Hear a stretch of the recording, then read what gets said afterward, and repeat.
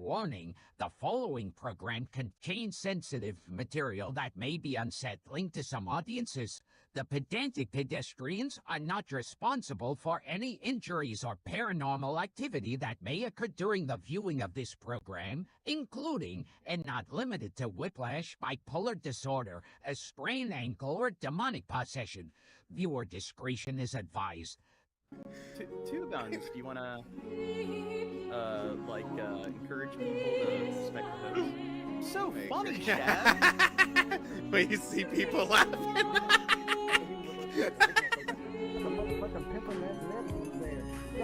Nah, like, pause it. What did he say? Whenever, it sounds like he said...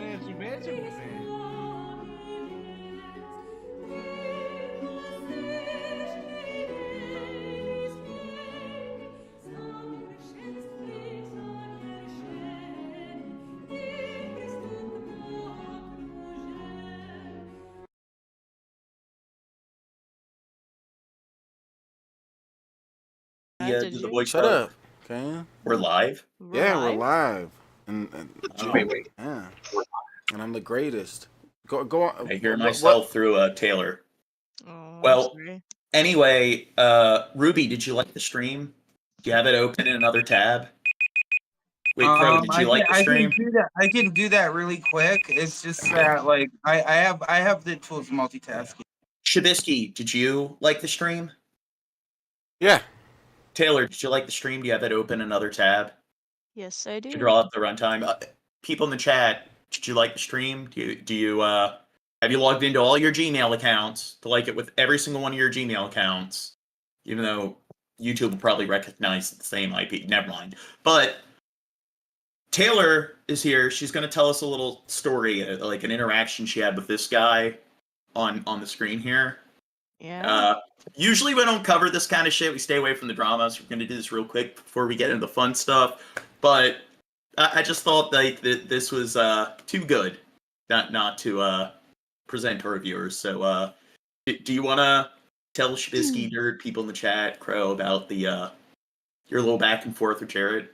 Yes, I most definitely will. So, I don't know, well, obviously, you guys know who Drunken Peasant is.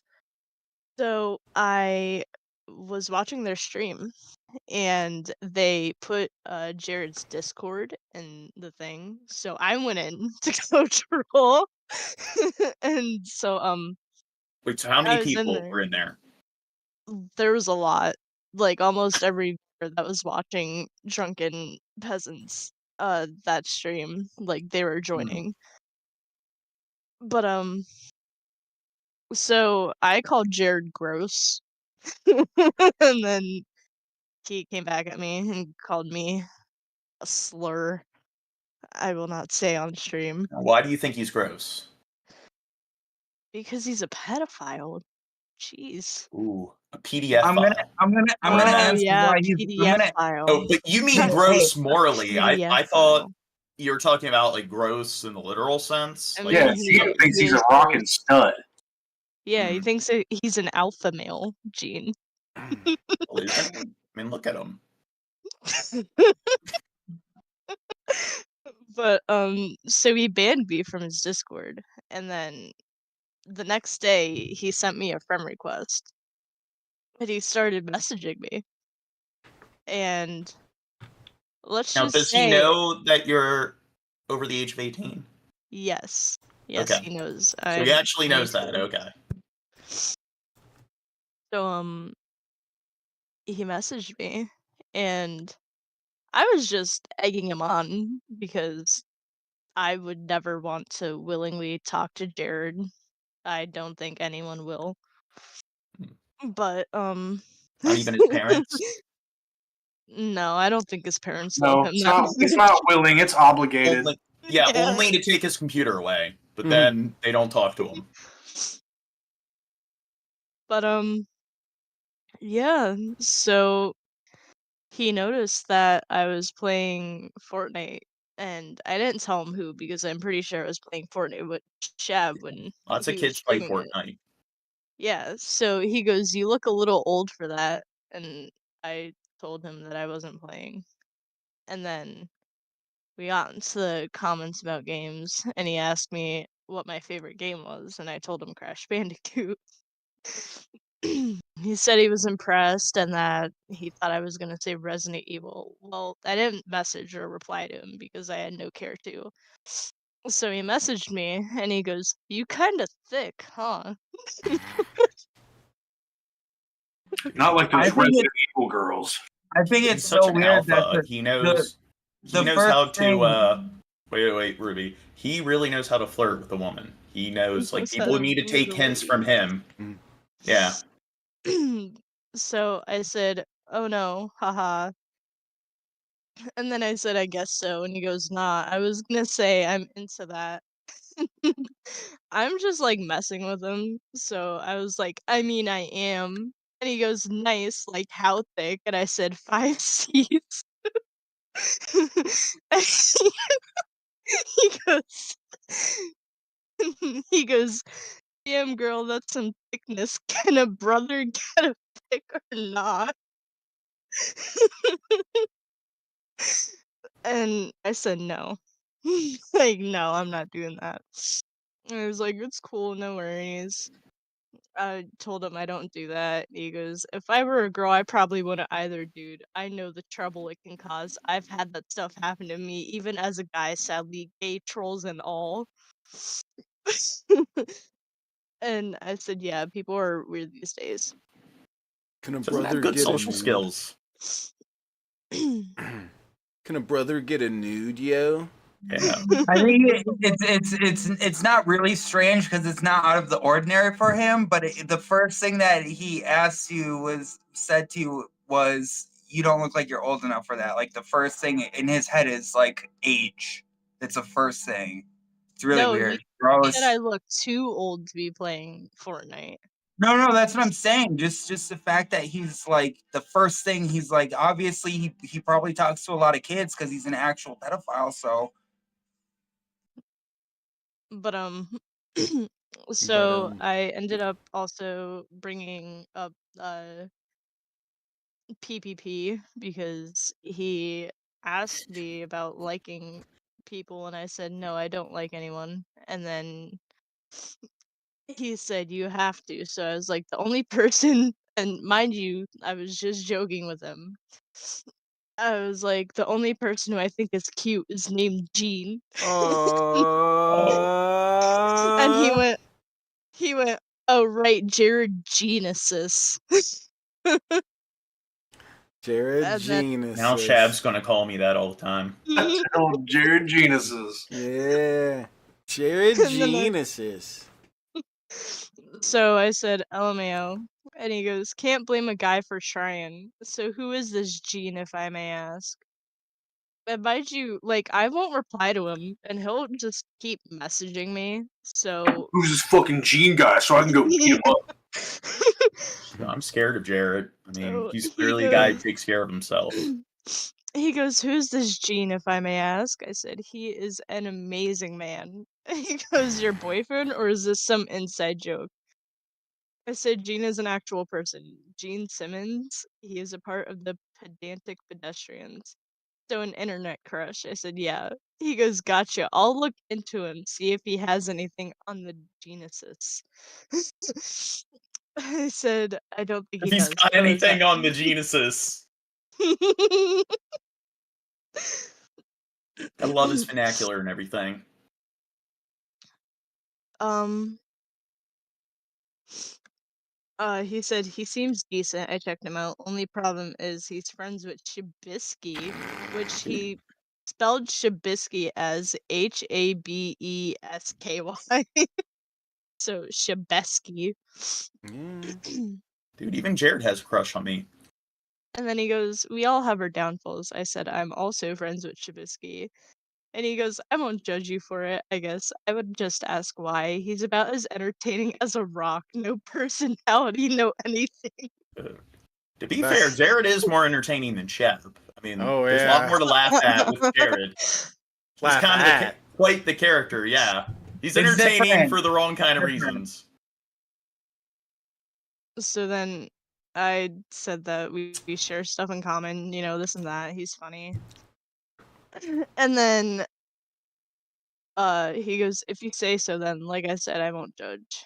So I didn't reply to him for like an hour. And then he messages me and he goes, what if I told you my last name is A Cock? Because they named me after my best feature. And I said, which is? And he goes, A Cock. And like AY is lowercase and cock is capitalized. Like capitalized. So let me just say, this is like when a 12-year-old kid is trying to be edgy, and it's like everything comes back to like I don't know, dick, like sort of profanity, sort of garbage.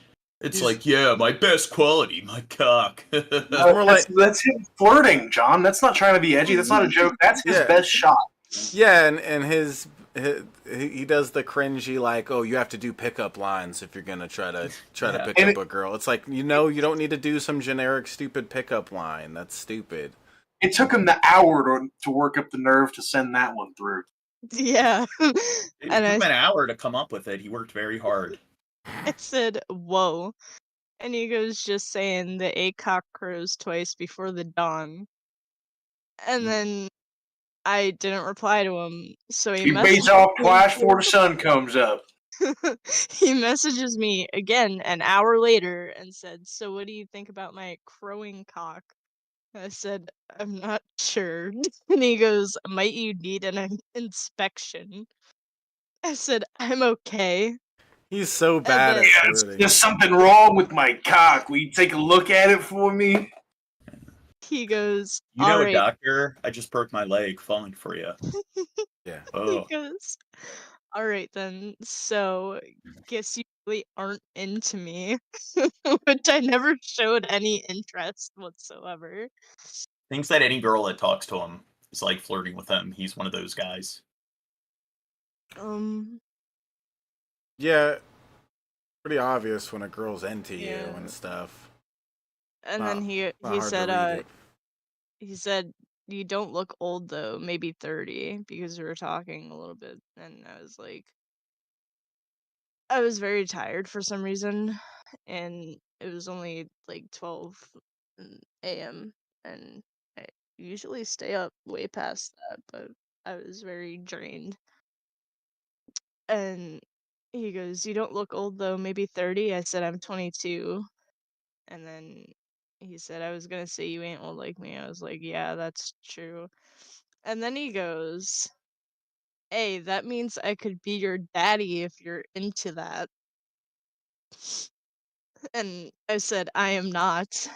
And then he goes, I just meant help you with your homework. I don't know what you are talking about. That would mean that he had you at 15 if he was your dad. At like 15. How old is he? He's like 37, I think. Dude, he's almost 40. Jesus. Yeah, he said he's almost 40. Yeah. But he said something. He asked if I was playing any games the next day, and I said no. I was not home. I was out. And he goes, "Damn girl, you're always out. I forgot that's what young people do. Enjoy yourself before you know it. You're almost 40 like me." I said, "LMAO." And he goes, "Don't worry, girl. I know you'll still look fly." Yeah, hook a brother up. You still looking fly, yo. Like, and then he messaged me the next day and he goes, so are you ticklish? And I said no. And he goes, oh, that's no fun. I said, I guess. And he said, I'm ticklish and scream like a girl. Don't get too turned on now. He can't take a hint. This hurts listening to. I bet you're gushing at the idea of me getting tickled and kicking my fucking feet, screaming until I piss myself like a little girl getting tickled. Why read How to Win Friends and Influence People when you could just watch Jared Genesis to learn everything you need to know about interacting with others? Yeah, everything that he does, just don't do that. Do the opposite. Everything he does, if he's doing it, you're doing it, you're probably doing something wrong. Wait! I just noticed. Is that a Cat in the Hat shirt? Yep. That's a cat. This is the kind of crap that like little kids do, where it's like, hey, I can tear the sleeves off and make it a tank top. Now I'm like Eminem, or it's just him. Like usually you don't get things framed and stuff. It's like this what like I did when I was like 5, 6. You cut things out of a magazine and you like tape it to the wall. What do you think's fucking wrong with him?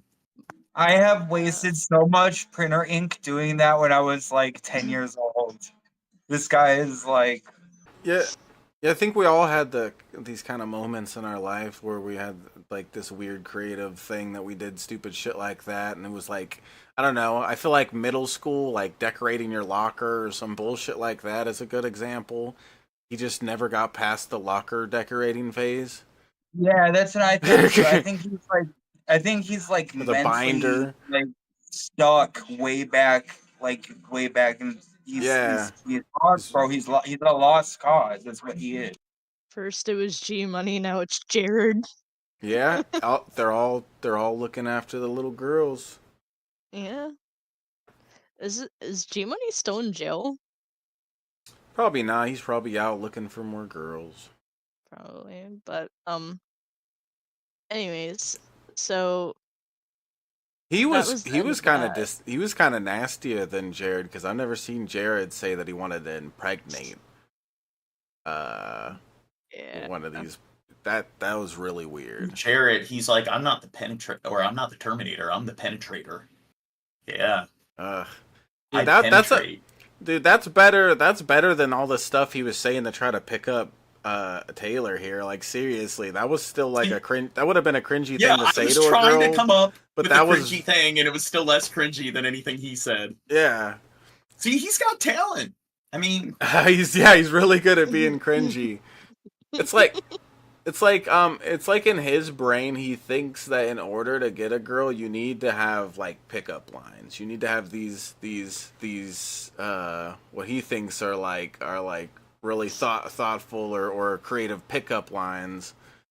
It's like, no, like that's like something I saw, like a shtick, a cliche that I saw in cartoons when I was younger. And even as a little kid, when you're watching cartoons, you know that it's something that's just not very realistic or whatever. It's like something that's goofy. Like this clearly doesn't work. He would literally be at a bar and walk up to a girl and be like, "Did it hurt when you fell from heaven?" Like, and it's like get the fuck away from me, weirdo. Any chick's gonna be like, "Get away from me! What are you going on about?" Like, the fuck? Go on the other side. See, I'm gonna go to a different bar. Like, very complex code when it comes to interacting with women. It's like they're a separate species, so you really have to go through all of these like sort of intricacies and stuff just to form a basic connection. Did I tell you about my last name, Taylor? Cockface. Yeah. Alphas. Yeah. Sheb, you want to understand? You're a beta. Alphas have to try really hard. That's what it means to be an alpha. Speaking of hard, Taylor, did you hear about that cock in my face? Sorry. Did you hear about my crowing cock? Well, yeah, my cock. I want to hear about it. My crowing cock. It's a lethal weapon. Yeah, like who says Dude, you don't want to be around when it discharges. Like a spike. I don't want to be within like a whole state. They need to put him in one of those submarines that don't work right and have him go see the Titanic. We need to go back to like what is it, like the 11th century where we like banish people from countries? You're banished, Jared? No, we need to go back to where you throw rocks at people. Oh, in Minecraft. We need to go back to the Bible shit, In man. Fortnite. Leviticus. Yeah, but that was pretty much it. He ended up like messaging me a few more times, but he only was like the last time he messaged me, he asked me if I was doing alright, and I said yeah. And he goes, I have to be honest, you look really sad in your pictures. I was like, alright. And I didn't answer him, so then he goes, "Anyway, I'm here if you need someone to talk to. Take care, Taylor." And then I still didn't answer him, so the next day he messages me. Ha ha ha. He goes, "Can I just ask why you stopped talking to me?" And I was like, "I don't talk to anyone." He goes, "You're a girl. That's impossible." I said, "It's not." He goes, "Come on, dude, you must talk to someone." I said, "I do not." "Then why do you have Discord?" "Because I can." "Uh-huh. Well, that answers my question. It's fine if you don't like me. I just wish you could be upfront about it. I don't like fake nice." I never said that. "Well, it's obvious you don't, but whatevs." I said, "I'm not interested in anyone, so I'm not looking for anything." And he goes, "That's cool and everything, but that doesn't mean we can't talk." I said, "I guess so." He needs a Get friend. I also get into moods where I don't want to talk to anyone. And he said, "It's okay, I totally understand. I'm the same way." And then I stopped replying to him. And Okay. then after that, he just unadded me. Mhm. Someone is going to show him this video, and he's going to find out that you're talking to us. And then he's really going to have the vendetta against Shabisky and everyone else here. It's like, first Shab gets my channel taken down. Then he gets Now my he's bitch, talking- yo. He got my Yeah, then he's bitch. talking to the only woman that I talked to outside of my mother in the last, like, 2 decades I was of totally my gonna life. score with her, and then he Yeah. fucked it up, bro.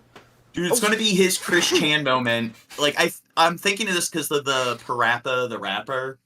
Like, remember Chris Chan entered that contest because, like, the winner, like, won a trip or whatever to this, like, one city or whatever, like, hotel rooms and everything. Or whatever. Yeah, and he thought that he was going to ask this woman out, who was just nice to him and stuff, because he thought that she was, like, attracted to him. So he wanted to win the competition in order to, like, I guess, break the ice with her.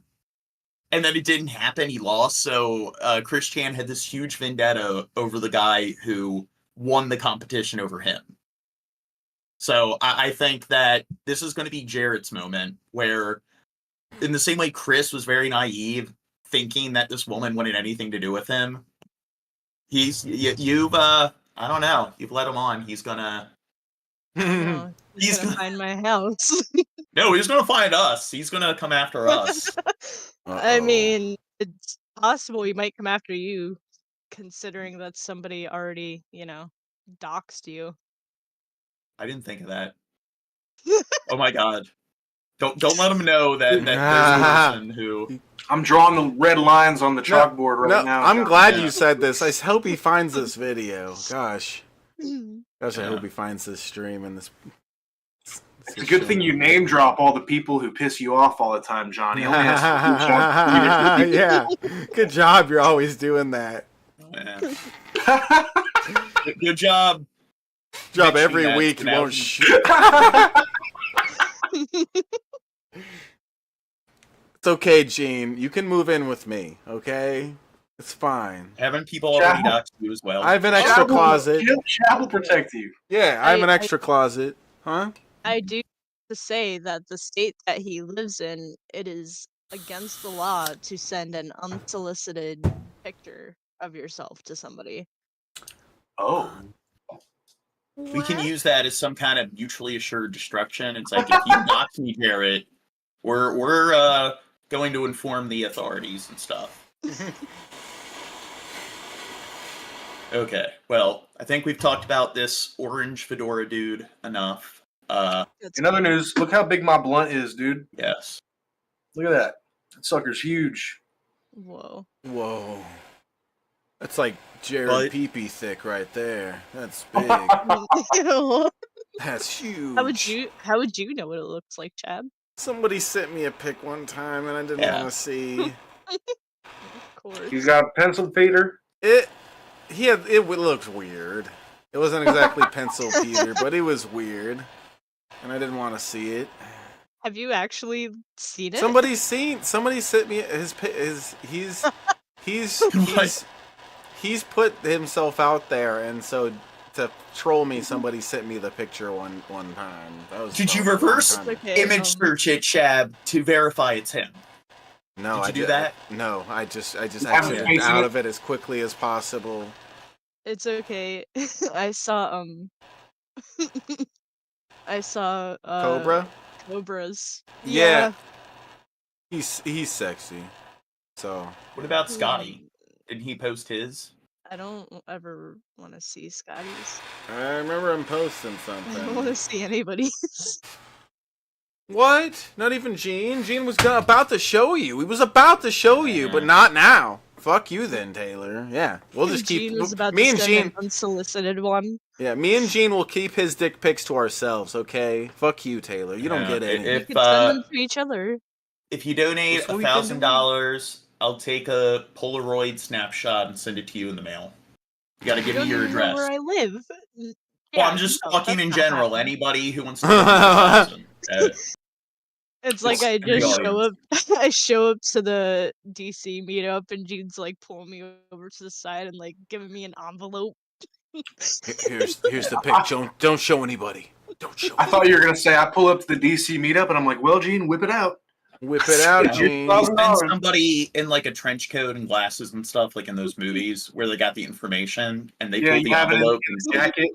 here you go. Here's the PP pic. That's what PPP You stands do what you for. wanted. PPP. Exactly. No, it's like he has just like multiple photos of everyone's thing, and he just like flashes it to everyone. He has pictures of my wiener. Let's play Guess Who. Guess But the peen. let's get to the good stuff. Let's get to like Israel and Gaza and Ukraine, so forth. So, The quote, good stuff. Yes, the good stuff. I mean, the Jared stuff's just depressing. Campus chaos is spreading coast to coast as pro-Palestinian agitators step up their campaign. Protesters clashed with police at New York University as cops tore down a tent city. Leave the plaza now, or you'll be arrested for trespass. 150 were arrested as police filled the streets around the university campus in Greenwich Village. And the protests continue today, including here at NYU. But check this out over my shoulder. You can Okay, so my attitude towards protests is I understand prior to the age of the internet why people would do these mass protests. It does bring a lot of attention to an issue. I think in this day and age, one person can go online and they can like bring much more attention to an issue than protesting does. And I do kind of feel wait, Ruby. I do kind of feel that a lot of people who protest, and this is just overall, whether it's the left or the right, they just do it to party and to be part of something.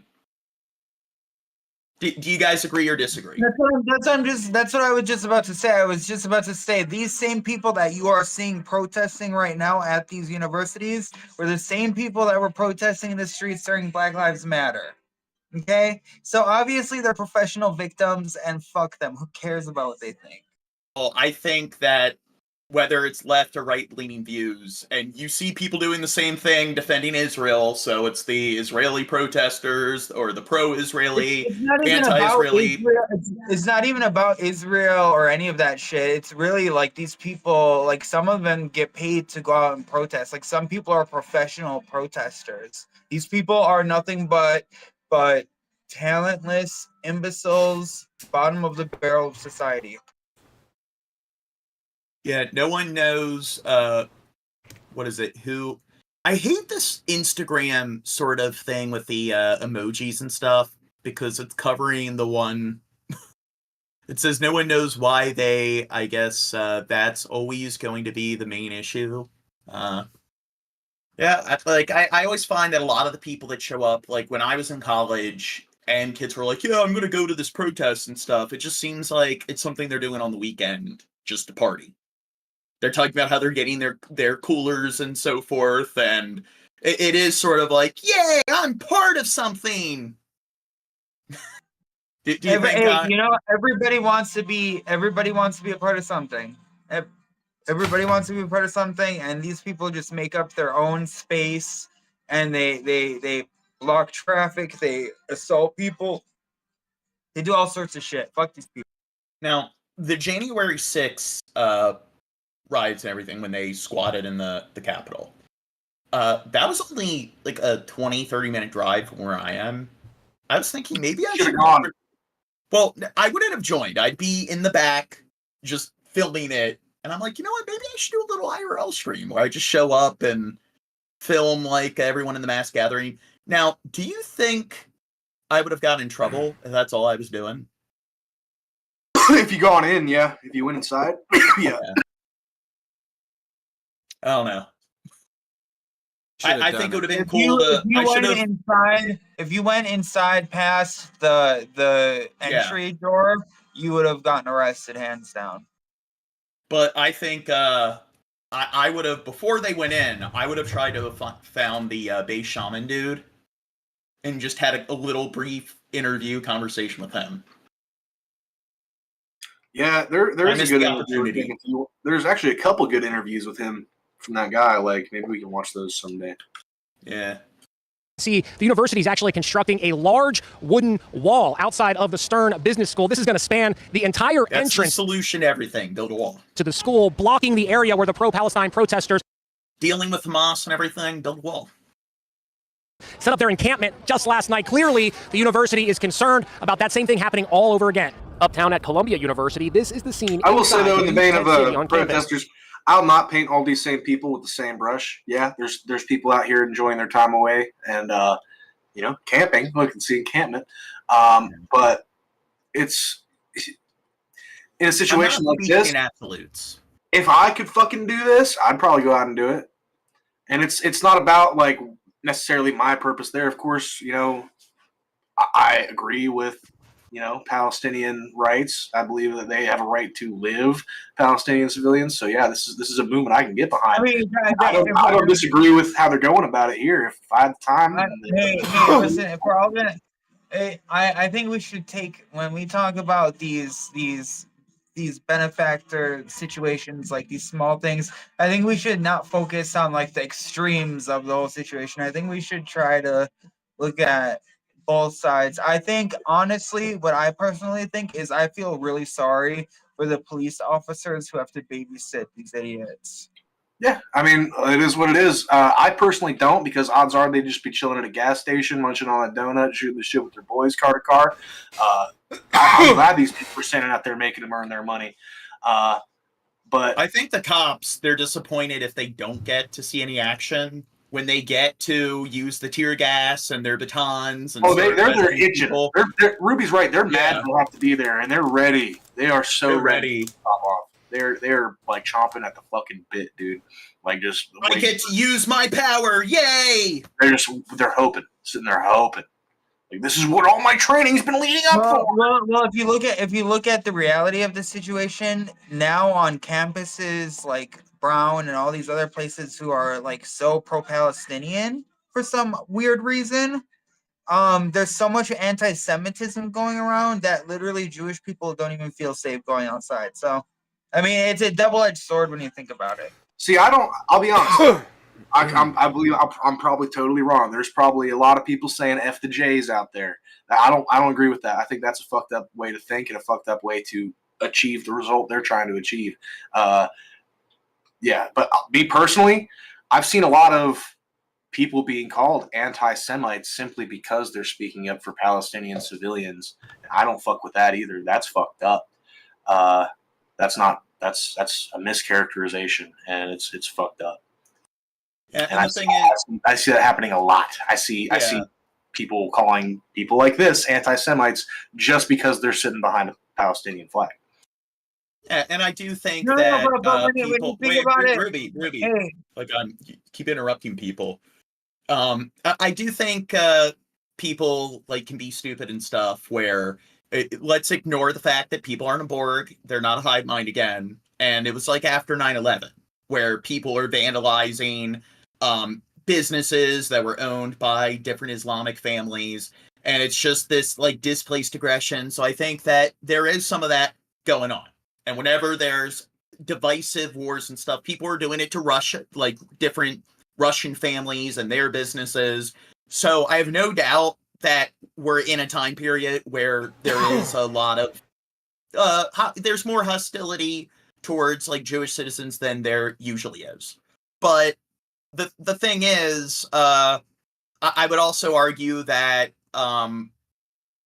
a lot of people are probably exaggerating it. And I think that a lot of it is that they probably disagree with people, and then it's a bunch of people yelling and screaming back and forth with one another, because a lot of times people don't know how to have civil discourse, especially young college students. And it's typically, you disagree with me, you're either an anti-Semite, or you're Islamophobic, or if you try to defend each side to any extent, you're automatically a terrible human being, get the fuck out of here. And I have a feeling that because the pro-Palestine stance is, I think, more popular, like universities tend to be very liberal, so I think that's the more popular stance here. I think the Jewish students are probably more likely to be in that scenario where there's just more people the opposing view around them. So when they disagree, they're more likely to have 5 people shouting at them, "You're a piece of shit, get the fuck out of here." But to be fair, people tend to just do that in general. But these Jewish people are just living their days out. Like, legitimately, they get attacked and they get yelled at. Like, people will insult what they're wearing and shit like that. There's so much anti-Semitism out there. It's not even funny. There's so many different cultures and places in this world that are just worship evil, and they're all anti-Semites. How often are they getting attacked at universities? I mean, are they straight up just beating the shit out of like Jewish students who are just walking to their classes? So it's like, or is there any sort of like extensive document?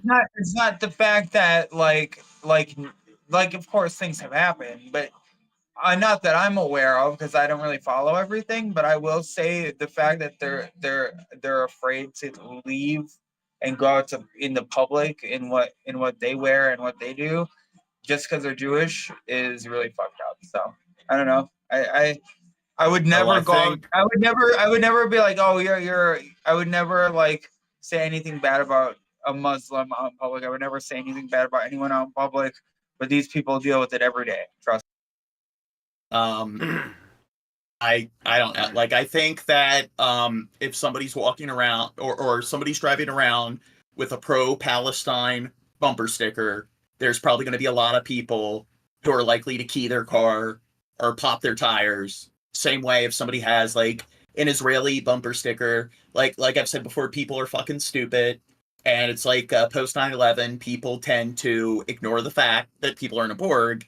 And I think you see it on all ends. And it's kind of like how if you're eating out with the relatives, and let's say there's more relatives who support political ideology A, and you support political ideology B, you're more likely to have them dogpile you, and it just becomes a steamrolling sort of competition. If it's just 2 people disagreeing with each other, I find that this is just an issue in general, that a large percentage of Americans don't know how to have formal discourse.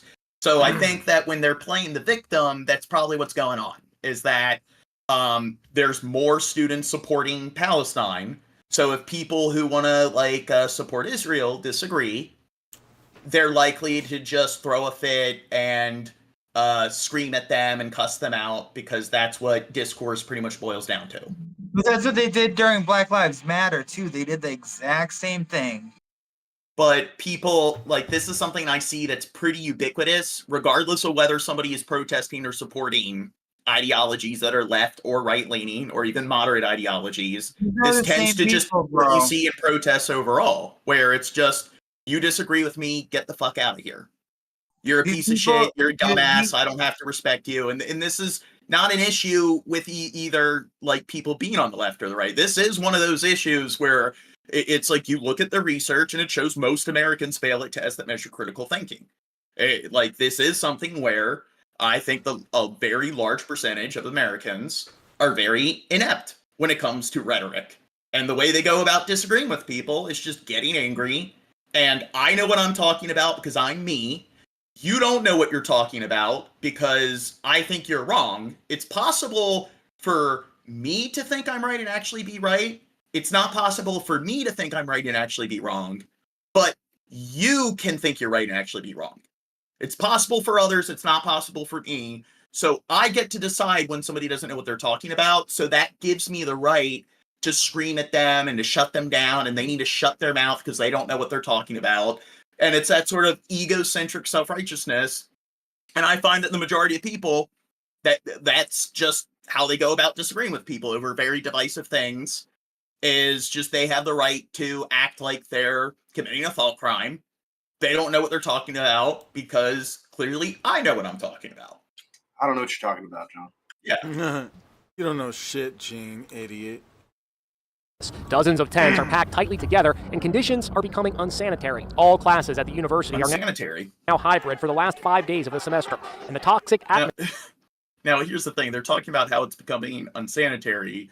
That looks pretty decent compared to how people in Gaza are currently living after they've turned it into a fucking parking lot. They left a little bit of clothes on the ground. It was so unsanitary. Yeah, and then you have kids like coughing up blood, coughing up their lungs and stuff. Yeah, like kids. Like this is the best. Like this is the best they could find there for this unsanitary part of the news thing. This is the best they could show. Is like, oh, they left some clothes over here. Okay, good job. Wow, really proved your point here. All classes at the college person's like dorm room. That's like, dude, this is less like, or this is more sanitary. It looks like it would college take kids' dorm room. It looks like it would take exactly 30 seconds to clean up. Like, it's like picking up some clothes and move that over there or whatever, and then like, okay, we're good. Like, there's just a little bit of clothes around. I don't know. It's just nothing. University are now hybrid for the last 5 days of the semester, and the toxic atmosphere of anti-Semitism is prompting some of Columbia's billionaire donors to withhold their financial support. That includes New England Patriots owner Robert Kraft. I just can't believe in New York City at Columbia University, Jewish students are afraid to go to classes. There were violent clashes with police at California State. Here's the thing. Are they going to show examples of, and maybe I should look into this for the next show, but are they going to show examples of cases of Jewish students being subjected to some kind of hate crime? Where they're like being assaulted. What's that, Crow? That's what I was looking up earlier. I just Googled anti-Semitism attacks on campus, and there wasn't like attacks. It was like there was like 1,300 since like last whatever, but those were just accounts of anti-Semitism. There weren't like attacks on violence, battery. Yeah, and like since the conflict started 6 months ago. Just because there's no assault doesn't mean that it's not anti-Semitism. Anti-Semitism is the same as racism. It's the same exact thing. So it's just different. Well, the point is they're saying that they're afraid to go to their classes. So it's like, okay, I don't think it's okay for students I would be too if people were Ruby, I'm saying that I'm not going to be afraid if people are just saying hurtful things. I'm going to be afraid if, like, I feel that somebody's going to attack me or assault me. So, like, I do think that that's a bit hyperbolic when I will say a lot of these fake hate crimes, you know, like when people like spray paint swastikas and stuff, and they're like, oh, white people did this, and then, you know, it's on the news. And I really do think that a lot of them are perpetrated by people like the Black Lives Matter people and the Palestine people. Like they're the same people. Like they have to be, like, they're professional victims. I don't think it's like what you're saying, like swastikas. Are you talking about like how like fake hate crimes, like neo-Nazis, spray painting. Like people in the campus who go there as a student will do it just to get like a rise out of society. Like, oh, this happened here, and it's all fake. The fake, you don't know all this. The fake. I'm so sorry. Am I doing okay? Am I talking okay? How do you not know what I'm saying? Ruby's talking about, like, remember there was a celebrity that is a black celebrity. I forget who it was, but he faked being attacked by a bunch of like white racists. Yes, like that. I forget what his name was. But that's also something Kaepernick that you or see. something. Jesse Smollett. Oh, okay. But that is something you see on like all sides as well, where people will like fake something happening for attention, or exaggerate some kind of attack or assault, or lie about something just for publicity, or as some kind of like, I guess, smear campaign towards a particular group. Well, I did scour Google. I didn't scour Google. I looked up anti-Semitism amidst protests, and one of the first things I saw, really this was the only thing I saw, was the fourth article there. It was a girl who's in class who this other girl saw her Hebrew necklace that she's never taken off, and looked at her and said, "Why are you killing my roommate's cousins?" Why is your what did she say exactly? Hold on. It was something about why is your family killing my roommate's cousins or some shit like that, which again is fucked up. That's generalization and some shit. Yeah. That person's being stupid, they should get in trouble, but I'm interested in statistics. Why are you killing my roommate's cousins? But what I'm interested in is statistics on like violence, battery. Them being attacked, somebody even something like somebody walking by and like pouring water or something on like in their face. So like how many students at universities who are Jewish students have been subjected to some sort of violence or battery? Occupied a building and barricaded the entrance with furniture. One student repeatedly clonks a riot cop on the helmet with a water cooler bottle. Police tried to battle their way through the barricades, but were actually forced to retreat from the narrow... That is assault with a deadly weapon. Mm-hmm. That's such a silly way. At the University of Michigan, protesters disrupted the cops. That's like annual honor. It's like a I don't know. It's like one of those toys that kids put on, like where they can hit stuff, but because it's like a big pillow, it's like bonk. He's like, but they're bonking him like a like. That's not doing what nothing. Is it? Sock 'em boppers or some shit like that. I don't know. It's not gonna do. Dude, if I go to a protest and I'm part of like a mob, like pushing against the police, like riot shields, the police phalanx, I'm gonna have some Hulk hands, and I'm just gonna be punching them with you the just gotta get some hands. 5-gallon jugs. Like that chick, she's smart. Her ceremony, striding across the stage, displaying anti-Israel placards. The ceremony was abandoned. Where are the police? Why do they let these people in? Protests across the country seem likely to continue. So, I mean, again, when they're talking about them feeling unsafe, it's just, I don't think people should be allowed to be doing this on either side. Stop treating people like they're a Borg. I don't care if they're Palestinian. I don't care if they're Israeli. I don't care if they're Jewish or Muslim.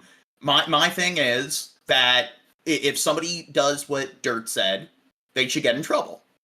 If they're doing like anti-Palestinian, anti-Israeli sort of, they're not specifically protesting against the government. They're just protesting towards Israelis overall. All Israelis are this, and they're generalizing the entire group. They should get in trouble. But at the same time, I don't think that, like, I'm not going to fear for my safety because people are just saying bigoted things.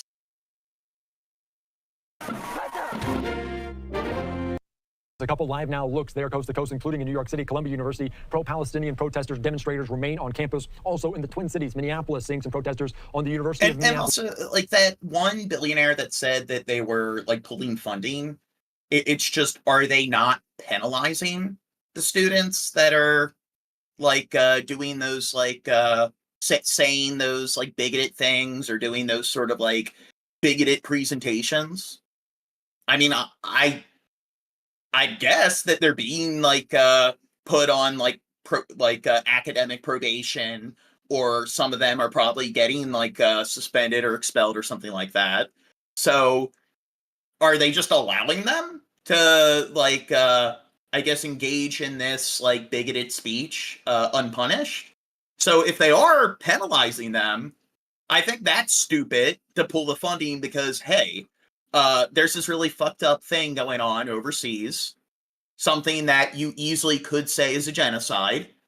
And then it's like, because a bunch of their students are, saying things where they're taking it a little bit too far and saying things they shouldn't be saying, I'm going to pull the funding because of that. And I do think it's that right there is kind of it's trying to exaggerate the issue, where it's like, hey, look, they're pulling their funding because of how hateful they're being or whatever. It's to kind of act as somewhat of a wait, Ruby, I make the point. It's to act as somewhat of a red herring, to distract or to bring less attention away from what's going on the Gaza Strip.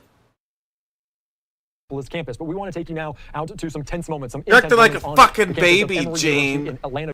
Okay. I don't know. Georgia, this coming in from Billy Keith, the Fox 5 photographer. Ooh. Demonstrators remain on campus. Also in the Twin Cities, Minneapolis, seeing some protesters on the University of Minneapolis Hold up, campus. We want pause. to take you now out to some tense moments. What's that? This guy kind of looks like a stretched out Nick Fuentes. That was a very important thing to point out. No, look, seriously. He looks like if you took Nick Fuentes' face and smooshed it. I can kind of see it. Some intense moments on the campus of Emory University in Atlanta, Georgia. This coming in from Billy Heath, the Fox 5. Do you think that person's Jewish right there? Yeah. Photographer there showing They're visitors, bluish. protesters, part of the pro-Palestine Gaza solidarity encampments and police. Wait, they're putting bluish? Black and Jewish. Oh my god. Okay, we know what this warrants. Gene shouldn't be allowed to use That these was things. terrible. What? Bluish? Yeah, bluish. I don't know. People in the chat, what do you think? Thumbs up, thumbs down. Protesters into custody. Very God, kind of violent, kind of intense. I'd We're say joined now on thumbs the ground up. at Emory University by Fox 5's Eric Perry. Eric, thank you so much for joining us here on Live Now from Fox. Take me bluish, back. You know what I'm gonna do? I'm gonna find a clip in MP3 of like the audience booing. And I need to add that there.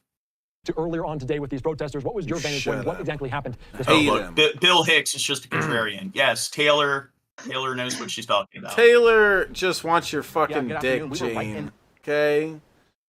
Well, I'm not So do you, Shab? Yeah, we could share. Pick up all of that. We could Yeah. smell the pepper spray. We could hear the tasers going off there. I want to show you what it's like right now. Students are gearing up for what they tell me will be another protest around 6 o'clock today. But this morning, we know Emory University Police asked Atlanta Police to join them. Also, Georgia State Patrol to help disperse the crowds. Again, pepper sprays, tasers, and dozens of people taken away in handcuffs. We do want to warn people that some of the violence here might not be suitable for young audiences. Oh, get out of here, Drunken Crow. Get out of here. You're too young for this. Get out of here, Something never Taylor. seen on the campus of Emory University Thursday as pro-Palestinian protesters and those against the Atlanta training facility went head. Whoa. Gun is that one gun we saw? Is it like bean bags? Is it a? Yeah, it looks like it's something like It was that. something never seen on the campus of Emory University Thursday as I would pro-Palestinian assume. protesters I'm and those thinking like rubber against bullets. the Atlanta training Yeah. facility went head-to-head with law enforcement. This was how the day started. Dozens of people with tents, bullhorns, and other displays. Tits? joining They're the- criminals. I thought he said They're wearing tits. their masks. They're a bunch of criminals and everything. They're trying to conceal their identity. Other major universities across the country calling for an immediate ceasefire. Then this. Boom, boom, boom. University Get police him. called in Atlanta police and the Georgia Okay, State so they're pro. I mean, maybe other people are saying more bigoted, hateful things. So it seems like the general sort of, I guess, message or thing that they're arguing for is a ceasefire. Is that anti-Semitic? That wasn't I don't know. funny, Jane. Where's the That's not a noise? joke. Oh, oh God! Normally your jokes, normally your jokes fail. So I was thinking you were trying to make a yeah. joke there again. Sorry. No, it's a genuine question. Do you think that's anti-Semitic? Because they're claiming that, hey, there's a bunch of like anti-Semitic hate speech and shit, and then here it's what they're protesting is for a ceasefire. Patrol to try to I disperse think- the crowd. We were the only station. I think on this air was to a happy bring day Maybe live- I for should these play the guys. trumpet for Shab because Yeah, like You're like dun desperate. dun dun dun dun dun dun dun dun dun dun dun dun dun. Like yeah, every time I come on the stream. Tasers were used. I like how they zoom in on their ass. And restraints. I was just walking, so I don't know why. You're hurting me! Ow! Let go! Free Palestine! now. Free Palestine. Do you think the like student who said, "Oh, I was just walking. I don't know why they arrested me." Do you think she's telling the truth, or do you think she was being a bit too disorderly? What do you think it is? She was really tough, a lot tougher than she looked, I think, and they really had to use a lot of muscles. That's also the thing. How do you know if somebody was just walking to their class or actually protesting? You take a card that shows like various shades of their skin, and if they're they're not completely white, then you arrest them. Well, she was brown enough. That black person being tasered, they were just walking to their class. Free Atlanta! Listen, we're university. We're better than this. We're better than this. Faculty and president-elect at the University of... You say your name? Noelle McAfee. According to Emory University's website, she is with the philosophy department. She wasn't the only staff member detained. I'm just here to support the students and obviously protest. Protesting is not a crime. Free Palestine! They gathered around the protesters as they waited to be taken away in vans. They say they are furious at the level of force used. What the fuck, dude? Our students are being active. They are being activists. Nobody has threatened. Nobody has attacked anyone. No one has assailed anyone in any way that goes outside on this campus, that goes outside of their right to speak, their First Amendment right. Like, a good example is you had the Occupy Wall Street protest, and a bunch of cops showed up with batons and nets and just started like they were assaulting people, just randomly battering people with the batons when nobody was obstructing traffic, nobody was doing anything. They were just standing in a space where they were allowed to stand. So, I mean, it's not hard to believe that the cops are just showing up and they just want reasons to arrest people. And that's the thing. So the cops are probably there in case things get out of hand. But because of America, cops aren't taught to de-escalate things. They want to have their fun. So, I mean, it very well could just be that a student is shouting something in the megaphone, or they're doing something that I guess is a little, like, obnoxious. But it's definitely not something that is so disorderly where they need to be escorted off the property or whatever. But I think in a lot of cases like this, the police just want to see some action. And back out here live, we've been talking back and forth with representatives from Emory University. In a recent statement, they say initially the activists who initially gathered were not recognized as members of our community and were disrupting the university as our students finish classes and prepare for finals. They say some members of the Emory community later joined into that initial group there. We do know that they were the ones who called Atlanta police into the mix and Georgia State Patrol, who initially used that force to disperse the crowds there. Atlanta police disputing facts that they used what's called rubber bullets. They say they did not use that type of force here. They said they did use some sort of chemical agent. We're also hearing from Georgia lawmakers as well. Governor Brian. They gas. Wait, chemical warfare. That's a war crime. Chemical warfare. See, they're taking like hints from the IDF, our police and stuff. I mean, oh my god. I mean, our government, we're funding Israel and stuff. So, like, see, we're starting to use the techniques of the IDF on our protesters. No, they probably use like pepper spray or like chemical weapons. Pepper spray is a chemical weapon. Okay. You're right, pepper spray. I was thinking they threw the tear gas, which isn't that basically, or like pepper balls or whatever, where like once it hits you, it's bursts. Well, to be fair, if you want to be pedantic, so being true to the title of this podcast, a chemical is any substance that is comprised of any of the elements on the periodic table. So technically, a baton, your fist, a bullet is a chemical weapon. Shut the fuck up. Yeah. He's standing by universities. He says initially that he respects the right for protest, but anything that becomes disruptive. Also, our Attorney General Chris Carr standing by the university as well. But on the other side, the ACLU here of Georgia says they're monitoring all college campuses and says that they're monitoring what's happening here as well. All right, that is some dramatic video, some interesting notes there as well from the lawmakers. Eric, thank you so much for joining us. I do have to ask you a question because this seemed to be a very tense moment there on campus. Has there been protests over the past few days, or was this kind of the first big one at Emory? You know, to be honest, we were not thinking of Emory University as having a protest here. As someone starts to get on the microphone, we've been hearing that all throughout the day. We knew that Kennesaw State University, which is about 20 miles. Okay, next vid. At 11, chaos on the campus of USC as pro-Palestinian protesters clash with school security and police. LA police officers in riot gear move in. And I know with like a lot of recent news coverage, they take advantage of sort of like the live 24-hour thing. I'm wondering if you look at like there might be like a live 24/7 protest at these universities where you get to see it from beginning to end. And I'd like to see, once the police start coming in and arresting people, what exactly were the protesters doing? and whether it's just the cops finding any stupid reason to just like charge in and start arresting everyone. And I kind of have a feeling that it probably is just something stupid where one person shouts like an obscenity at somebody else, and the cops are like, "Oh my god, they're being disorderly, we gotta go in," and then that just acts as a domino effect. But maybe I should try to find one of those like 24-hour streams where it is being filmed from beginning to end to see exactly where's the timestamp where, like, you know, the cops start coming in and what was the catalyst. Confrontations as the police force encircles the center of campus. That's when dozens of arrests begin as protesters who refuse to leave are taken away one by one. The police action tonight is over, but there's another protest planned on campus for tomorrow. We have live team coverage tonight, beginning with reporter Michelle Fisher, who was at the center of it all. Michelle. Gene, let's go there and do a stream. Let's go there. But what an emotional, tense day that began here at USC this morning, then stretched well into tonight. Dozens of students and others now in police custody, as many more process what they witnessed here today. What's that? Well, except Ruby smoking cat food. Smoking cat food? Because it looks like it's like a can of cat food almost.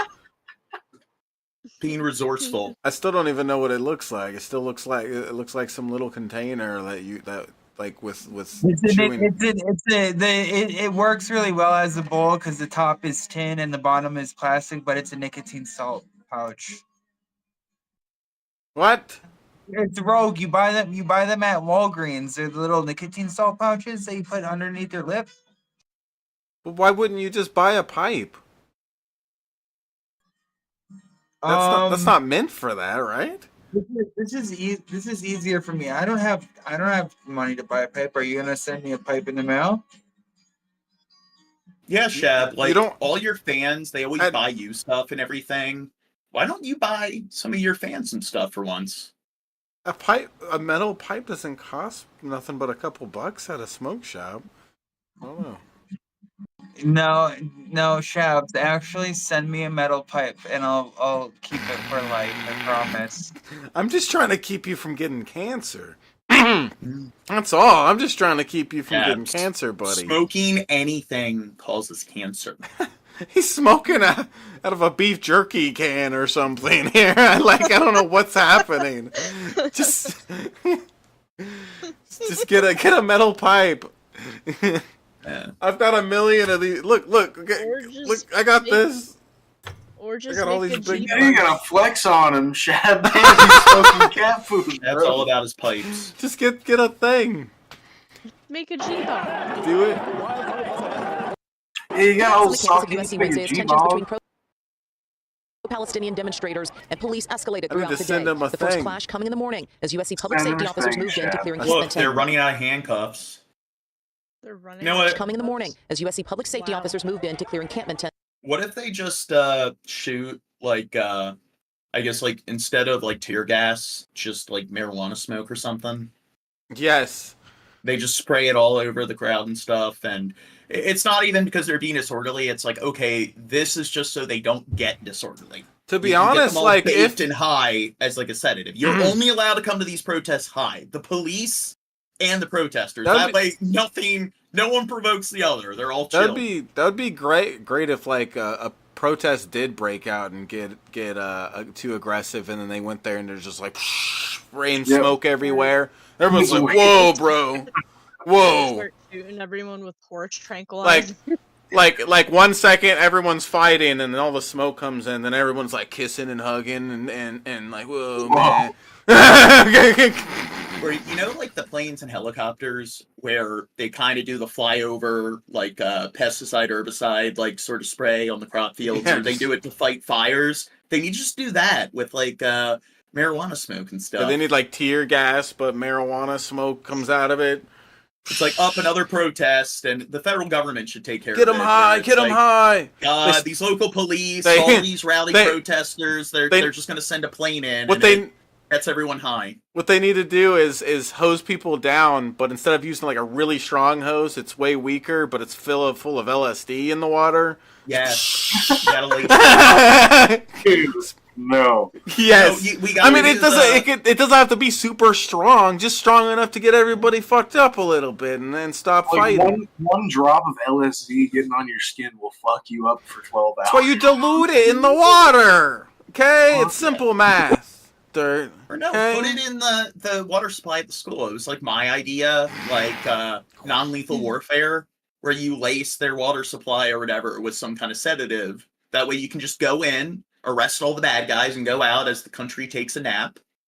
You got to do that with the universities. You got to lace their water supply when you know there's a protest with some kind of sedative. That way they're all like sleepy and high a little bit and stuff, and things don't get out of hand. You're such a hero. What about what? TNT. Yes. Alumni Park that had been set up by the group Divest from Death Coalition. By attempting to break down the encampment to try to arrest people and our movement. Gotta rewind a little bit. So that chick right there with like the red pink hair dye, she's definitely, well, they need to keep an eye on her. By attempting to break down the encampment. That's how you know they're really disorderly. When they got the pink and blue hair dye. To try to arrest people. And our movement, we made it clear, the students here made it clear that we're not going to accept that policy of repression and censorship. As demonstrators continue their occupation of the park, school administrators closed the campus to the public. Just after 5 o'clock, hundreds of LAPD officers arriving on campus in riot gear, issuing a dispersal order. Tensions building as that order went ignored, with a core group of students and community supporters forming a circle and locking arms. Jugs of milk nearby, with the protesters poised to be pepper sprayed. But in the end, their arrests remaining peaceful, as one by one, each was taken into custody for trespassing. There was an altercation in one portion of the protest area. Were they trespassing? I mean, did the university not want them to be on that like, I guess, particular part of the university? We did have one arrest for assault with a deadly weapon. So in addition to the trespass arrests... Dude, it was the guy with like the water cooler. I think that might have been a different university, but still. he was the one arrested for assault with a deadly weapon. Need to work on that. Arrest did occur as well. Onlookers and other protesters unruly at times, police pushing out the rest of that group and crowd by 8:30. Now, this all came in the middle of the final week of classes here on campus and just days before graduation. The school's provost now giving deans the discretion to determine whether they will hold classes in person for the rest of this week or move classes online. We're reporting live tonight at USC. I'm Michelle Fisher, ABC 7 Eyewitness. Protesters arrested, some for allegedly assaulting police, asking to be freed. Thanks for joining us at noon. I'm Rick Folbaum. And I'm Joy Lim-Nackerin. At least 20 of the 28 arrested were part of the Emory University. Now, assaulting the police is like they're arresting you and you nudge a little bit. It's just, I don't know, cops seem to... What's considered assault when it comes to a police officer seems to be, I don't know, a lot more... The parameters are greatly widened as opposed to what's assault towards another citizen. And then when police assault citizens, they tend to really narrow what qualifies as assault. So it's a good example of them being the over-citizen. So I have a feeling that the number of assault charges you could probably cut down by half. And then the amount of those like charges that actually do legitimately fall within some realm of assault, probably what they're presenting it as probably is a bit like over-exaggerated. Hey, Gene, those cops are good, God-fearing men's and women's, okay? Right, Drunken Crow? Yeah, the cop went to arrest somebody, from behind, and the person didn't even know that the cop was walking up to arrest them. So then when they, sort of nudged, wait, what? That, they were resisting arrest there. No, I've seen way too many videos of cops they'll show up at a house or for just a call or whatever. You open up the door, or the person opens up the door, and one of the cops will put their foot in between the door, and then when the person tries to close the door, it hits the officer's foot, and that's counted as assault, and they rip the guy out. Assault with a deadly weapon. With a deadly door. Attempted murder. A professor, and they're facing. What if that cop lost their foot? Right now. Well, the action followed on-campus protests involving the war between Israel and Hamas. We saw people restrained with zip ties and handcuffs. Now, see, right there. I mean, that's the kind of shit that's considered the war between resisting Israel arrest. And Hamas. We saw people restrained with zip ties and handcuffs. According to Emory University officials, objects were thrown at police officers during the demonstrations. Georgia State Patrol says the troopers used tasers and pepper balls to try to control the crowds. Atlanta News First Rebecca Schramm is live outside DeKalb County Magistrate Court. So, Rebecca, the hearing against the accused is still going on? Yeah, Rebecca. Joy and Rick, there are a lot of defendants to get to. So far, everyone who's appearing in court today is getting a signature bond, meaning that they don't have to put up any money to get out of jail on these misdemeanor charges. Mr. Allen, do you understand the charge against you, sir? Yes, Your Honor. Dressed in orange jumpsuits, several protesters joined others arrested for various misdemeanors in DeKalb County for a virtual first appearance with a judge. Their charges, mostly criminal trespass and obstruction, stem from this protest on the campus of Emory University Thursday. Several students, non-students, professors, even a department chair were arrested on campus. Because cops like to consider, I don't know, blinking at them too aggressively as assault. If they don't even have them on camera doing anything, drop the assault charges. If the cop doesn't have any bruises or any sign of being assaulted, and they don't have any hard evidence, I think if a cop accuses somebody of assault, they're most likely to be full of shit. While protesting Israel's response. Not all cops, just the overwhelming majority. To the October 7th attacks. Emory is a private institution with specific rules on when and where the community can demonstrate. Several who were asked to leave clashed with officers and were arrested. As a condition of their bond, the non-student arrestees must stay away from campus. Students can only be on campus just before, during, and after class. Same for Emory employees who were arrested. If the defendant is an employee of Emory University, the defendant may not arrive more than 30 minutes prior to the start of the scheduled workday and must depart within 30 minutes of the end of their scheduled workday. My additional request would be that he be able to attend his graduation, not specifically a class per se. And the judge did allow that. And I like how that's kind of like a punishment. It's not being allowed to go to your graduation. It's like, I don't know. I didn't really care. I've always found graduations to be kind of boring. Like, you gotta, like, the caps and gowns are not comfortable. You gotta sit and stand there for hours and shit. And it's just, well, I didn't go to my graduation. And then high school graduation. Yeah, like high school graduation, I think that's a big, or not graduation, prom. That's something where they use that as sort of, hey, you're a senior and you're about to graduate soon, so a lot of them might be like, oh, fuck it. And they will try to act out and stuff. So I think prom pretty much exists to be like, hey, this is the thing we hold over your head now that you're just about to graduate. Where if you act out, you can't go to prom. interestingly enough, Emory's provost appeared on that Zoom call, and after that, the judge gave no restrictions for any Emory students or faculty members, but it sounds like anybody who's not a student and was arrested must stay away from campus. We're live outside DeKalb County Magistrate Court. Rebecca Stram, Atlanta News First. Pro-Palestinian chants ringing out across Stanford University today. Students pitching tents on campus demanding the university divest from companies with ties to Israel. I think it's very important for us to be here in solidarity. It's very, very, very painful as an American to see this. Emotions running high at Stanford University. Painful as an American to see this. I guess that depends on the context. I'd say it's painful when you see billions of like taxpayer money going to this like sort of cause going to Israel and stuff, and they're committing all this genocide. But if that context isn't there, I'd say it should be painful for anybody of any nationality to see this. University and college campuses across the country. Good evening. I'm Julie Hayner. And I'm Alex Savage. College protests are spreading by the day. In Atlanta, police used tear gas and tasers to disperse several dozen protesters today at Emory University. Dozens of students also rallying at George Washington University and the University of Minnesota. Dude, okay. That one student. Okay. This dude right here, giving the thumbs up. Rallying at George Washington University. See, he assaulted the cop when he moved his hand back.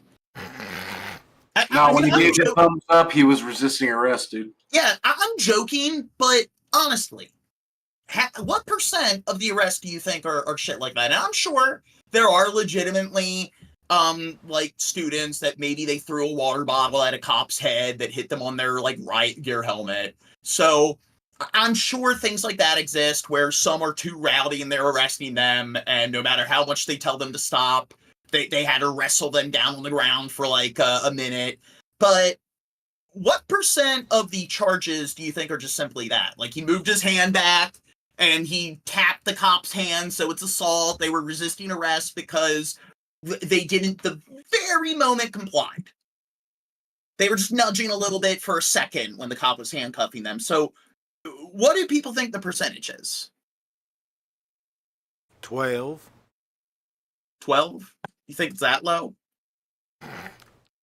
What does the chat think? What do you think, chat? What do you think, Crow? What do you think, Crow? The percentage of what? Bullshit assault charges on the cops? Or assault and resisting arrest charges or disorderly conduct charges on these protests?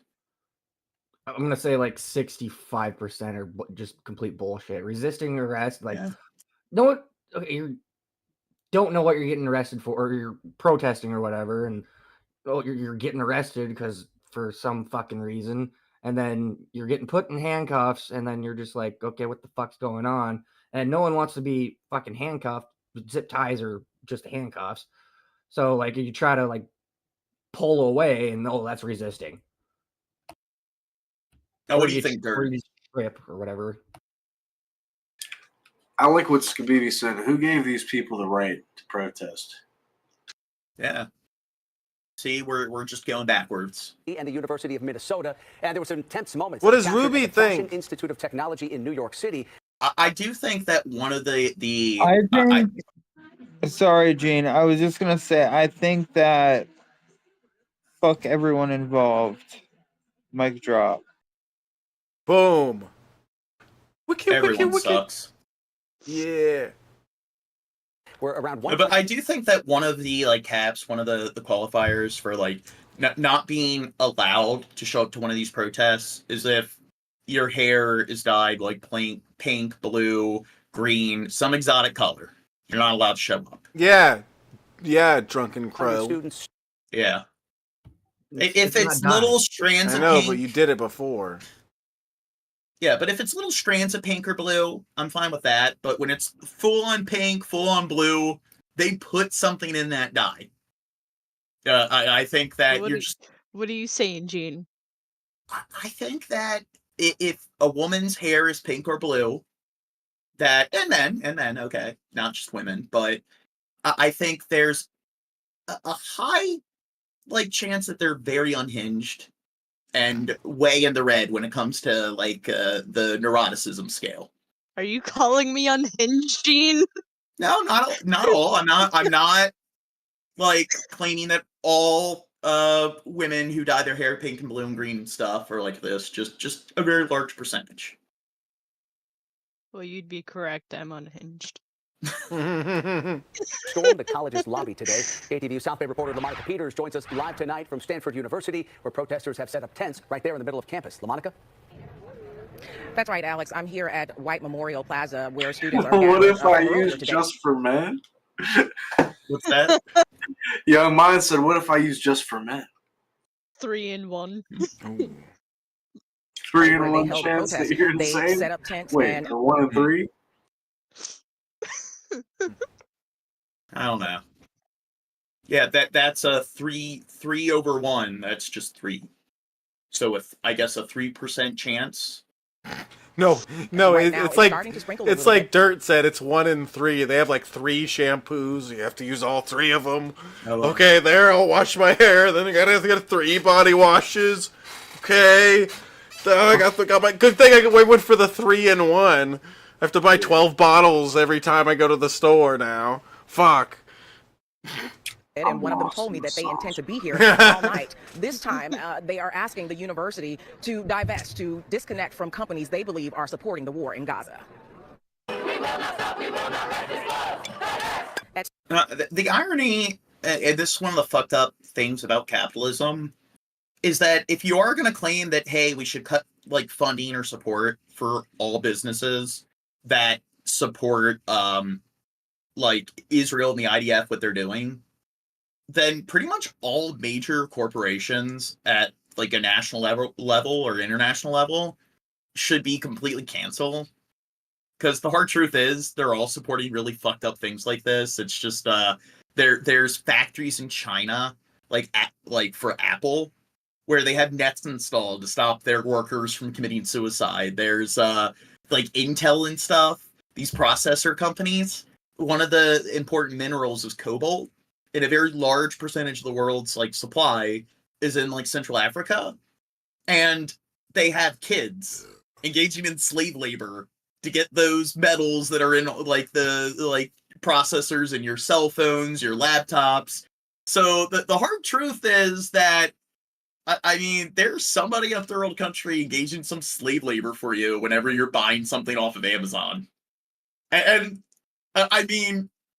Even Amazon, McDonald's and shit, their employees are they're working, they're not being paid a livable wage. And then they also do things where they exploit America's criminal justice system, our private criminal system, where they use that as like a source of cheap labor, like $3 an hour or whatever, and then they lobby the government to make it so people are given longer sentences and so forth, and people are sent to prison for like even pettier crimes. They want to fill the prisons up to get more of their like cheap labor.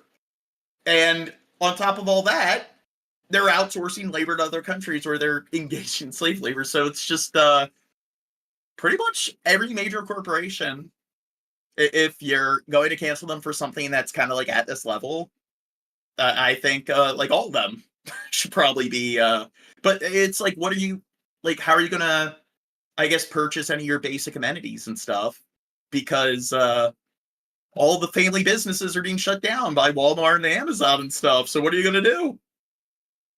Stanford University, hundreds of pro-Palestinian protesters gathered Thursday afternoon, chanting and marching on campus. Through their chants, they called on the university to divest from what they call apartheid. No more money for Israel's slaughter! No more money for Israel's slaughter! Free Palestine! Free Palestine! To divest means the university would divert money from its investments in companies that protesters believe are tied to Israel and profit from the war in Gaza. And if you really want to know what the students want, maybe sanction the corporations. Just maybe try to talk to them. Now, how many people do you think go to these, Gene? How many of the people do you think, like, that we're seeing going to these they are just a virtue signal?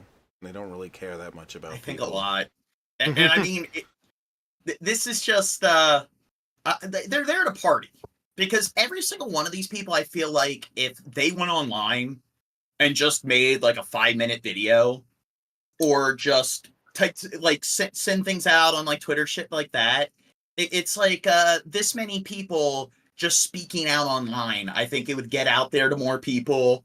It would make more of a difference. I think that we're kind of to the point where these kind of protests are getting sort of antiquated. I'll fucking 110% strongly disagree there with you, John. I think, you can scroll through as much as you want, or block this shit from your algorithm if you really don't care to see it. If you really want to make a statement, if you want to protest, I think that this kind of shit is efficient.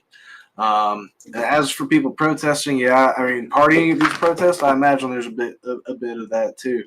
But it is what it is. I think if you believe in a cause and you want to fucking amass and fucking make a stink about it because you want to see a change happen, you have every right to do that. Yeah, you know what? Now that I think about it, I kind of agree with Dirt, because look, it is on the internet. It is getting into the internet, getting a bunch of attention. I guess, but that's what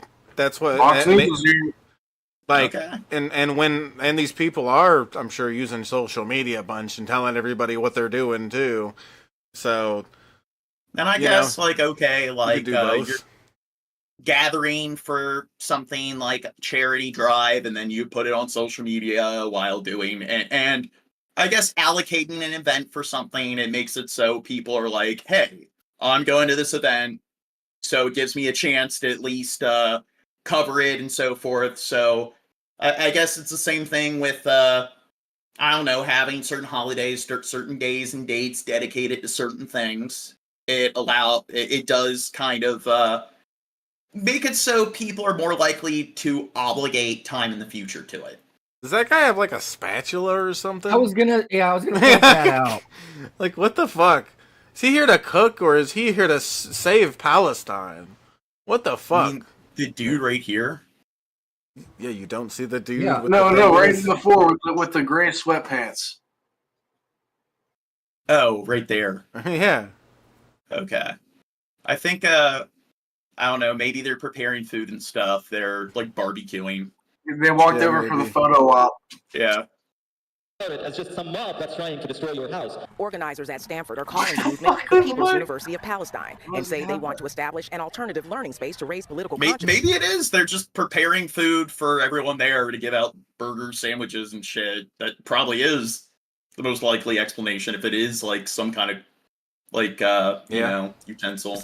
In White Memorial Plaza, supporters spoke about why they felt compelled to join the protest. I urge us to keep all of this in mind that the black struggle and the Palestinian struggle are inextricably tied to one another. As an international student from Vietnam, the only reason that I'm standing here right now is because a few decades ago, millions of students and people from all over the world and the U.S. stood up and fought for us, for divestment, for liberation, for the wars and the killings. Vietnam, they are a communist government. Stop. And they're talking about protesting against the organizations. Look, they're a bunch of anti-capitalists. Now, again, there are dozens of protesters still here on Stanford's campus. They have tents set up. I've been told that they intend to be here all night, and they also plan to continue their protest tomorrow. Now, I reached out to Stanford University, who says that they support students having the right to free speech, but if any of the university's policies are broken, they do intend to pursue disciplinary action. Alex? All right, LaMonica Peters live on the Stanford campus for us tonight. LaMonica, thank you. Fuck, I was trying to skip the previous vid. Go on for days. Protesters, as you know, set up camp at UCLA. Of course, not everyone is welcome. Today, tense moments unfolded when a student appeared to be forced out by demonstrators. Let's take a live look at the encampment where about anti-protest. Are they going to start breakdancing or something here? They start dancing? Protesters have no plans to leave. Oh, they are? They're having a good time there right now. Yeah. Yesterday, she just got served. Station Fox 11 Plus. I'm Christine Devine. I'm Alex Michelson, and Fox 11's Matthew Seedorf once again live at UCLA today. A concert, I can barely hear myself speak. The counter-protesters supporting Israel are blasting music so that the demonstrators inside this camp can't hear what they're doing. It appears to be working, at least for now. I can barely hear myself talk, but this as the campaign continues. Pro-Palestinian protesters fortifying their camp at UCLA. What does this sign mean to you? We gotta create borders. Yeah. Fortify these metal gates. Now includes a buffet, medical tent, and media check-in. It's sort of like the walls, the barriers surrounding the border of Gaza. You will see people spray painting certain like political like rhetoric or whatever, which is like whatever. They should be allowed to do that. It makes sense, but I don't know. I think fortify is a funny word to use there. Yeah. Let me check. The camp's surrounded by metal fencing and private security. We're really just trying to focus on our cause and get UCLA to divest. Organizers here setting up camp until the university divest any funds going to Israel. We have not heard from UCLA. The administration likes to play blind and deaf to our protests. The group chanting and making signs some view as offensive towards Jewish people. Do you denounce Hamas? Our concern and our priorities is the genocide happening in Gaza. So you can't denounce Hamas? Again, my concern and my priorities and my focus is on the genocide happening in Gaza. Outside the camp, counter-protesters supporting Israel. And we keep the Jews of Israel safe. Now, one of the issues with it's like let's cut the funding of or cut the support to this organization. We're not gonna purchase goods from this organization anymore because we don't support like what they support. The issue is that with America, that there's an element of like the capitalism. There's all these kind of micro organizations where you'll have the core organization, like I don't know, Nestle, and then there's a bunch of other food companies and stuff that technically fall under the branch of Nestle or whatever. And it's like there's so many different well-known brands and names that fall under some kind of like sub or super class of brand and this huge taxonomy. So I kind of find that a lot of people and like who think that, yeah, like I'm voting with my dollar, it's not going towards this company. It probably is. You're probably spending money on some product or brand that falls under some sub-brand of a sub-brand. And I don't think most people that do that do their research to really verify that none of their money is going towards that company. Many of them also Jewish. I'm an alumni here. My brother goes here. He came home last night. He just didn't feel like he was on a peaceful, safe campus. Milagro Jones, a student. Okay, yes, that dude. Should be allowed. This is a good example. It's not just women. Pink hair dye. I don't know. It's okay. I don't care. They got safety blankets. See, I don't care if you're pro-anti-abortion, pro-Palestine, pro-Israel. I don't care. Like, you're wearing that much pink, that curly pink hair dye. Get out. People aren't safe. Why are they coming at this man with blankets? He might be cold. Look at him. Might be cold. Dude, that level of hair dye, I mean, he's going to OD on the chemicals they put in that hair dye that, like, fucks with people's minds and turns them crazy.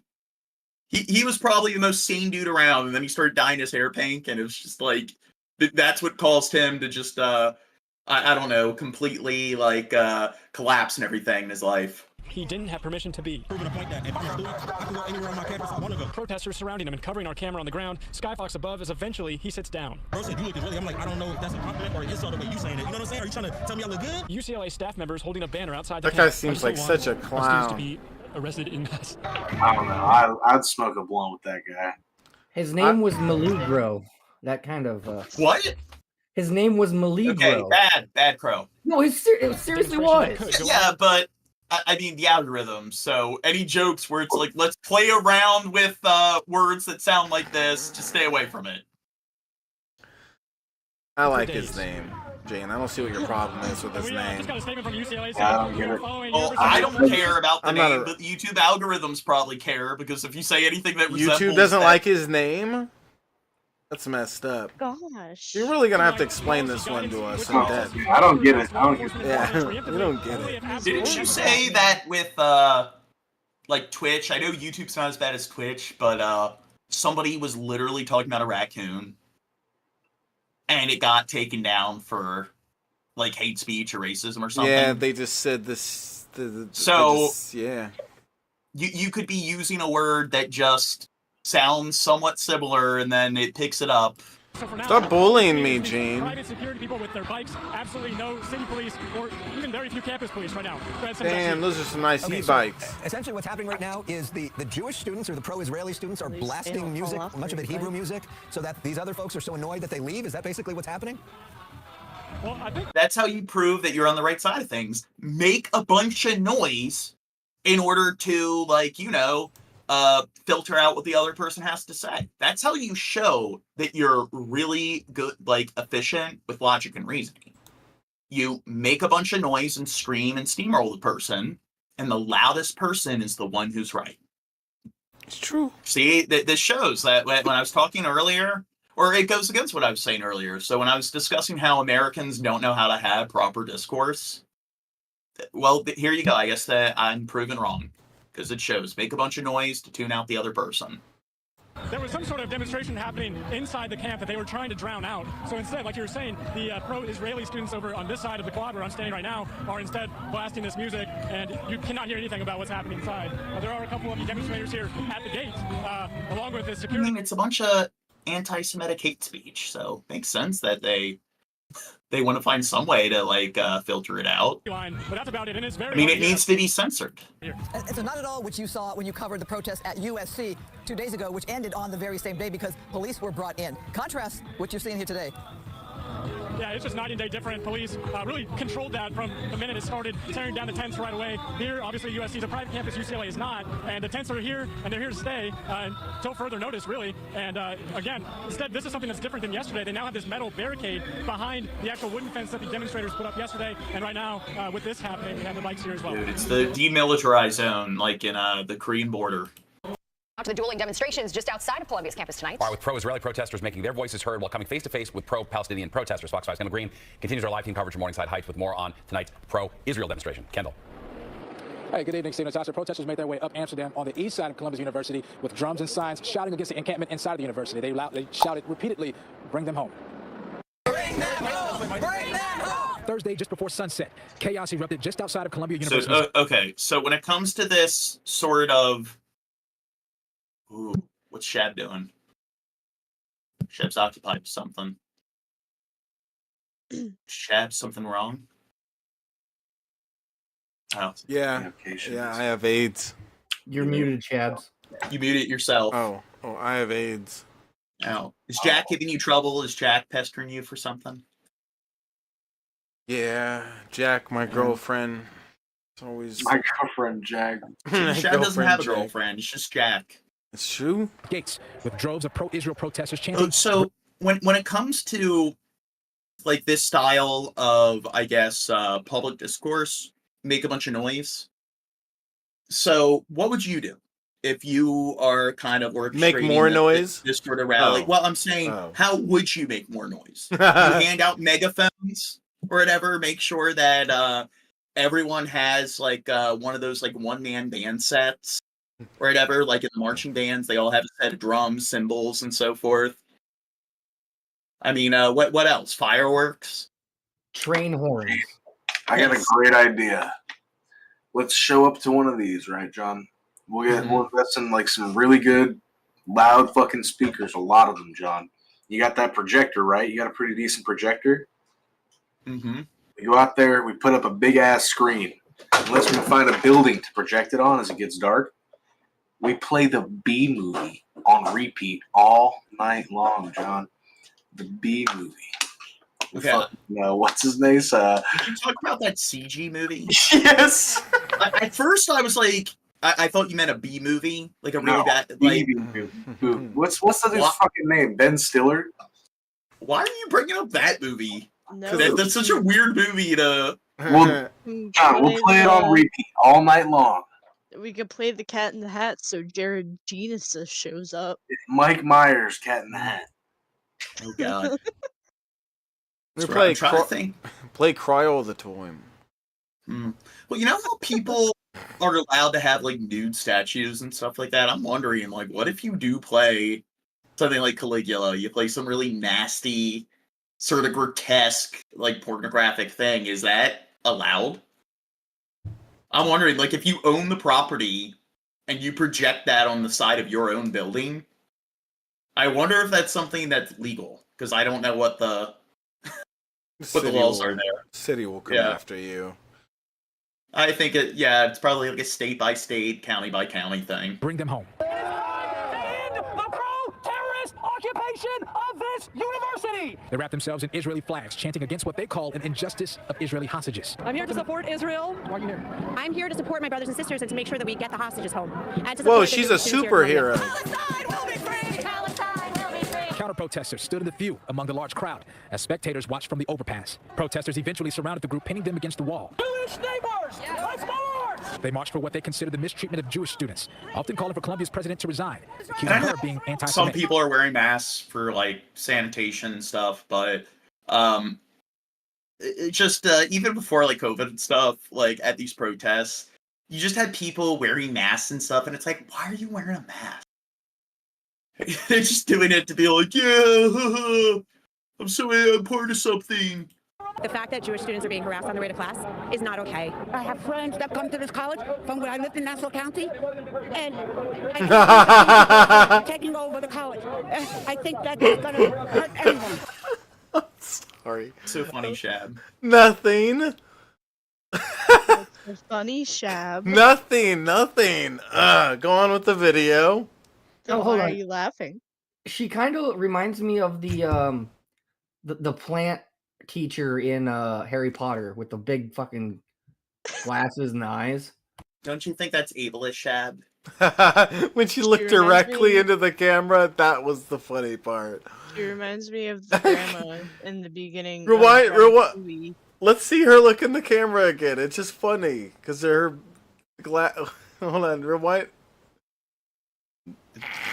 What?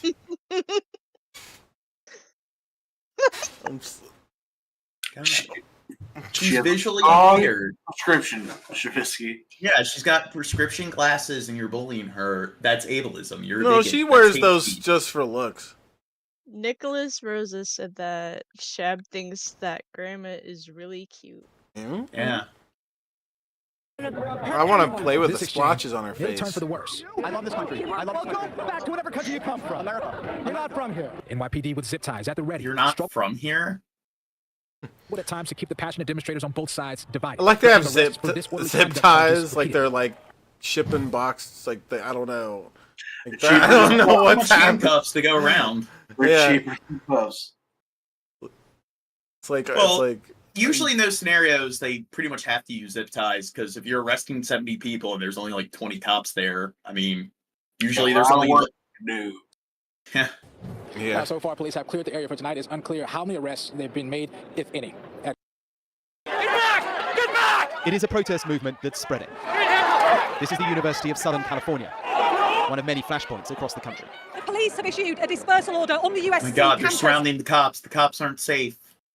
You know what? It's not the Jewish like students that should fear for their safety. The cops need to fear for their safety.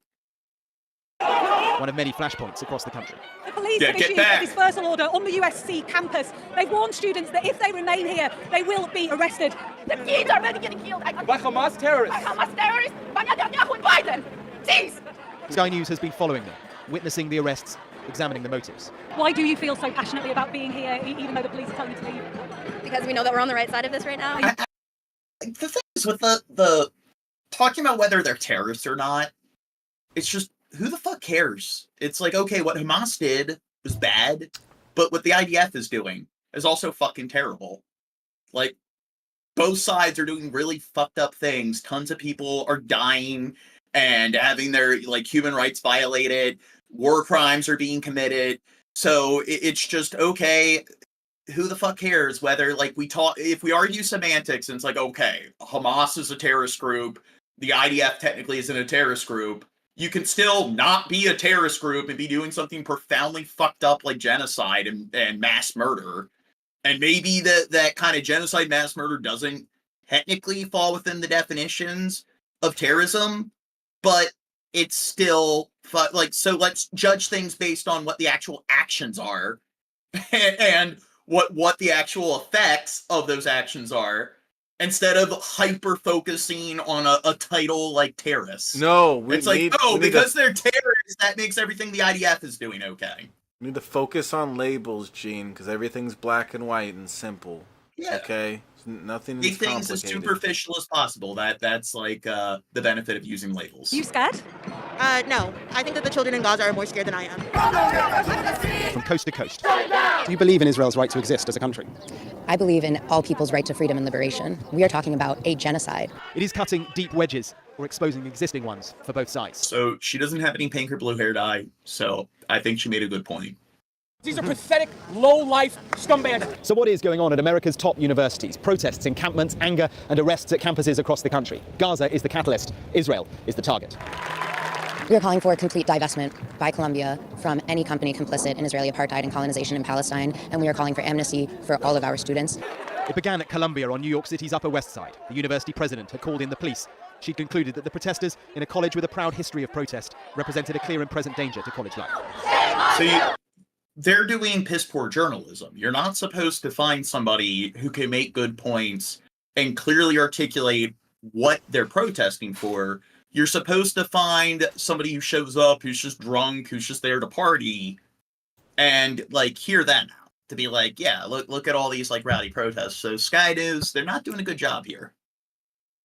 They tried to clear the encampment. They arrested more than 100 student protesters, but it only emboldened the movement. Downtown, at New York University, more arrests. Well, it's the morning after more than 100 people were arrested here at NYU in southern Manhattan, and they put up barricades now. It's an attempt, I think, to quell the protests, to keep the two sides apart. It's also an attempt to keep out agitators who are unaffiliated with the student movement.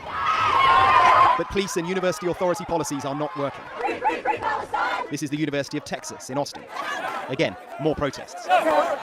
The presence of anti-Semitic elements within a much wider series of protests has made some Jewish students feel deeply unsafe. They've been compounded by the violent threats of a minority. All this Palestinian propaganda, they're taking over the country. They're taking over our universities. Distilling what's happening to its simplest, most digestible form is easy. The reality is more nuanced. There are Jewish students among the protesters at all the campuses. As a Jewish student, I felt completely safe 100% of the time. The police showed up in big force, obviously, did not want us to be there, and they ordered us to break up or they'd stop making arrests. But back in New York, outside Columbia, And we came to our homeland, and all of these lunatics, an angry, offended and worried Jewish community. as offensive as these people are across the street, agenda number one is to free our hostages. Do not be afraid of being Jewish, especially in New York City. Down with Hamas! Victory for Israel! The chaos of a war in the Middle East has reverberated. You know what? You can, I mean, again, you can call out Hamas and, like, go into detail about how the hostages, like, again, we gotta try to save the hostages. They definitely are notable victims in the war, and that's one element, but there's nuance. You can also sit there and point out that the IDF, they're not going about it the right way. But no, it's just more black and white, your side, my side, sort of like political football. It's so far beyond. Israel, Palestine, an issue seemingly so intractable, it's now confounding law enforcement and splintering the politics. Here's America's third most senior politician on campus with a clear position. If this is not contained quickly, and if these threats and intimidation are not stopped, there is an appropriate time for the National Guard. We have to bring order to these campuses. We cannot allow this to happen around the country. Even among faculty staff, there is a split. Some Jewish professors worried for their safety, others framing what's going on in a very different way. So it's not a Jewish protest outside. It's a protest of those who support the violence that is going on in Gaza against those who want it to stop. There's clearly a wide spectrum of views here, and by definition, that's going to mean extremism on both sides. It also means definitions of anti-Semitism, of Islamophobia, are distilled and open to interpretation. It is then a balance between respecting free speech and restricting it, the fine line between free speech and hate speech, and it's riling America. Legally in America, hate speech is when you try to incite violence on another group. Let's get together and attack people who fall into this category or whatever based on race, like sexual orientation or so forth. So other countries, hate speech can just simply be saying racist things.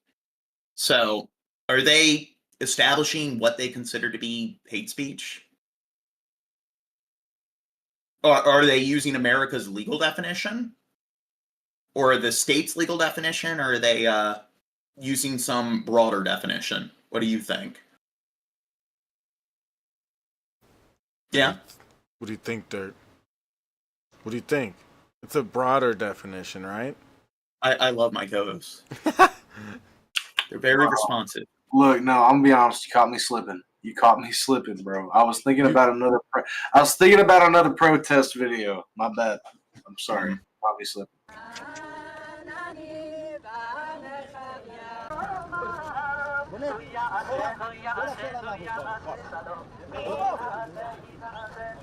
Whoa! Everyone's hugging.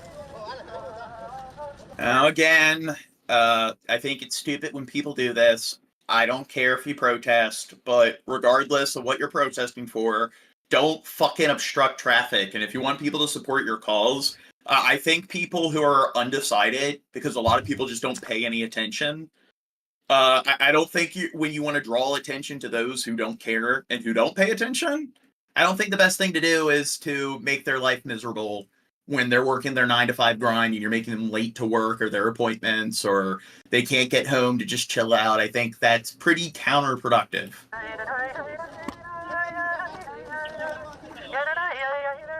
One of the reasons we're doing this right now is that we're in the middle of Passover. Many of us, including myself, are rabbis, and a big part of the Passover celebration is about food. The main symbol of Passover that everybody knows is matzah. Matzah, the unleavened bread, is a symbol of both the difficulty of the exodus, of having to leave Egypt so quickly, but it's also a symbol of freedom. And what this means is that even in this moment, we are not providing the Gazan people with the basic fundamentals they need to be able to they don't have bread. Vision liberation like we had from Egypt. Passover is the season of our liberation, and we want it to be a season of liberation for all people, because no people are free unless all people are free. Broken clocks. Let's talk about the protests out there. Opposing demonstrators now gathering at the Solidarity encampment on the UCLA campus. Protests they've... Okay, let's get past the protests. We've covered it enough at this point. I understand. And a horrifying scene outside the Trump hush money trial today. A man No. I think this is a different. Man sets himself on fire outside Trump hush money trial. No, so this is what I was thinking about. I don't think this was the guy that committed like the self-immolation earlier against this war. I think this is a different dude. Yeah, he did this over the Trump shit. Yeah. on fire. He is about 50 feet away from me. He is now collapsed on the ground. There's a man racing to his aid. There's codes coming off to try to put out the fire. Stunned reporters who were live on air covering the Trump trial reacted in disbelief. Can't see in any way how any human being can survive this. I was there as police officers rushed to the man's aid, desperately trying to douse the flames. Here we are. We're being pushed back because this is quite a scene here, right outside the courthouse where the former President Trump is inside. Outside. And you can see there's police outside here still. They quickly pushed us all back, and there's some kind of substance that they sprayed or they put on the fire to get things under control. Witnesses. Wait. Now, when they were putting them out, like with the other dude that committed self-immolation, are they pointing their guns at him? Oh my God. On fire. He is about 50 feet away. What if he tries to attack them? He is now collapsed on the ground. There's a man racing to his aid. There's codes coming off to try to put out the fire. Stunned reporters who were live on air covering the Trump trial reacted in disbelief. I can't see in any way how any human being can survive this. I was there as police officers rushed to demand aid, desperately trying to douse the flames. Step back, step back. Thank you. Appreciate it. Here we are.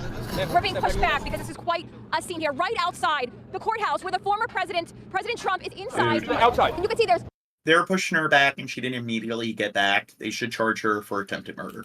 police outside here still. They quickly pushed us all back. There's some kind of substance that they sprayed or they put on the fire to get things under control. Witnesses were left aghast. He put gasoline on himself.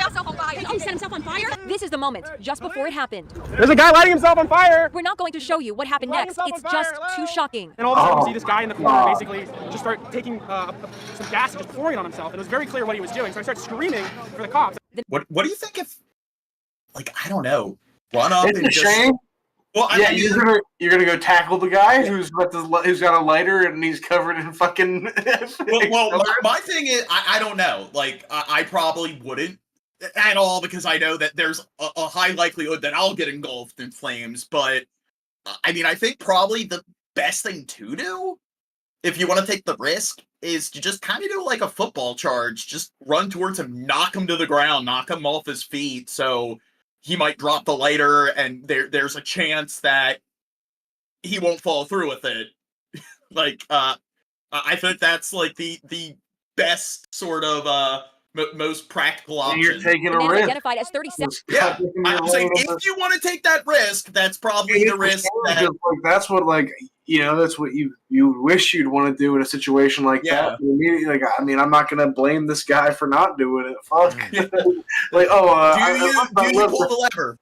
Yeah. This is why I'm pro. There's a 20% chance, a 1 in 5 chance that you get engulfed in flames. This is why I'm pro guns, guys. That this person's life is saved.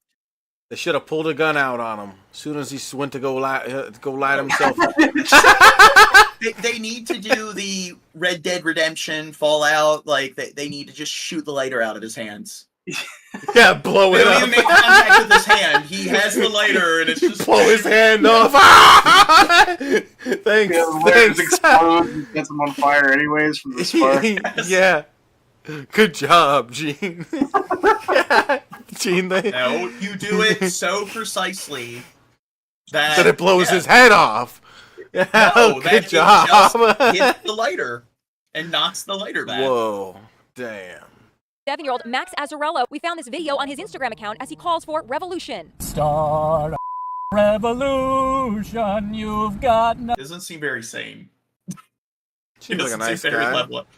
Nothing to lose. He posted a letter online shortly before he set himself ablaze. The headline, I have set myself on fire outside. Okay, I know this very serious. The guy died. But if I'm going to go out and like set of flames and everything, I'm probably going to want to do like, I don't know, second or third take on my little karaoke send-off video. God. What? I don't know. The Trump trial. I don't want this to be shown on the news to be like, yeah, a bit embarrassing. Cops described him as obsessed with conspiracy theories. The disturbing act of self-immolation came moments after the jury selection process was completed. How mentally stable do you think this dude is? Not. The jury consists of 7 men and 5 women. Exactly. There are 2 teachers, a marketing manager, a physical therapist, and a tech expert. The men include a salesman, 2 bankers, a security guard, a businessman, and surprisingly, 2 lawyers. This is a highly educated, fairly sophisticated jury. It's obvious that both sides wanted this. You have 2 lawyers on the jury. You have an investment banker. You have other people in finance. You have people with advanced degrees. You know, there's some complicated legal issues here. There are complicated financial issues. So both sides, obviously, they think that this is in their best interest. I am liking this jury for the defense. I do not think there will be a full acquittal, but I think we may be looking at a hung jury here. History as it happens, but nobody expected this. Now, the odd thing is that they're talking about how it's a well-educated jury. People who tend to work like white-collar, sort of upper-middle-class sort of jobs are usually more likely to be liberal. And people who are more, like, I guess, like people who are conservative, not all working class people, but usually blue collar, like conservatives are more likely to be blue collar. So you might think that, hey, they're hiring like lawyers and stuff, doctors to be on the jury. probably would stack it more like against him, because they probably are more likely to be left-leaning.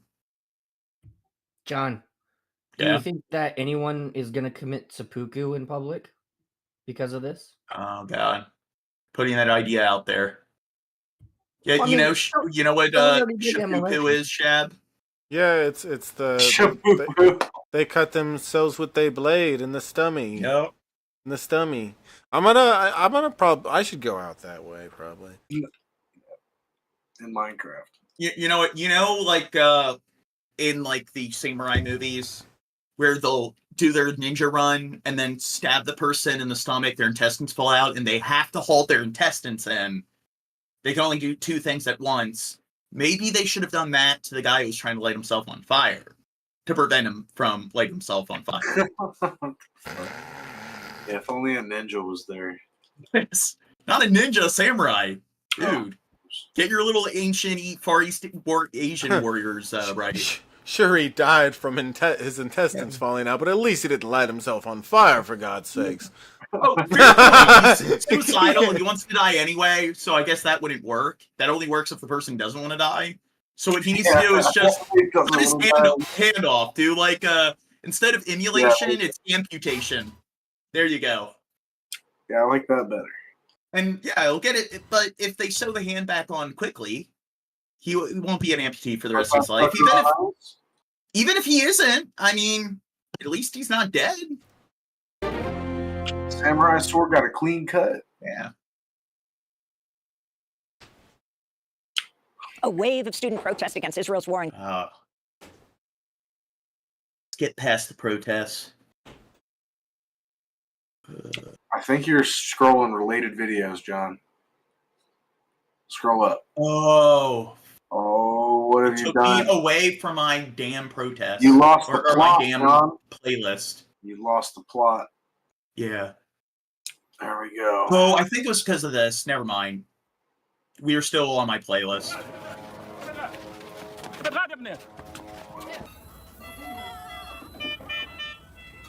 Okay, here we go. Jesus, man. Baby delivered after mother killed in Israel attack in Gaza. Jesus Christ, man. I mean, it's their fault voting Hamas into office.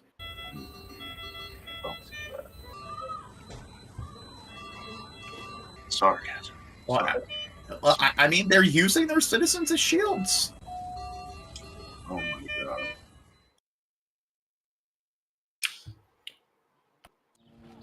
I want to, John, before we continue on, I want to just, this is a tangent. Yeah. There's a thing called casket births, because like the baby was delivered after the mom was dead. Yeah, back in like when 1700s, 1800s or whatever, when they believed that you had the fear of being buried alive or whatever.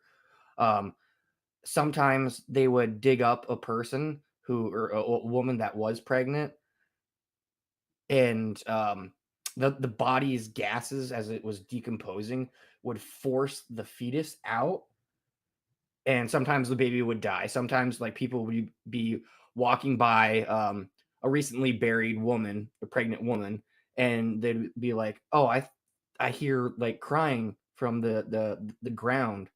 And yeah, so like I don't know why that made me think of this, but it's just a random off topic thing. But yeah, the more you know. That sort of stuff happened.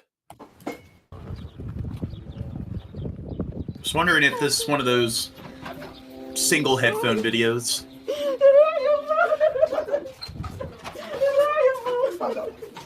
ابوك يا ست الله يسهل عليك يما روح يما لحظة الله لحظة الله لحظة الله يا حاجة روح اللي نبي يحكيك حبيبي خلاص شكر الله روح يحكيك يا صابرين يلا يا حلوة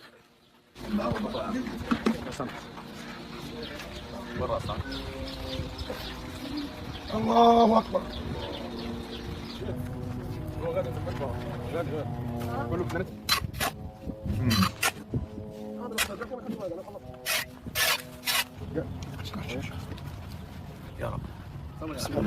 Now, do you think that the person being buried here within their lifespan, they've helped, I don't know, contribute to Hamas's like terrorist attacks?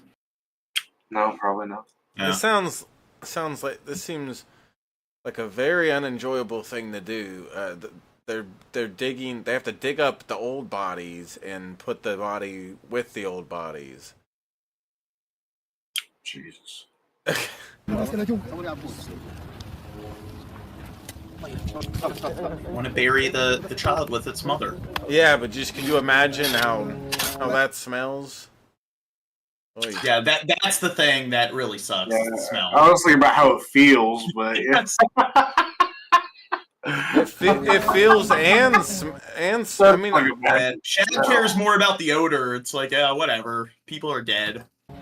Dude, you're so heartless, Shab. Shab has no fucking soul. You thought I'm the one that's like a robot, dude. Shab. Imagine the fucking smell in there, dude. Yeah. Oh. God, I gotta take up this casket. Sabrina after her late mother. I was sympathizing with the people that have to dig up dead bodies for a living, like or whatever, right there. Yeah, like, because if you were in their role, you'd have to deal with the odor. Well, burying bodies seems a lot easier than digging up old bodies that have been in the ground for weeks or whatever. I don't know. You can't sympathize with them. You know what? You are a heartless piece of shit, Jane. Okay. Jesus Christ! Trying to turn it against me. Days of life. A baby girl who was delivered from her dying mother's womb in a Gaza hospital following an Israeli airstrike died. The doctor who was caring for her said on Friday. Doctors delivered her by caesarean section. Her mother, Sabrina Sakani, was 30 weeks pregnant and died of her wounds at a hospital in Rafah. Ooh. Her father, Shukri, and 3-year-old sister Malak were also killed in the strike, which hit the family home in Rafah. Rami al-Sheikh Jawda, the baby's uncle, had understood she'd pull through and was shocked by the call from the hospital. They told me that the girl weakened. It was only 10 hours between the time I was there with her and when I received the news. He said the girl faced complications and she has passed away. The baby suffered from respiratory problems and had a weak immune system, according to Dr. Mohammed Salama, head of the emergency neonatal unit at Emirati Hospital. He told Reuters by phone that when she died on Thursday, it was a very difficult and painful day. Now, in those incubators, do you think they probably have multiple babies in them because they don't have enough? They're running out of space. Yep. Yeah, it did show. There's not many hospitals left to go to, John. Is gone, and his relative is gone, and gone is the home that gathered us all together. We were hoping to find a memento from my brother amongst the Now, rubble. do you think if some sort of like foreign aid organization tried to bring extra incubators in, do you think the IDF would turn away because Hamas might use it as some kind of weapon? I mean, zippers, chocolate, I mean, God. Memories of his daughter, memories of his wife. There is nothing. Everything is gone. Everything. Even their photos. We wanted to find them, but we couldn't. We wanted to find their mobile phones, but couldn't. We have found nothing. No traces of my brother are left. More than 34,000 Palestinians have been killed in the 6-month-old war in Gaza, many of them women and children, according to the Gaza Health Ministry. Israel denies deliberately targeting civilians in its campaign to eradicate Hamas. Much of Gaza has been laid to waste by Israeli bombardment. See, they said they're not targeting them, so, I mean, it must be true. Damn, I'll tell you what, John, this show's never made me cry, but this shit done took it close. This sucks. This is awful. These poor fucking kids. And they're just thinking about how many of these same children were in hospitals that got bombed by the IDF. But there is 2 babies in that incubator, though. Yeah. They're roommates. They're womb mates. Womb mates. They are incubator mates. If they were womb mates, they would be twins, Crow, actually.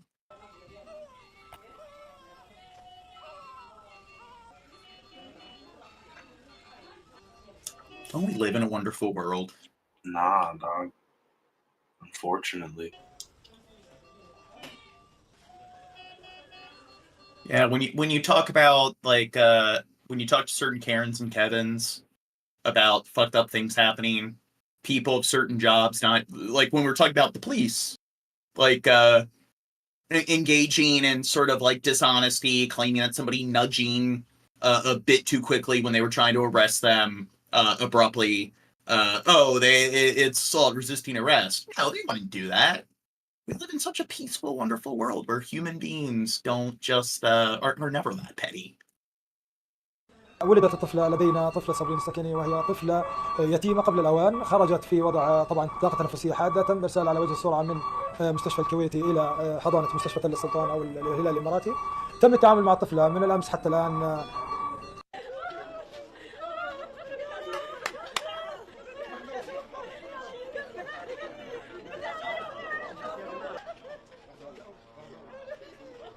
Now, the thing is, Hamas are terrorists. That's the important thing. When we talk about all this fucked up stuff, remember, Hamas, they're terrorists. Wait, it says that's doctors... the thing you got to point to. The title of the video says "Doctors Save Baby of Pregnant Woman." The baby died, so the doctors did not save the. Well, they did initially, but like a few days later, it died of complications.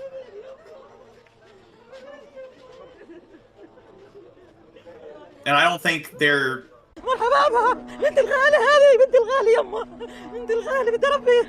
Yeah, I don't think all those people are relatives who just have one baby. I think these are all various different people for various different victims. This is where you're right. This is where you're right, John, because this is where journalists are monsters.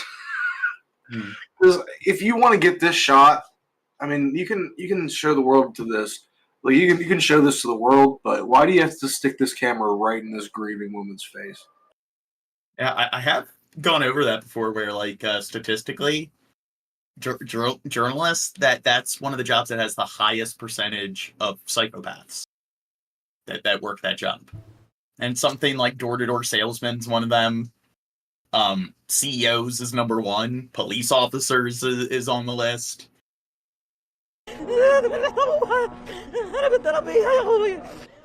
Hey, we're kind of journalists, so I don't know. Shab was like, "Oh God, imagine the smell they got to deal with." So I'm thinking we're fucking desktop fucking commentators, bro. We're not fucking journalists. No, we could do it. We could do it. Journalists. We could do it. Yeah, you know what? The second we get on the ground with a camera and some microphones, dude, we're journalists. Until then, yeah, I agree. I'd say, well, what? Maybe one day, Gene. Maybe shit'll pop off in DC while we're there, John. We'll be the first people on the ground. Yeah, we'll be in ground zero. What would you call it? Like, what is the definition of journalism? Because it's like if somebody writes for a paper and they're writing about something like, I don't know, just the newest tech or movies, aren't they technically like journalists? So yeah, I don't know what the parameters are, but I do agree that if we consider ourselves to be journalists, you are using the very broad definition of the of the term. ابني اشلاء مش ملاقينه لحتى الان مش متعرفين عليه لا حول ولا قوه ما لهمش دعوه بحاجه ولا لهم دعوه بشيء ليش مش عارفين كيف مش عارفين ظلم وافتراء كل استهدافاتهم الاطفال والنسوان بس.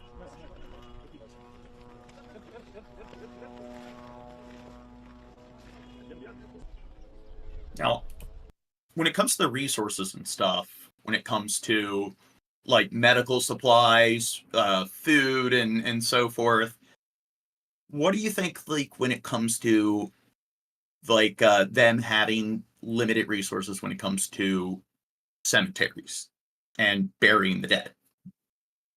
Do you think there's been some logistics issues there as well? Yeah, I believe so. I think they were doing it in the rubble fields of the hospitals that were bombed. Well, some, I guess, ironic benefit of them, like, leveling practically the entire fucking country is they have plenty of, like, empty, like, terrain to bury the bodies, so. Fucking terrible. But Hamas, they're terrorists, so we can't pay attention to this. It's the hostages, they only matter. Jesus fucking Christ.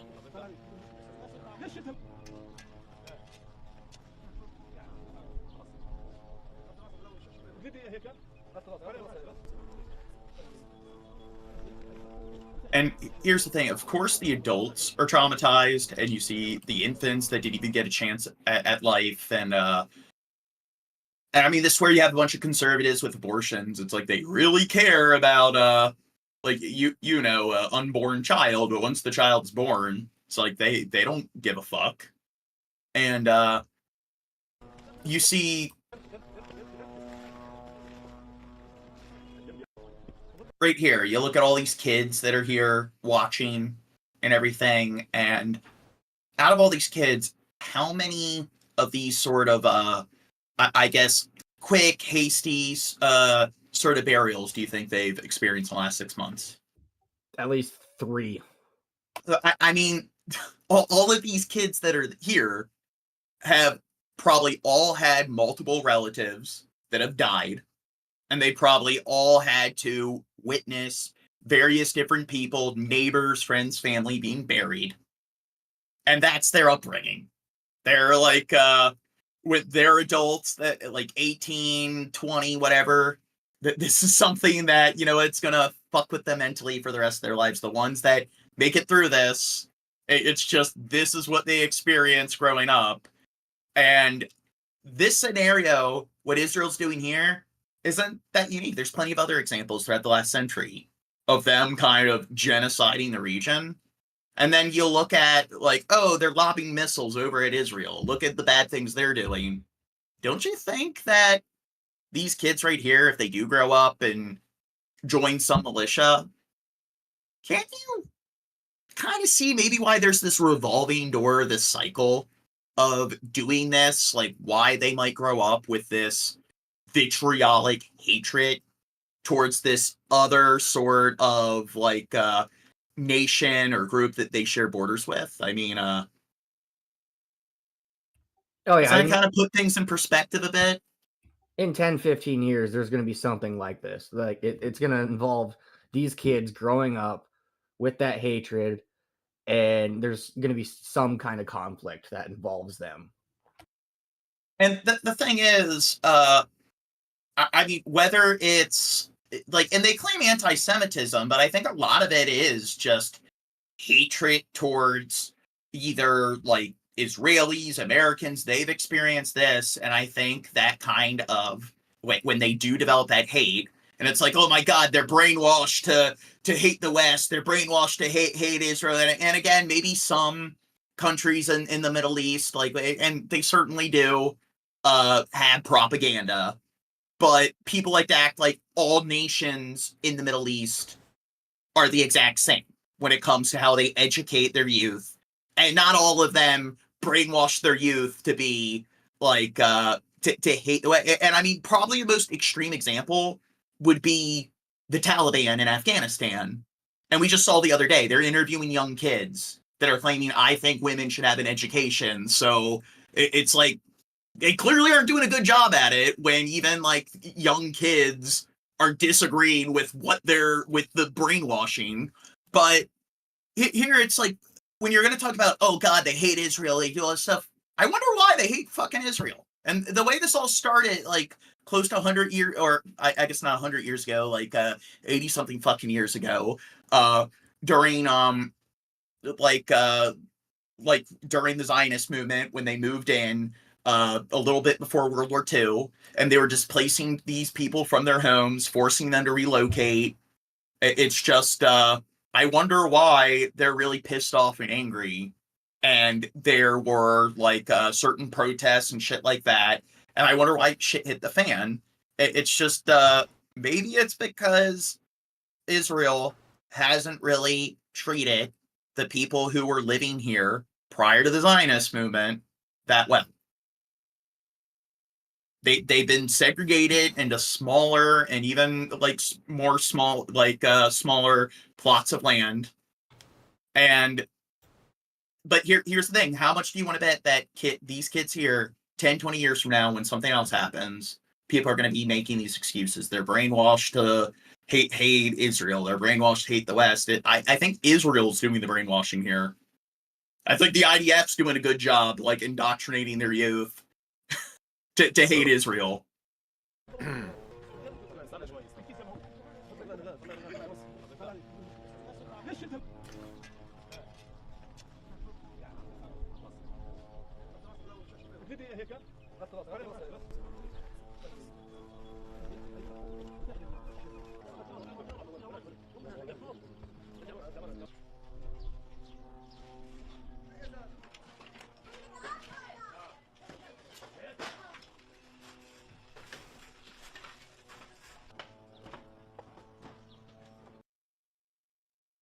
That blood. Period blood. Well, and here's the thing, that isn't even like a joke question. It's just you see any sort of stain or whatever, it's like it could be some kind of tar or it could be blood. And it's this is what like pretty much the entire Gaza Strip has been subjected to. Gene, it's wine. What? It's wine. Good job, Shab. It's marinara. Well, I mean, it's just rubble, debris, stain, like blood stains, corpses all over. That's what it is.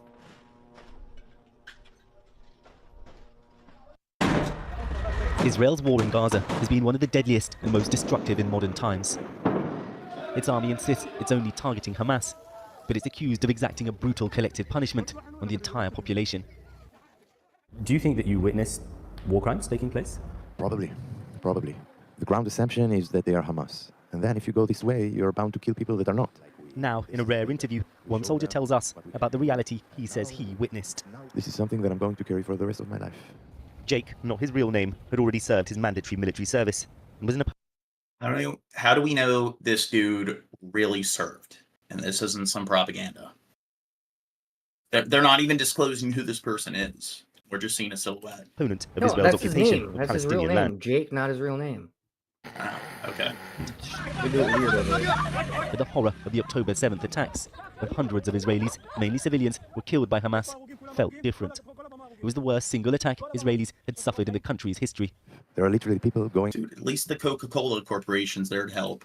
...around in Israel, killing innocent civilians, right? All around. And this is something that needs to be stopped. And I'm needed partly to do that as well. Especially in the first couple of weeks. It felt right. So yeah, it just made sense in a way that it didn't before. Israel's response in Do you think he should be charged for desertion? Gaza came soon. First, a massive and deadly campaign of aerial bombardment. At what stage did you start to have concerns about how the war was being fought? I was serving in a commanding unit of a battalion that was fighting in Gaza. In the first couple of weeks, no one went in, right? So we were just sitting on our asses, essentially looking in screens, essentially the drones going above Gaza. You just go through those channels and you look for those buildings just falling. It feels like Netflix, it feels like a video game for the first couple of days. But there is a moment you... I mean, why send in the troops and put them at risk when you can just level the entire region? Let's ask ourselves. So they've done all this in the span of months with like airstrikes and everything. If they dropped a nuke on like the Gaza Strip, what do you think the difference would be in terms of the collateral and the death toll? What do you think? I'd assume that a nuke would be worse. I mean, it depends. Like, what if they dropped one that was like the that had the yield of like Fat Man, Little Boy, some of the earlier nukes? I mean, of course, different nukes have different yields, but what do you think? Like, look up the explosive yield of like Fat Man, Little Boy. I'm wondering if you dropped a nuke of that caliber. Like, look up what the radius is and shit. You probably would. You'd probably damage the surrounding area. Yeah, that's. I'm saying hypothetically, I know you would. There's the radiation and so forth, but I'm just talking about the initial blast. Yeah, I think even like the initial blast would probably exceed. Here, let me Google it. You realize it's a freaking actual house. It just got completely destroyed. Highs of but 20 or 210,000 and the lows of 110,000. And that's mortalities. I think that is Nagasaki and Hiroshima. Okay. Yeah. This is from the bulletin.org. Was that the death toll of the citizens killed? And Yeah, I think that's like the initial death, like the initial drop, and not like from the fucking radiation and then the Probably were some people in there. Maybe they are terrorists, maybe they are not, or Hamas, whatever. But you don't know. And then you start asking yourself, are all of those strikes, airstrikes, necessary? Or are we just having a light hand on the trigger here? And then it starts, and once it starts, it never stops. The bloody images from October the 7th traumatized the country. Scenes of some Gazan civilians celebrating or participating in the attacks Posted on fueled Facebook. existing bitterness and hatred. When you're watching these... Said they were posting on Facebook. Well, the other day we showed one where they're posting on TikTok and having a good old time pillaging people's houses, like beating up old women and stuff. And it's like, yeah, fuck them. Screens. What's the mood like of other people around you? A lot of people are happy to see that we are, we are paying back. That's like the Israeli retaliation. And was that because they were convinced that they were hitting Hamas fighters, you think, or it went beyond that? A lot of them don't draw the line between what we call militants or I do know, like, one of the earliest quotes when it comes to weapons of mass destruction. I forget who the quote was actually from, but do you know what the first documented quote was? No. So they started to use the term with just air raids and bomber jets that would do flyovers, bomb cities, and so forth. And they started referring to them as these weapons of mass destruction. And in World War, of course, the Germans did that with it. I know certain people like to make parallels with Nazi Germany, but Germany was doing that with like Britain and various different parts of Europe during their attack, flying a bunch of planes and sub-squadrons over cities and heavily populated areas, just bombing the hell out of it. And then the United States was doing that in Japan. And it was the same thing. Japan attacked Pearl Harbor. And one little piece of trivia is that Japan had the opportunity to attack hospitals, certain civilian infrastructure, and the higher-ups ordered them, nope, make it exclusively a military-on-military attack. Then the United States got involved. Not only did we nuke Nagasaki and Hiroshima, for months we were conducting air raids on all these towns, villages, and so forth. So you mentioned that what was it, it was hundreds of thousands of people died. I think that's just one city, just in the initial bombing with the nukes. Plus, you most likely had additionally, they probably went up to the millions, hundreds of thousands of more deaths, including all the various different air raids. And we look back at that where it's like, yeah, the United States was definitely in the wrong. Some people still defend the fact that defend nuking the cities, but the air raids clearly was unethical. And the United States was definitely not on the right side of things there. And then Nazi Germany, clearly what they were doing was profoundly fucked up. Look at what Israel's doing. They're doing the same fucking thing. It's air raids. It's like, are they really doing that to get to Hamas? It's just, fuck them. They attacked us. We're going to level their entire country. And the United States was doing the same thing in World War II. Fuck them. They attacked Pearl Harbor. They did a military attack. So even though, okay, were they in the wrong there? Yeah. But did that make it okay for, the United States to go in and, just bomb the hell out of, civilian cities and stuff? And, you know what movie actually covered that particular part of World War II history? Which one? Blast from the Past? Glorious Bastards. Grave of the Fireflies.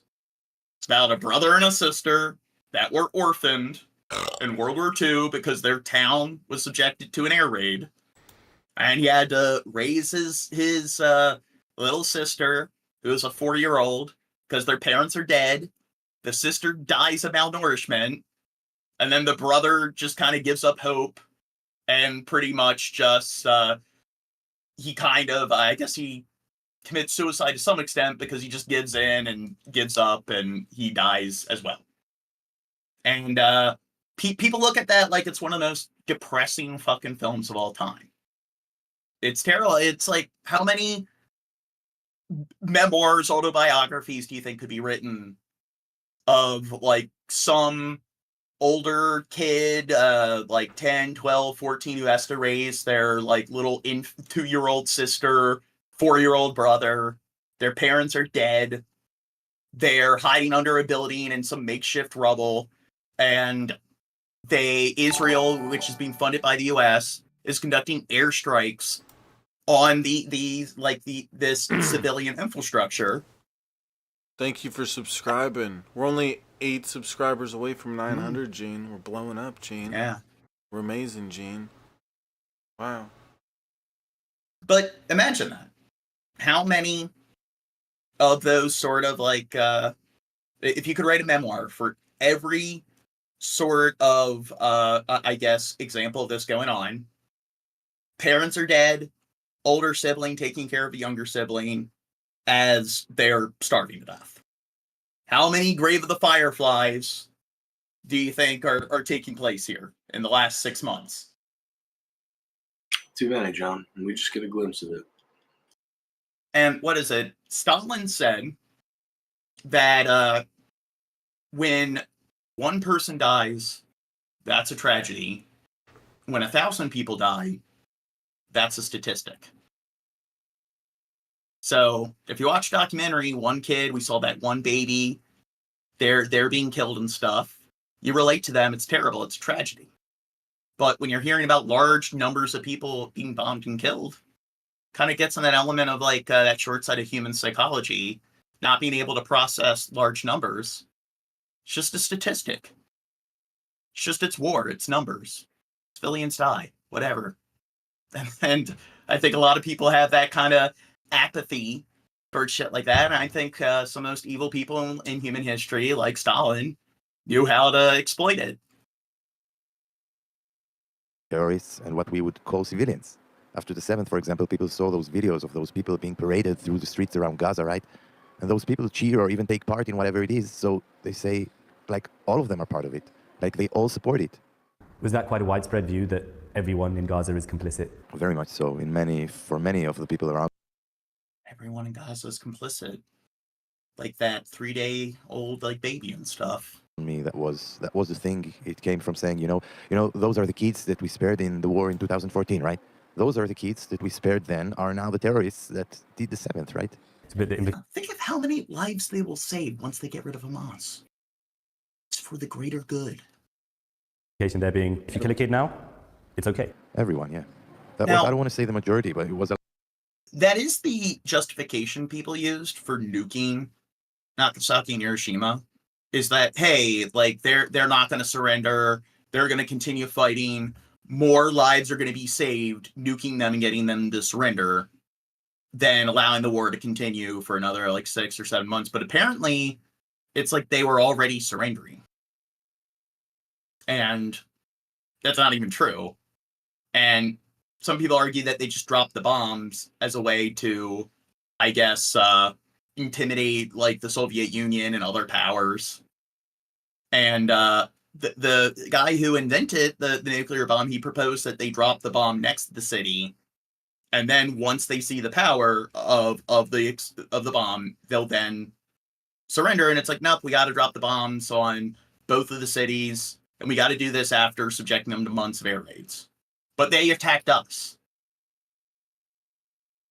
alarmingly widespread in the people around me talking about this. Thousands of Palestinian civilians have been killed in Israel's assault in Gaza.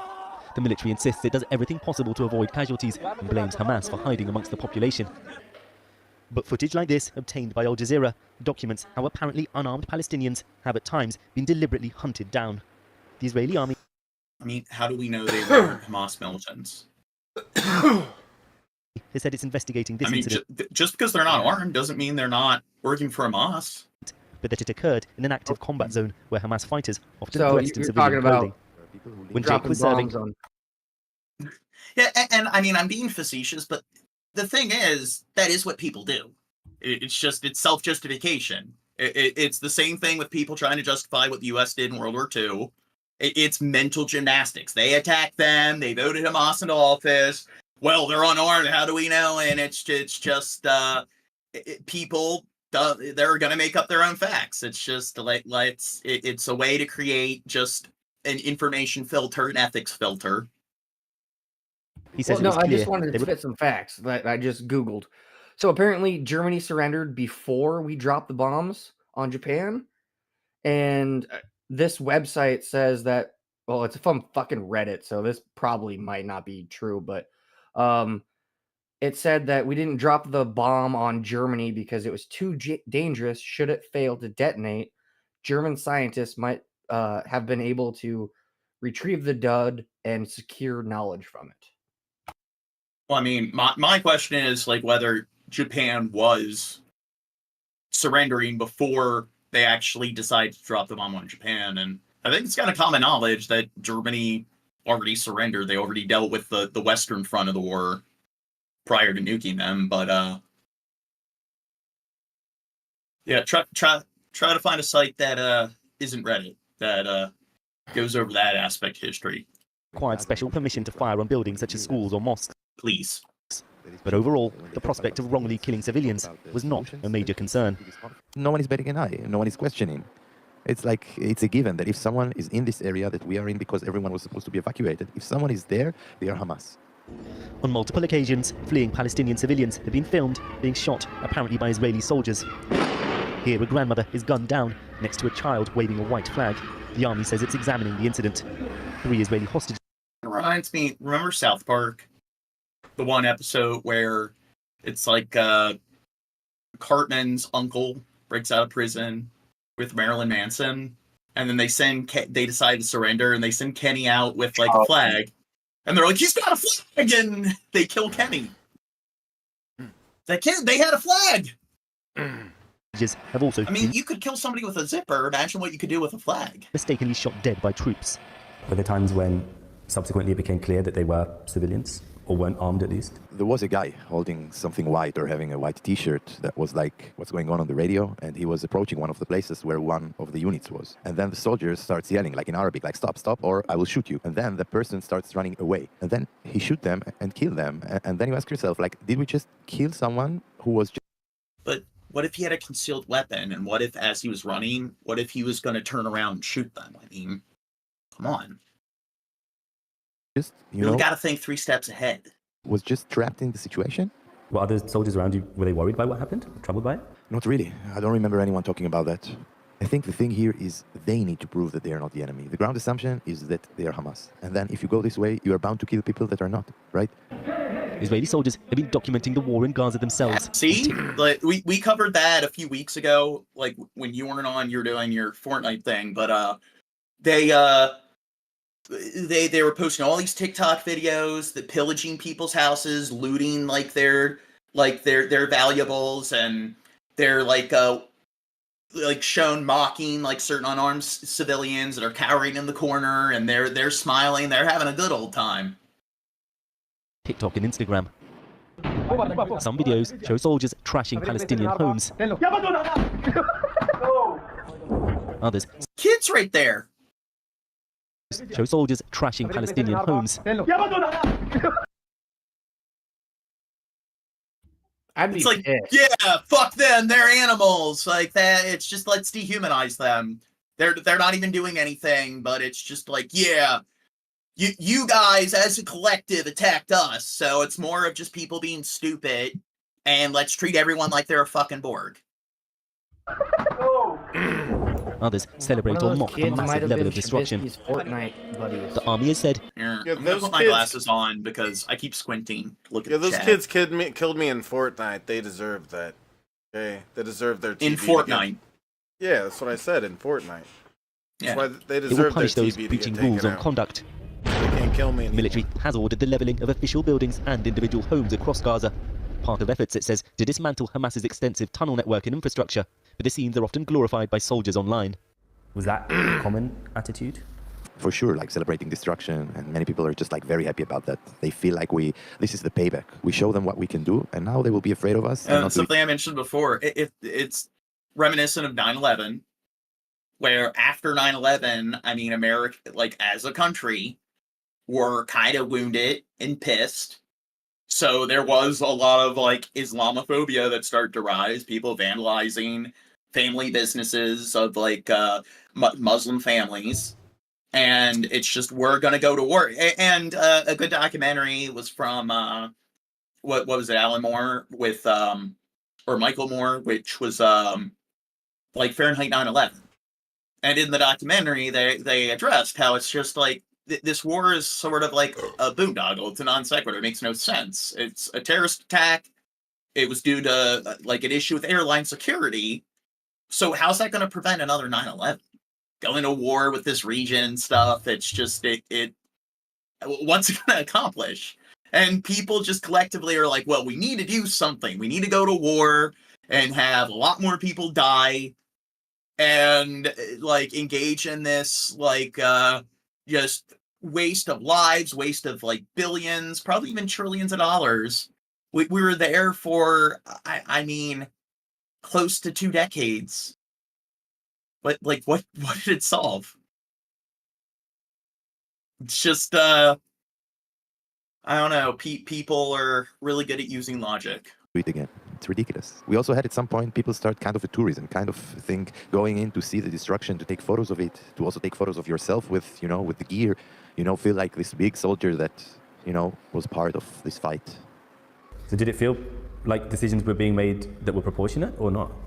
No, I think some decisions were not proportionate. Some decisions had also this ulterior motive in them of making this extra destruction, making this extra message for the people there. Even soldiers with mainstream political backgrounds express views Jake found shocking. And some of those serving are followers of small but influential extremist parties in the government. They've been behind the most radical rhetoric, including calls to rebuild Israeli settlements inside Gaza. Were there many soldiers serving? And that's something they've been doing. So now that the troops have withdrawn, they started building a road that's separating North Gaza from Southern Gaza. So what do you think they're going to do with Northern Gaza? So what's a pattern we've been seeing when you look at a map of Israel and Palestine, that region, that's been going on since like post-World War II? Divide and conquer. Yeah, it's like they've steadily been whittling down the territory. More, I guess, extreme, like population density. And Gaza, one of the most densely populated places on the planet, now their surface area is going to be cut down by half. And it's what they did in the West Bank, where they just are building settlements and stuff. So now it's scattered to a bunch of enclaves. So they're going to do the same thing. They're going to take this other enclave, Gaza, and cut it in half, which is smaller, has a smaller surface area than Rhode Island. Around you who were supporters of extremist politicians, Ben-Gvir, Smotrich, figures like that? There are, and sometimes also in quite higher up positions. There are people who live in the West Bank, or people that used to live in Gaza and Gush Katif, right?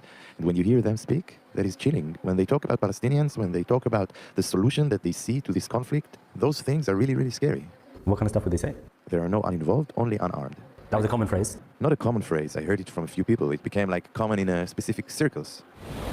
As the conflict continues to rage in Gaza, Jake is grappling with the role he's played in it. Do you feel responsible yourself then? Yeah, this is something that I'm going to carry the rest of my life, obviously. And the way I look at it, my way of redeeming myself, is to do anything. Everyone's fucked up mentally. The civilian victims, the hostages, the families of the hostages, soldiers like this that were forced to do terrible fucking things, and they're gonna have to deal with like the like shame, the regret going over in their head. It's like we live in a wonderful world. There was something he said. There's what was it? There's no uninvolved, just unarmed. Like, what kind of fucking mental attitude towards the situation is that? It's mental gymnastics. Yeah, in-group, out-group bias. And I bring this up all the time. I think that human beings, that's a big part. It's the same like dogs sniffing another dog's butt. It's just behavior that's ingrained into their neurophysics, neuropsychology. I think that in-group, out-group sort of dynamic is kind kind of just ingrained into people's neurophysics. I think that there are faults inherent with humankind, and that is just some disgusting natural evil that human beings possess through evolution. That kind of tribalism. But of course, plenty of people disagree. Other animals have these ingrained sort of behaviors that are like implicit, that are just due to like, evolution, but not humans. All humans are born an empty blank slate, and it's just exclusively environmental factors that kind of like influence them towards certain types of behavior. I can to make justice and peace in this area. You're quite emotional. It's a shitty situation, right? When I was there, I was doing it. Now it's just being done in my name. It's horrible. And it's very frustrating and despairing knowing this is where we're going, right? Because you have to look at the 7th, right? Which was also a horrendous event. And essentially what it feels like our government and their government, Hamas, right? They are actually on the same team. They essentially want to see this piece of land just... They're on the same team. It's like what I was saying earlier. Who's doing the indoctrination? People are claiming Hamas is indoctrinating people to hate Israel. See, it's this revolving door. It seems like what Israel's doing, leveling like fucking Gaza. Like all those kids I showed, that they've been indoctrinated. They hate Israel. It's not Hamas. Israel's doing it. The IDF's doing it. Being soaked with blood. Well, I'm sure the vast majority of Israeli soldiers would, just like the army media wing, reject the allegation that they've either deliberately or callously killed Palestinian civilians. Speaking out against the Hamas did it. military's conduct is right now really something of a taboo in Israeli society. But the views that you heard in that report, the anger at the killings and abductions carried out by Hamas on October the 7th, the desire for revenge, the idea that somehow much of Gaza is complicit, that's all pretty common here. And even amongst those Israelis who are critical of Prime Minister Netanyahu, support for the army remains high, despite the terrible scenes we continue to see out of Gaza. Sikander, thanks for your report. Well, in a statement, the Israeli army told us it is committed to mitigating civilian harm and makes great efforts to consider collateral damage in its strikes. They say that the military is fully committed. Show don't tell. الحمد لله هو يريح ببيع انا ببيع عشان ادخل مصروف لاهلي لانه كثير الاشياء غاليه صارت وكمان انا نفسي اشتري بسكوت اشتري بسكوت صار نفسي فيه اشياء كثير غاليه هالايام وانا كمان بفتح من الساعه 9:30 لحد الاذان العصر حياتها بسكر والمفروض في هذا الوقت بدل ما انا ببسط اني بدرس بتعلم برسم وبلون بلعب مع الاطفال شو بوصل رسالتي؟ بدي اوصل رسالة للعالم كله انه احنا اطفال من حقنا نعيش زي الاطفال اللي باقي، يعني اطفال الدول الاجنبيه والدول العربيه بيلونوا بيرسموا بيتعلموا بيعملوا كل شيء في الحياه، احنا اطفال غزه بنقص على قصص بننام على قصص بننام على. Now, what she said back there, like I'm not learning, coloring, playing like other kids. I want to spend this time spreading the message that kids in Palestine have the right to live like other kids. I don't know, that seems a bit too articulate for such a young kid. I think that this is propaganda and these subtitles don't actually align with what she's saying. What do you think? Well, if she is actually Palestinian, she'll be dead within a week. She's actually like the real thing she's saying is she's like praising Hamas right here and stuff, but they're trying to. Bunch of liberal media. Yeah. Damn libtards. You can see that there's something else that was being said and it's all blurred out. See, that's what really was being said. Okay, we figured it out.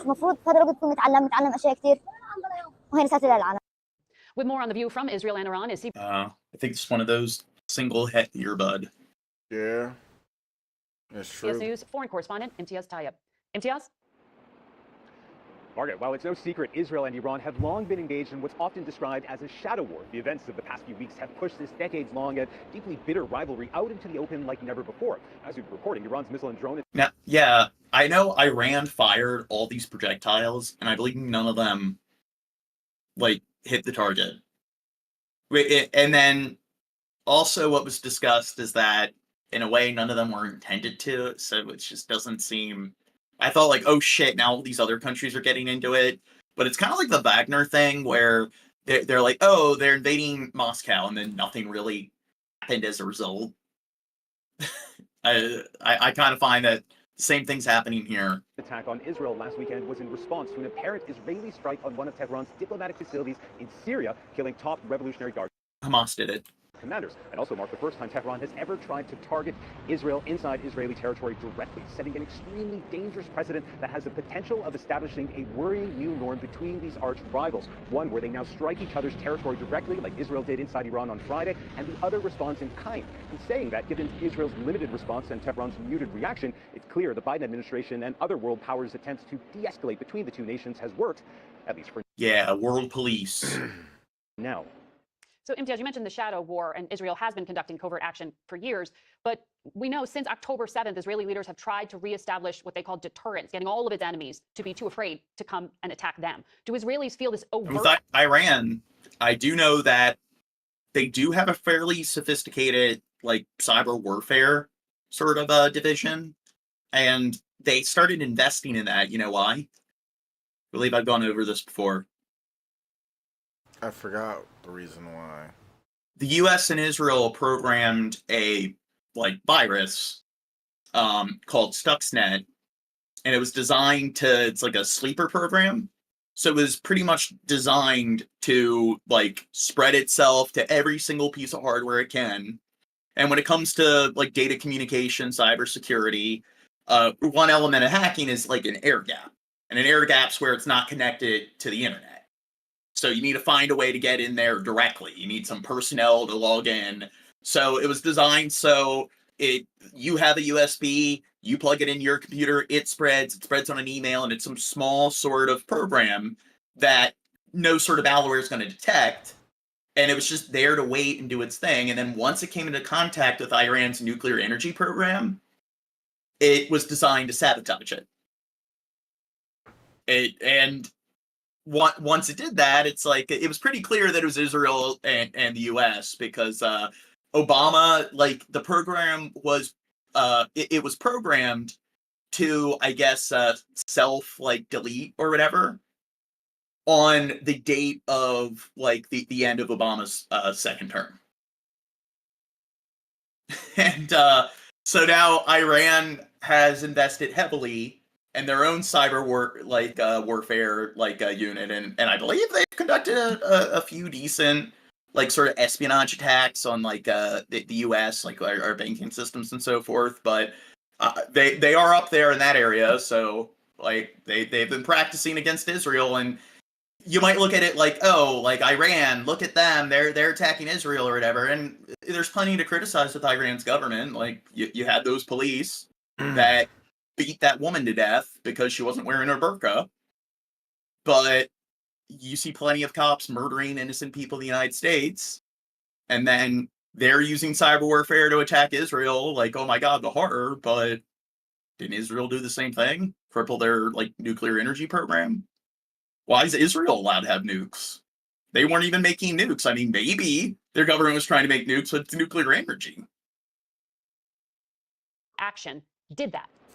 Yeah, it's a good question and a very complicated That's what they all say, John. Nuclear energy. Iran is not far from their minds, and while Israel's extreme far-right Minister for National Security, Itamar Ben-Gvir, called Israel's retaliatory strike on Friday in a tweet as, and I'm quoting here, feeble, and other members of Netanyahu's far-right coalition urging him to, and again, I'm quoting here, go berserk on Tehran, the Israeli public appeared to be far more measured and pragmatic. In fact, a recent poll from the Hebrew University found 74% of Israelis opposed a major retaliatory strike onto Iran following its drone and missile attack if it would harm Israel's security alliance with other allies, including the U.S. In saying that, 44% of Israelis also back a military offensive against Hamas in the southern city of Rafah, where at least 1.2 million Palestinians are sheltering, even at the cost of Israel's foreign relations. Margaret. Imtiaz Taib. The Israel-Hamas war is escalating tensions across the Middle East and the world. A senior Hamas official is laying out what he says it will take for the group to establish a ceasefire. Fox's Gary Baumgarten has a story. Israeli Prime Minister Benjamin Netanyahu still says a ground invasion into the southern Gaza city of Rafah is critical to eliminating the remaining Hamas strongholds in the region. This is a senior Hamas official speaking to the Associated Press in Turkey. Now, do you think, I don't know, Crow, do you want to look up aerial images of Rafah? I'm wondering how many buildings, multi-story buildings they actually have there. And I mean, how I guess densely aligned those buildings are, because if it's a bunch of blank clear vacant sort of terrain, Do you think they need to use airstrikes? Do you think they can't send in like soldiers, infantry, armored vehicles to go in and deal with them? Or do you think they're going to have to use airstrikes to deal with it? They need those big Reveals things that the you were terror talking group. about. The big trucks that just... Yeah, the killdozers. There you go. Yeah. They'll get rid of Hamas. But is ready to continue. Yeah, what they're going to do is you're going to have a bunch of refugees in tents and stuff, and they could easily drive around and stuff, but they're going to killdozer through the refugees to get to Hamas, and then they're going to claim that Hamas did it, and they thought those people were Hamas, but Hamas did it. Yeah, by the looks of it, yeah, ground warfare would be tricky. So, yeah, just all out airstrikes. I mean, fucking, there's a mosque there. I mean, But is it more rural or how, like... No, it's pretty fucking dense. Okay. Ceasefire negotiations. If they can't finish Hamas off, what is Well, the I solution? mean, I don't know. I still don't think they need to be using airstrikes in a situation like that. The thing is, they don't care. If they send in their own troops, armored vehicles, they'll face they'll face slightly or deal with slightly more casualties than they would if they used airstrikes, but a lot less civilians will die in the process. But hey, Hamas attacked them, so its gloves are off. The solution is to go to consensus. We have repeatedly offered the establishment of a fully sovereign Palestinian state. Hamas says it is willing to agree to a 5-year or longer truce with Israel, adding it would lay down its weapons and transform into a political party, but that's if an independent Palestinian state is formed. This would include territory in the West Bank, East Jerusalem, and Gaza. Israeli officials are not expected to entertain this idea, especially with more than 100 hostages still in Hamas captivity. Until Hamas releases our hostages. What if Hamas does release all the hostages? I mean, I think if they do, maybe, why wouldn't they take them up on this offer? Maybe there's something I don't know, but seems like both of them, Hamas being like, hey, we're not going to give up the hostage. Like, why wouldn't Hamas do that? So it just seems like that's a fair trade. The IDF will continue to pursue Hamas. If we are not assured the war will end, why would I hand over the prisoners? But anger over the lack of progress surrounding the And see, this is where it's just, if we're going to act like people are a collective, it's like the IDF, Israel, like, be the bigger person. Show that, again, you want the hostages to be freed. You want the killing to stop, the war to stop. So, okay, is it fucked up that Hamas, like, many of the, like, Hamas, like, militants and leaders won't be held accountable for their crimes? Yeah, but is Benjamin Netanyahu or how many of these Israeli citizens or militants are going to be held accountable for their fucking war crimes? Oh, I find go ahead. And it's just in a scenario like this, it's just, it seems like the most ideal scenario that will result in the most minimum amount of, like, casualties overall. But no, we need justice. We need to hold them accountable. So, like, we have this option where the fighting will stop and all the hostages will be set free. But no, we can't do that. We got to go after all the Hamas militants. And it's just, it's a scenario where it's like, hey, Israel, government, grow the fuck up. Release is boiling over.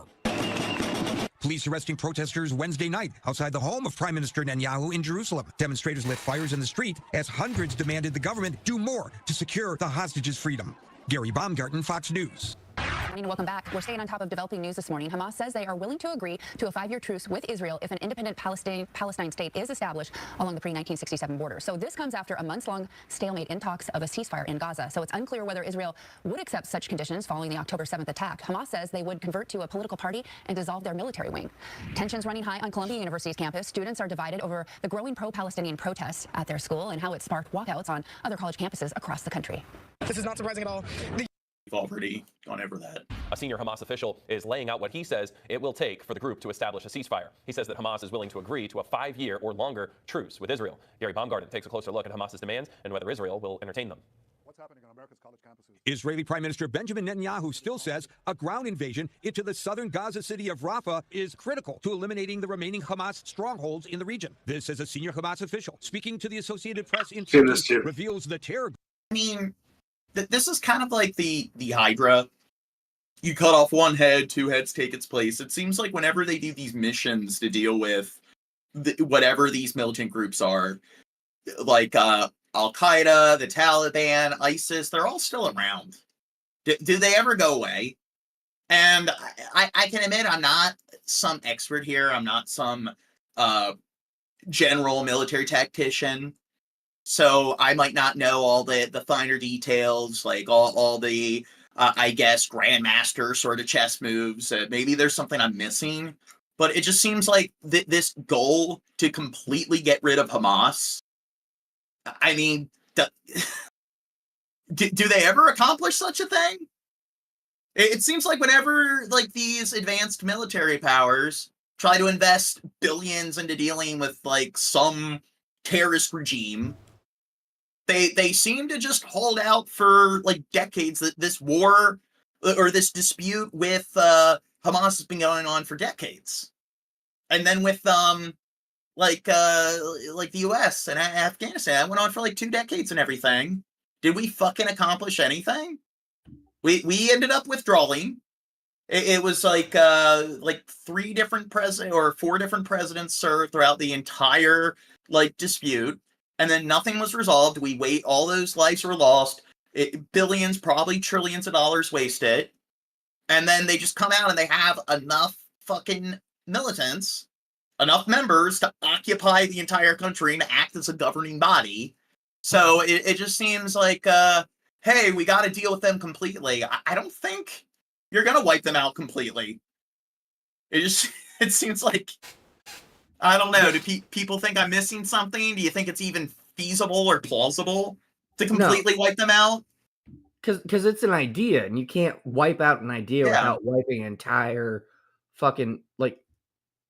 You got to genocide, like, you got to kill them all. You got to cut off all the heads. And you know what? There's all these kids that are probably going to grow up and become part of Hamas. You know why? They probably witnessed all their fucking relatives dying. And it's kind of like Hamas and Israel, like what he said, are kind of on the same side. They're kind of helping each other. It's this endless battle, revolving door, where they're like there's all these future recruits. And you can't blame them. Because it's just, look at what these little kids probably have experienced, like we said, in the span of like 3-6 months, multiple people getting buried. They probably witnessed like countless people with their limbs blown off. How many kids do you think there are where it's like their older sibling, their face is melted off and they're missing a leg, and then their younger sibling died of malnourishment? And well, it also has to do with the type of warfare, the modern warfare, where it's in towns, in cities. Like if something like this happened like in 18 whatever the fuck, and it was just like some village was, you know, fucking with your kingdom, you could just send all your fucking troops and just destroy that fucking little village. But no, it's fucking countries, it's towns, it's big ass fucking cities. So I mean, that's another thing too that, you know, fucking keeps this thing going. And you mentioned it's an idea. And like with Afghanistan, when our troops are there, it's like now there's war crimes, there's television. That's one of the big things with like Vietnam that really changed things. We can't just like conduct air raids, gloves are off, do whatever we want. So you can have a really advanced military. You can have the advantage when it comes to technology. But unless you're going to invade the country, like in the pre-industrial age, pre-modern era, where you can make it a colony or a territory, an extension to your empire, where you then install your own provisionary government, you start installing your own sort of educational system to bring the youth up with. It's an idea. So more and more people are just going to continue this revolving door to join whatever the group is that you're fighting. And when people are like, hey, yeah, like when they talk about like in scenarios like this, where it's dealing with militias, people who just don't want to comply with the government, people will talk about like the United States fighting China or whatever, and they'll point to Afghanistan and stuff, like it's a fair comparison, and it's not, because like you said, in the 1800s, 1700s, if they had a colony and they just wanted to exploit the land, they had coastal cities and stuff. If there were people inland, like the United States with the Native Americans, or like in different British, French colonies, if they had an issue with they'd let them live in the mountains, live in the rainforest. That's what they're doing. Like Al-Qaeda, they're hiding out in the mountains, and it's just whatever, you colonize it. All the areas where all the industry is, the cities and stuff, that's where you indoctrinate the people, the second, third generations growing up with your like new government. And then if people, you want to set up a town for a fur trade at this river, and there's a group of people, like indigenous people living there, well, in the 1700s, you could just send in a gun squad, burn the village to the ground, and commit genocide. And guess what? The overwhelming majority of people were illiterate. They didn't have TV. They didn't have like industrial printing. So unless you were royalty, you were none the wiser of something like that happening. If something like that happens today, where a group of soldiers go in and shoot up a village, the whole world's going to know about it. And that's the thing. So it's like, what are we going to do? If you want to fix this entirely, you want to get rid of Hamas, Israel would have to annex the entire region. They'd have to, they're kind of doing that. They're committing a genocide. So what's the other option? Well, the other option is diplomacy. You mentioned, are they ever going to get rid of Hamas through just pure military force and military power? Probably not. So how do they discontinue this revolving door? Maybe accept the fucking peace deal, give them back, like, follow the law, get rid of those illegal settlements that are turning like the West Bank and stuff into a bunch of enclaves, and then maybe spend more time on things like diplomacy. Maybe that would work. But maybe that's the approach you need to go about. I mean, maybe if the United States invested billions in, I guess, setting up, establishing schools and stuff, like public infrastructure, setting up like really sophisticated maritime trade with Gaza, because they're pretty much an enclave and everything. Maybe if they did that, the people wouldn't feel the need, or maybe a group like Hamas wouldn't come into power. Maybe they wouldn't have to use war and stuff. Like, maybe that's the way to resolve the dispute and mitigate things. Group is ready to continue ceasefire. But what do I know? Negotiations. If they can't finish Hamas off, what is the solution? The solution is to go to consensus. We have repeatedly offered the establishment of a fully sovereign Palestinian state. Hamas says it is willing to agree to a 5-year or longer truce with Israel, adding it would lay down its weapons and transform into a political party, but that's if an independent Palestinian state is formed. This would include territory in the West Bank, East Jerusalem, and Gaza. Israeli officials are not expected to entertain this idea, especially with more than 100 hostages still in Hamas captivity. Until Hamas releases our hostages, the IDF will continue to pursue Hamas. If we are not assured the war will end, why would I hand over the prisoners? But anger over the lack of progress surrounding the hostages' release is boiling over. Police arresting protesters Wednesday night outside the home of Prime Minister Netanyahu in Jerusalem. Demonstrators lit fires in the street as hundreds demanded the government do more to secure the hostages' freedom. Gary Baumgarten, WFXR News. This morning, efforts to secure a ceasefire in Gaza are continuing. Hamas said today it's studying the latest Israeli. Hamas being like, "Hey, we'll demilitarize if we have peace in the next for the next 5+ years," is such a bad idea. I mean, that seems reasonable to me. Yeah. So they're reviewing. So I guess Israel's now proposing an alternative to what they were proposing. So let's see what this says. In the Middle East, Hamas says it is reviewing a new Israeli proposal for a ceasefire in Gaza. At the same time, Egypt is intensifying efforts to negotiate a deal to end the war and stave off a planned Israeli ground offensive into the southern city of Rafah.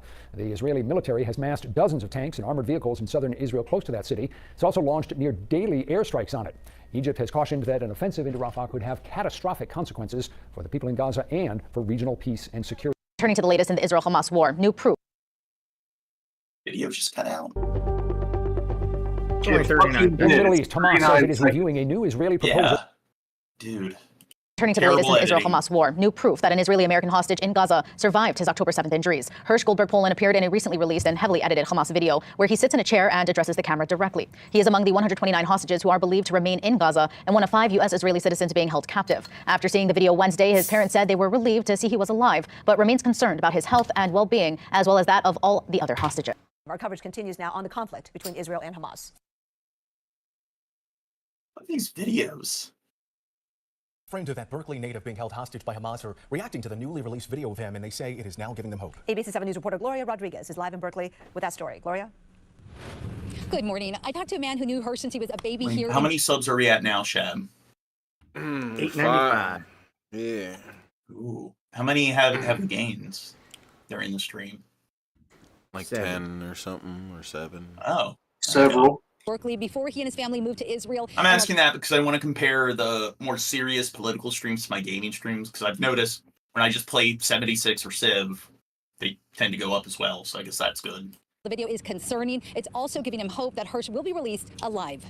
Shalom.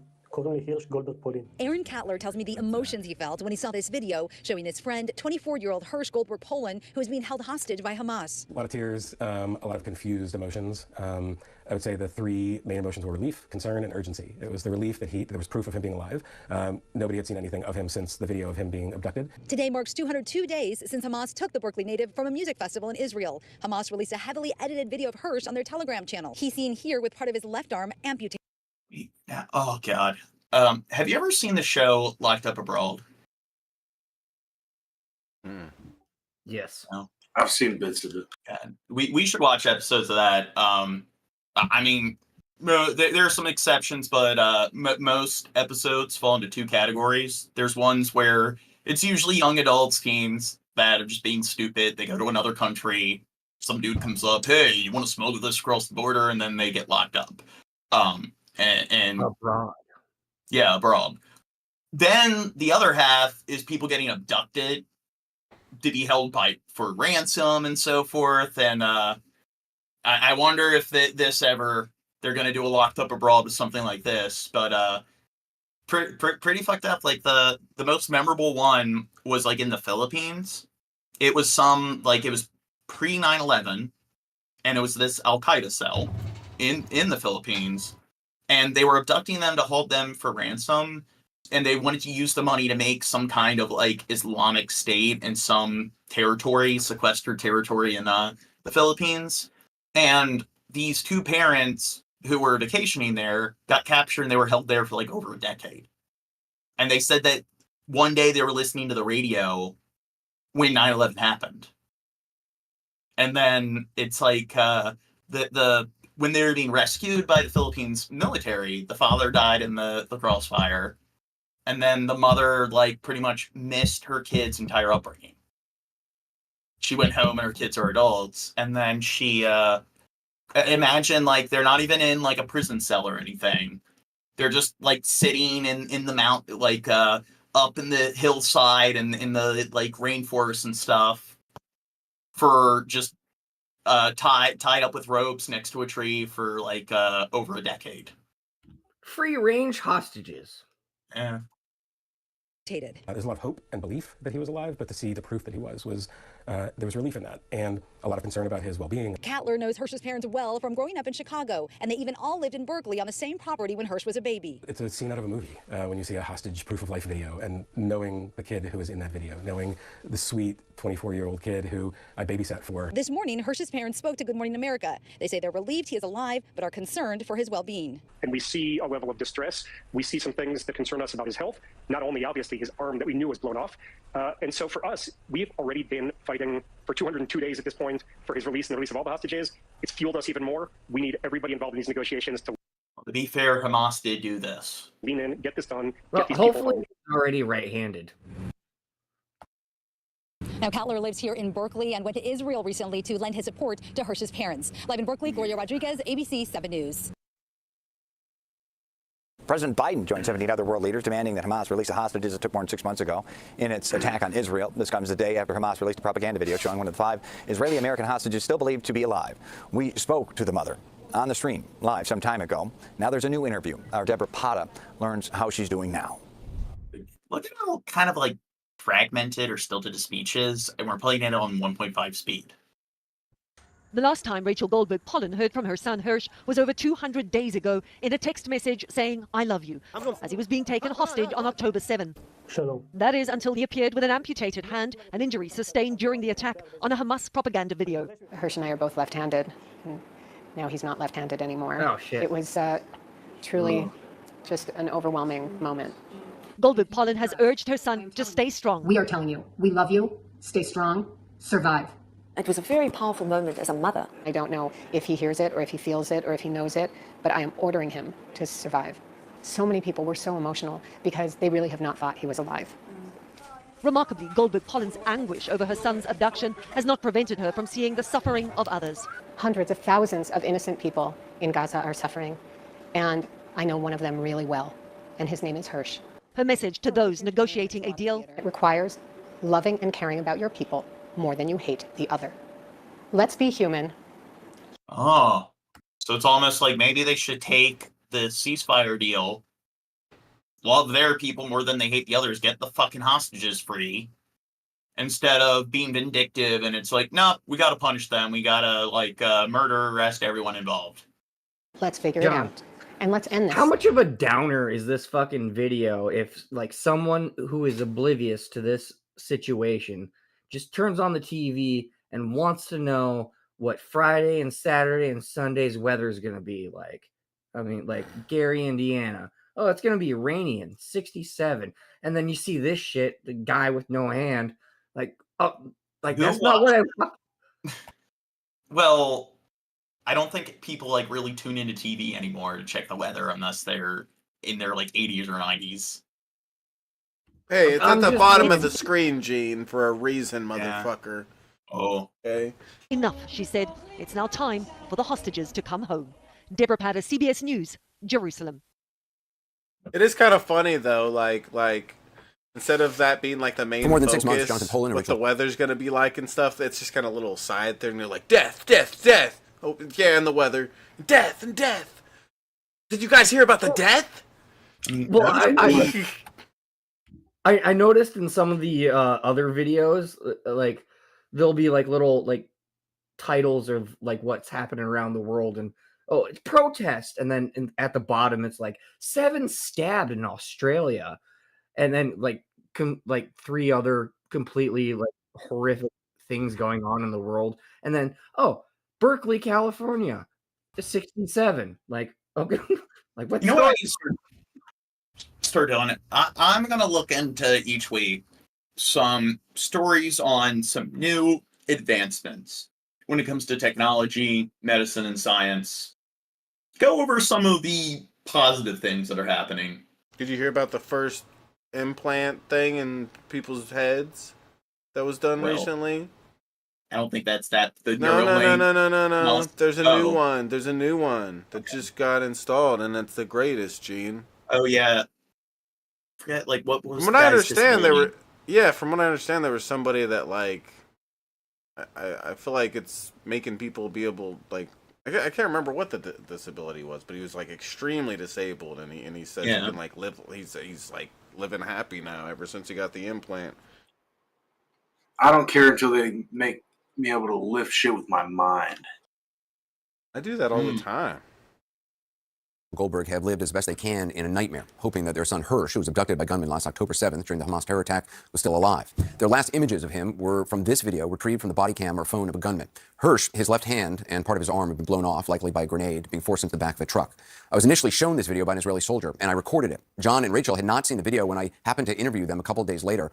Realizing it was their son I'd seen, I called them after the interview, and I then sent them this video. It was the first time they saw their son being taken. They later decided to make it public so people could see what Hamas did to their child and so many other innocent people. We've been talking with John and Rachel ever since as they waited for word, any word of their son. Yesterday, they got it, a hostage video. We're only showing a frame of it. Unclear when it was made, seems recently, but his wound appears to have healed and he is alive. On it, or was alive at least when this was made. On it, he said he loves his parents and he misses them. I spoke with John and Rachel earlier today. Rachel and John, thank you so much for talking to us. How did you learn about this video? Did you know it was about to come out? We knew that it was about to come out maybe 45 minutes before it came out. I got a call from, there was representation from the US and from Israel on the line saying, we haven't seen it, we don't know what it is, but there is a video coming out on Telegram. And that's how we found out. And then we saw it when the rest of the world saw it. What was that like? You know, it's actually interesting that you're asking this, because I think that it was a lot like when we saw the video that you shared with us, although for us now, it was, you know, after 201 days, I mean, we were sobbing, tears and emotional, overwhelmed feelings were just abounding.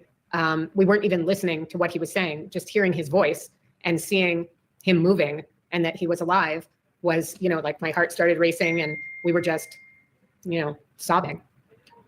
I would say that it was hopeful. We've had hope because we have to for 201 days, but there's still something about seeing and hearing your loved one for the first time in so long, mixed with concern, which is to say that we parents know our kids best and we know what Hirsch looks like. And not only is his arm missing, which we've known about since we got your video on day 10 or 11, but he doesn't look great. Coloring is off, but you'd expect that after 200 plus days in the tunnel. But he looks a little bit puffy. His face, his neck, his shoulders could be due to a number of factors, but there's mixed emotions here. It lights a fire under us even more than we've already had to bring him and the other 132 hostages home as fast as we can. You know, from the earliest days that we have all talked with each other, you know, you had told me when we sat down in Jerusalem in your house that, you know, doctors had reached out to you saying that the wounds that they saw in the video looked treatable and that gave you hope. And then even months later, you know, you heard from veterinarians when word got out that... Now, what would you do if this was your kid, your sibling, and they've been gone, no word of them or whatever, for months? You saw a video where they were wounded and captured, and then, like, 6 months later, you see them on some hostage, like, sort of propaganda video. You know, they're alive and they're missing, like, their hand. Some shit, man. Some shit. I mean, yeah. Another hostage. I don't know, dude. They need to take a ceasefire. Like, come on. Why? Like, I'm mad that we got a shitty video on them. Their rebuttal. I want to know what their counter offer was. Well, there needs to be justice. Yeah. Had been treated by veterinarians. Veterinarians reach out to you to say, you know what, don't worry about that, because actually a vet could even work on Hirsch's hand and it would be okay. I mean, when I saw this, I looked at the video, not so much to hear what he said, but more to see how he was. And you could tell that wound seems to have healed. Yeah. I mean, we did hear from many surgeons explaining that it's healing well, but that they were explaining what the next steps are, that he needs to have treatment, the sooner the better, in terms of permanent nerve damage, in terms of getting a prosthesis that will, you know, behave the way it's supposed to. You have to have certain stimulation, rehabilitation done as soon after the amputation as possible, which obviously this has been a huge delay in treatment. So we are concerned about that, but you know, he's alive. And there are so many families that don't have that proof that we just feel very blessed that we got that. And to hear him say, you know, mom. Bad Crow. You don't joke about stuff like this. You're not allowed to. Dad, to hear too him say, far. You know, at least I didn't get a womp womp. Yeah, I'm too lazy to move the mouse cursor to the third monitor. That must have just been incredible. Well, it's interesting because, you know, we never used Hebrew with our kids. So it was kind of like, you know, kissing someone through a veil, because that's not the language that we use at home, but it's his voice. And we appreciated that message at the end that you're describing when he talks directly to us. And the message was very clear. So did they force him to speak in Hebrew? And I don't know, you know, who scripted it or, you know, where it was coming from, but I'll take it. He also hardly paid attention, Anderson, to the first thanks, Hamas. 2 minutes and 15 seconds of the video. Maybe somebody else scripted it. Maybe it's Hirsch's words. I don't think so. Doesn't even matter. I just was immediately grabbed by those last 30 seconds and touched by it, obviously, and sending all of the same sentiments right back at Hirsch, hoping that he hears and knows and sees that we love him and we miss him, and we are working to get him home as fast as we can, just as he said in the video. Well, the other thing that really struck me about what he said is that he said, and I'm not quoting directly, but you know, I know you've been doing everything you can, and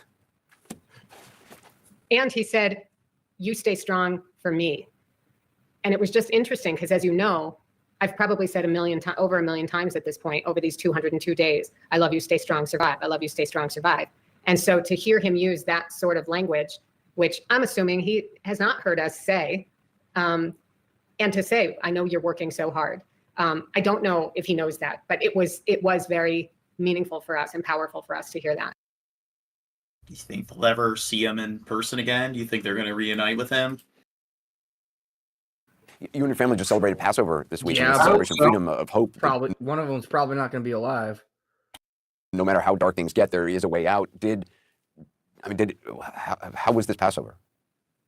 Well, Passover is actually a week long, but the first 2 days, when you're outside of Israel, you do a Seder dinner. When you're in Israel, you do just one night of Seder dinner. And we were very nervous going into this dinner because, as you said, it's normally a commemoration of the Jewish people leaving captivity, leaving Egypt, and going on to be a free people. And the idea that we were going to celebrate freedom when our entire being and soul and heart is being held captive just felt perverse. It was not a celebration of freedom. It was a plea and beseeching of asking for freedom for Hirsch and the other 132 hostages. Families of hostages don't need any reminder ever of the fact that we are dealing with real people. But maybe the world needs that reminder. Maybe the negotiators sitting in rooms need that reminder. And if this video plays one small piece in reminding the negotiators that you are dealing with real human beings with aspiration. And here's the thing. When one person dies, that's a statistic. Or when one person dies, that's a tragedy. When 1,000 people die, that's a statistic. It's another good example where let's treat people like they're bored. People have been doing that with Israel as well. Because look at what the IDF is doing and stuff. And then they want to ignore that Hamas is also guilty, doing really fucked up shit. And people like to be like, oh, yeah, whatever. Like, Israel's been instigating and shit. And, like, it makes sense that they would attack. And it's the thing is, again, two wrongs don't make a right. And then you look at this scenario. And again, did this person deserve it? Are they responsible for what Israel's been doing? Or look at the parents and stuff. So it's just more example of you just look at stories of individual people. It gets rid of that kind of I guess that bias, that fog of it just being a bunch of numbers. And I think this is what people need to do when they are going to look into like these divisive issues between two groups.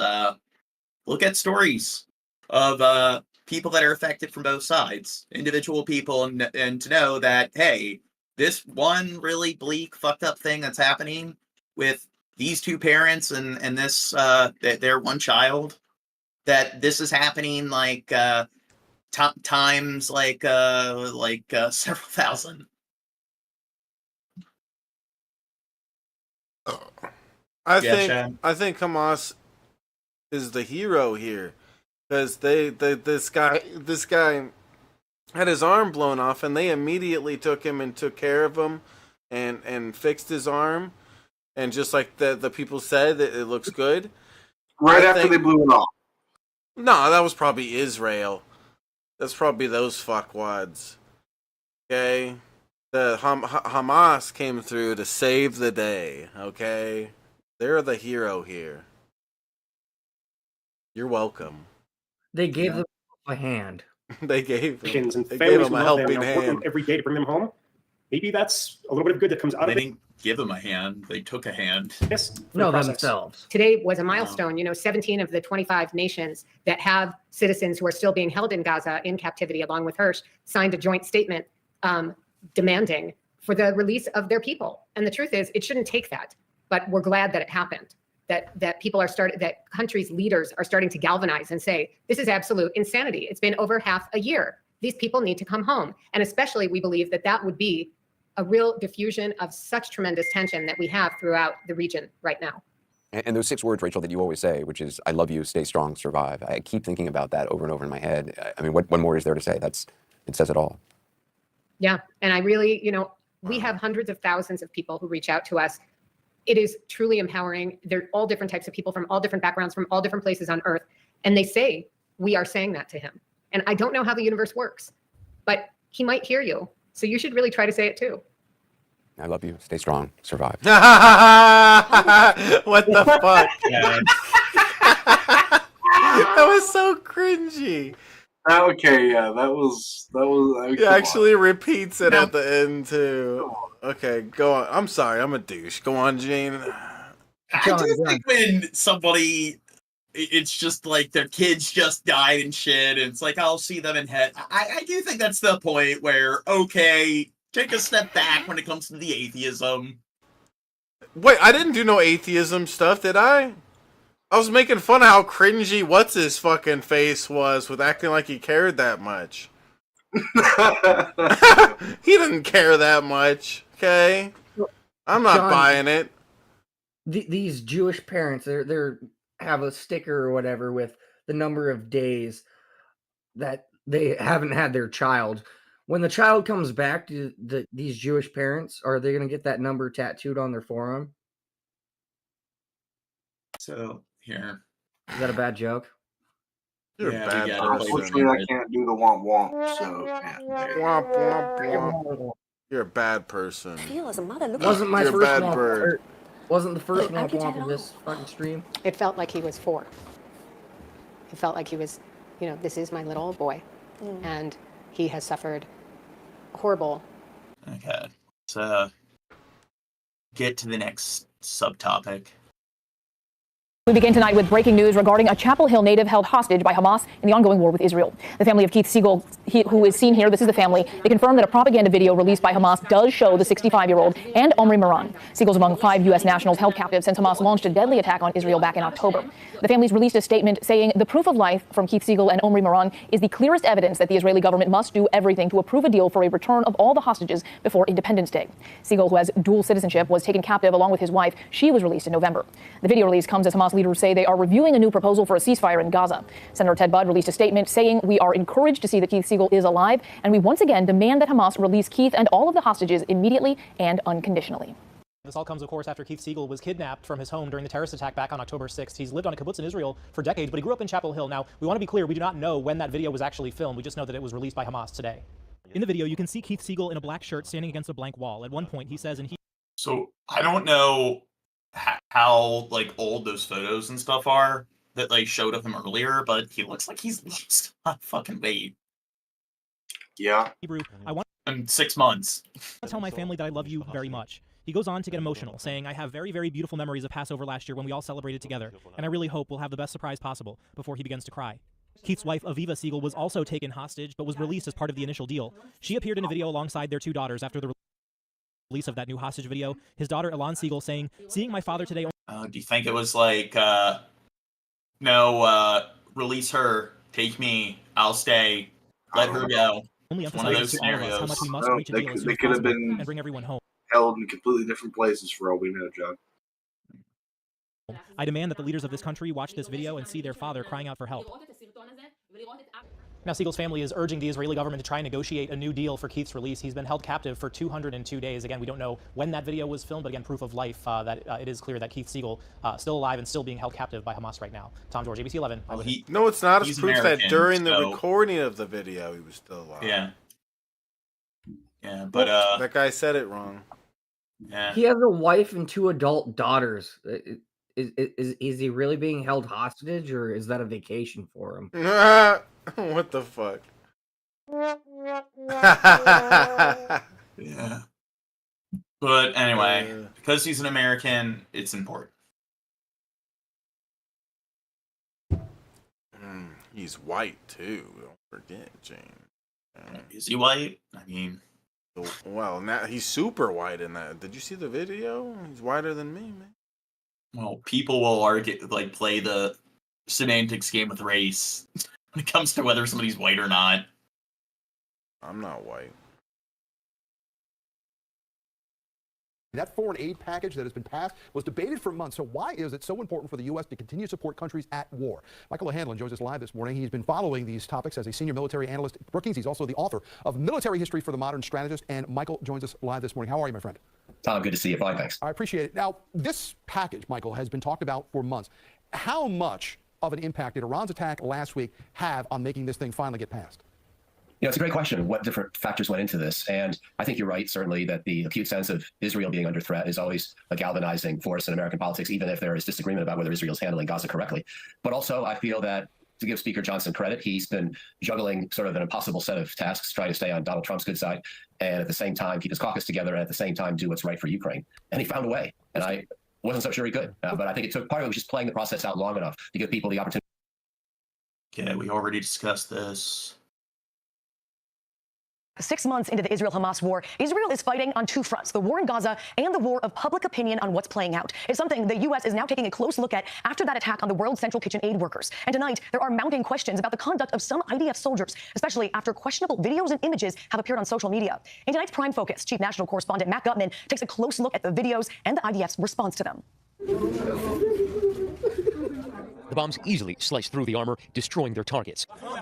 But the victims in that series of Israeli airstrikes in Gaza last Monday weren't militants. They were 7 unarmed aid workers from the World Central Kitchen delivering food to Palestinians in coordination with the IDF. The IDF taking responsibility for the horror and calling the strike a grave mistake. The IDF also firing 2. There's always civilian casualties in war. Come on. 2 commanders and reprimanding 3 Well, what I was trying to say, or what I was going to say earlier, they're called the Israeli Defense Force, right? That's what IDF stands for. Yeah, they're being very offensive and not defensive. That seems kind of strange. They're in a vehicle, and the vehicle could be used as a weapon. Best defense is a good offense. 6 months into the Yes, Israel-Hamas war, IDF soldiers' conduct is increasingly under the microscope. Thank you, Hashem. I found a beautiful wife. Incidents ranging from pranksterish to potentially criminal are now being exposed to the world, often by videos soldiers themselves have posted online. There are videos and pictures circulating showing soldiers blowing up buildings in Gaza, waving women's underwear, and rifling through the possessions of Gazans. Those videos, they're the most disturbing because they really show the loss of any moral compass and not seeing the Palestinians as human beings in general. And those videos have been seized upon by pro-Palestinian activists. They're all responsible. They're all just some terrible, disgusting entity. They're like a bunch of frat boys or something, you know? They remind me of, like, the way they act reminds me of me when I was, like, a teenager, acting like a little douchebag or something, you know? Kind of like the movie Platoon, when they, like, shoot up the village and everything, and they're having a good old time. Let's make the person dance while, like, shooting at their feet.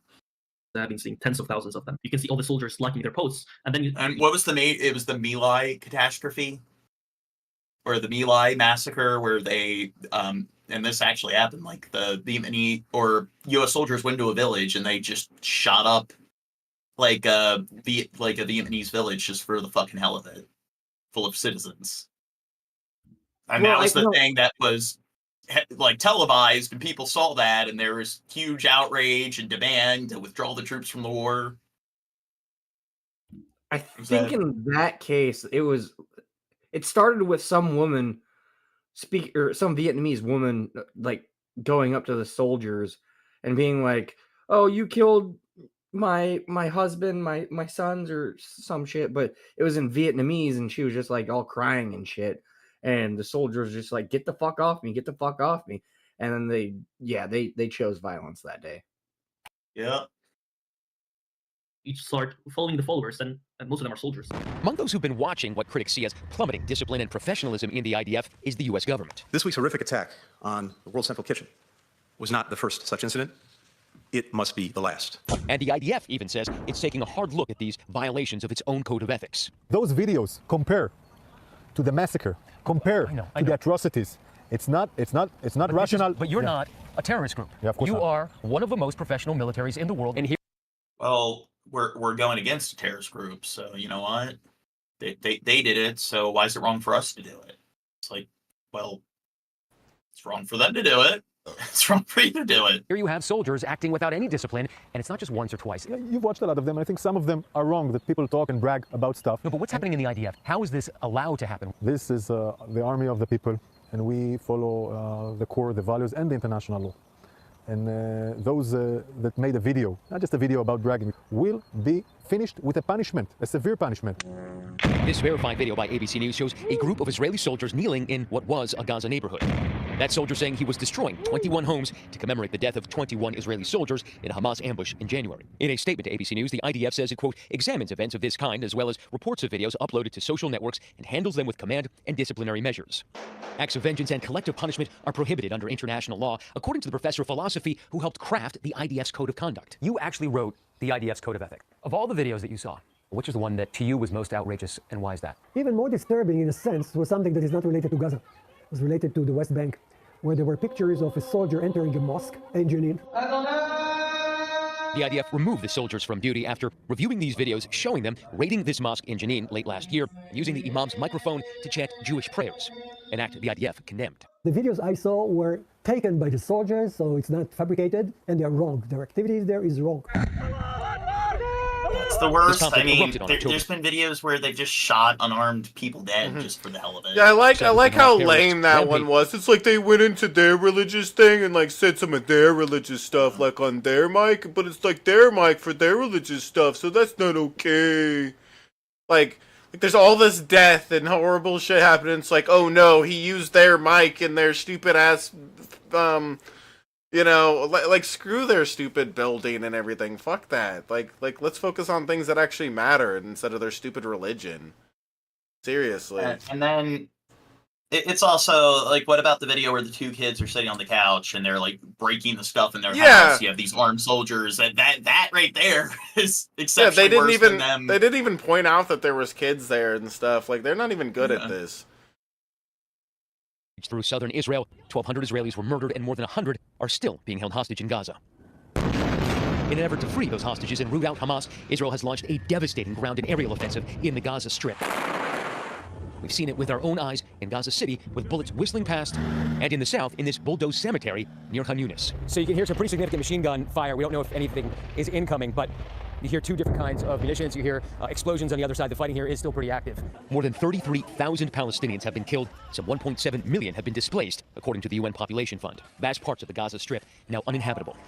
This is the longest war Israel has been in since the state was established in 1948. Tens of thousands of IDF soldiers have been deployed in Gaza. The majority of them reservists, like Leroy Talyar. Talyar is a paratrooper who posted this video. Okay, everything is fine, no problem, no more explosions. What was the thinking behind that video? It was a joke, of course, saying that everything is all right. I mean, it's clearly not. I definitely wouldn't put a video up of where I knew that there was innocent civilians being killed. Me and my friends went through a very, very difficult time while we were there. Our way of getting over that difficulty was making dark comedy. Maybe it wasn't at the right time, at the right place. Did anybody from the IDF say anything to you about it? No, no one has said anything to me about it. His native South Africa has now said it would prosecute dual national soldiers like him if they tried to return to South Africa. Those houses were going to be blown up. I thought he had a British accent. He has a South African accent. I shouldn't censor myself, since the other side, the side that we were fighting against, was perfectly okay South with Africa showing how they took part in apartheid too. Yep. Well, South Africa, they've been condemning Israel, and I mean they what was it? They took them to some kind of international court not too long ago. They killed innocent Israeli civilians and how they would mutilate bodies and putting it out for the world to see. The behavior is not limited to. So that makes what they're doing okay. So it's more of the. I mean, I know we're saying it over and over again, but it seems like people keep making these points over and over again. They're not a fucking Borg. Two wrongs don't make a right. The rank and file soldiers. In January, a video verified by ABC News shows the demolition of Al-Isra University in Gaza. Viewed hundreds of thousands of times, the building was empty at the time of the explosion. It was filmed by an IDF drone and posted online by a soldier against military policy. And a general who ordered the demolition of this Palestinian institution of higher learning had not been authorized to do so. Israel says that's what I was wondering. It's like, I knew they didn't have the authority to film it. It's like, why were they demolishing it or whatever? Like, what was the point? And I guess the excuse they're going to make is, well, Hamas could have used it as some kind of like shelter or whatever, hideaway. And it's okay, here's an institution where once the war is over, it's still standing.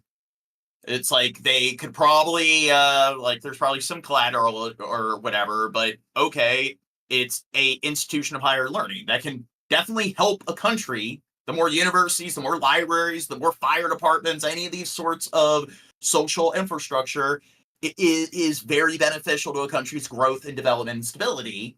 And it's just, hey, let's blow up this building that is really beneficial to this region, to the people, just for the hell of it. Let's cripple like their infrastructure as much as we can, like physical and like just social infrastructure, just to like make it as difficult for them to recover and rebuild.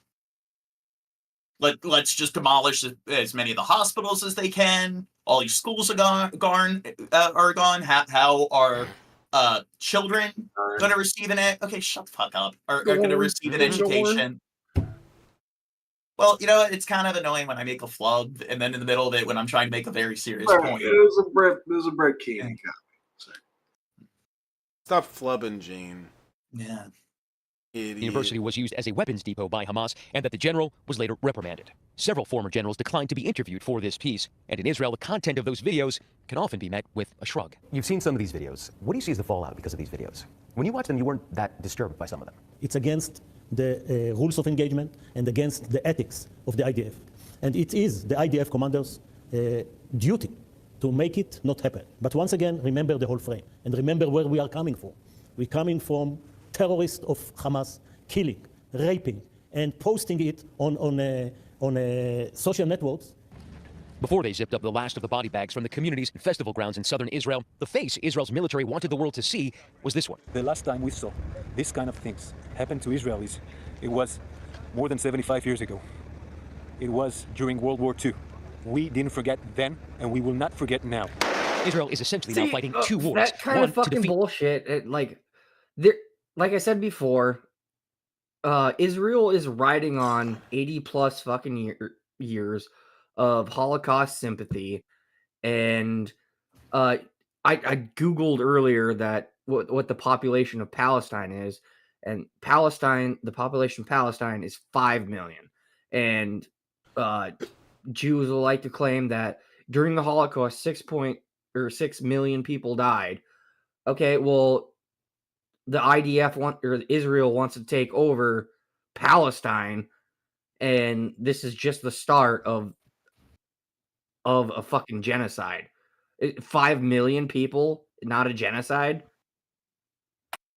Well, here's the thing. How many people in Israel today were alive during World War II? I mean, that were actual... But they're fucking, oh, I'm Jewish. Oh, my people went through the Holocaust. You can't fucking do that to me. Like, nah. It's the same with, like, fucking reparations as well. Like, no, you weren't part of the fucking slave trade, so you're not getting reparations for something that you weren't a part of. Well, I mean, at least with that, when you talk about Jim Crow laws, it happened, there is a much larger amount of people today that lived through Jim Crow laws.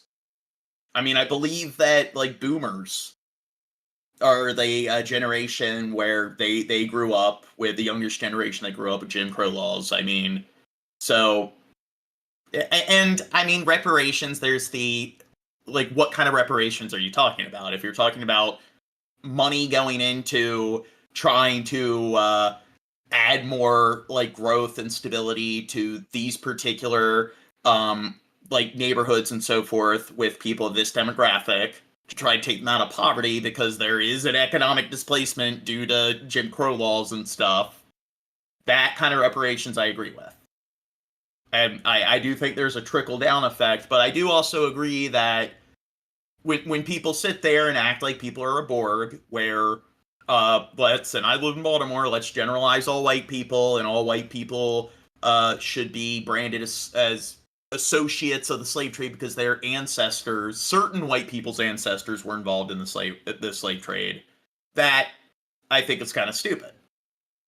And I just think that here, how many, like, kids, how many people are going through this? Millions of people are being subjected to, whether you call it a genocide or not, to this kind of atrocity of subjecting the Gaza Strip to air raids, people having to witness all of these, like, children and like, all these victims with their limbs blown off, and they are alive today dealing with this. How many people in Israel were alive during the Holocaust in World War II? It's just most of the people that are making that argument did not grow up and did not experience the Holocaust. They were not some Jewish child who, like, had to flee on the back of a truck with one of their older relatives. They weren't somebody who was in a concentration camp and rescued, or had a relative who they grew up with who died in a concentration camp. So yeah, it's terrible that that happened to those particular people. But guess what? The most of the people here, they were not alive then. These people in Gaza are alive now and dealing with this. And this is another example of people being kind of stupid, where I do find that people are more likely to gaslight individuals. So if somebody is alive today dealing with something like abuse, whatever, get over it, you're dealing with some hardship. But then there are people like that will be apathetic towards individual people that are alive today experiencing some kind of adversity, but then they're going to sit there and look back to what a group of people dealt with hundreds of years ago.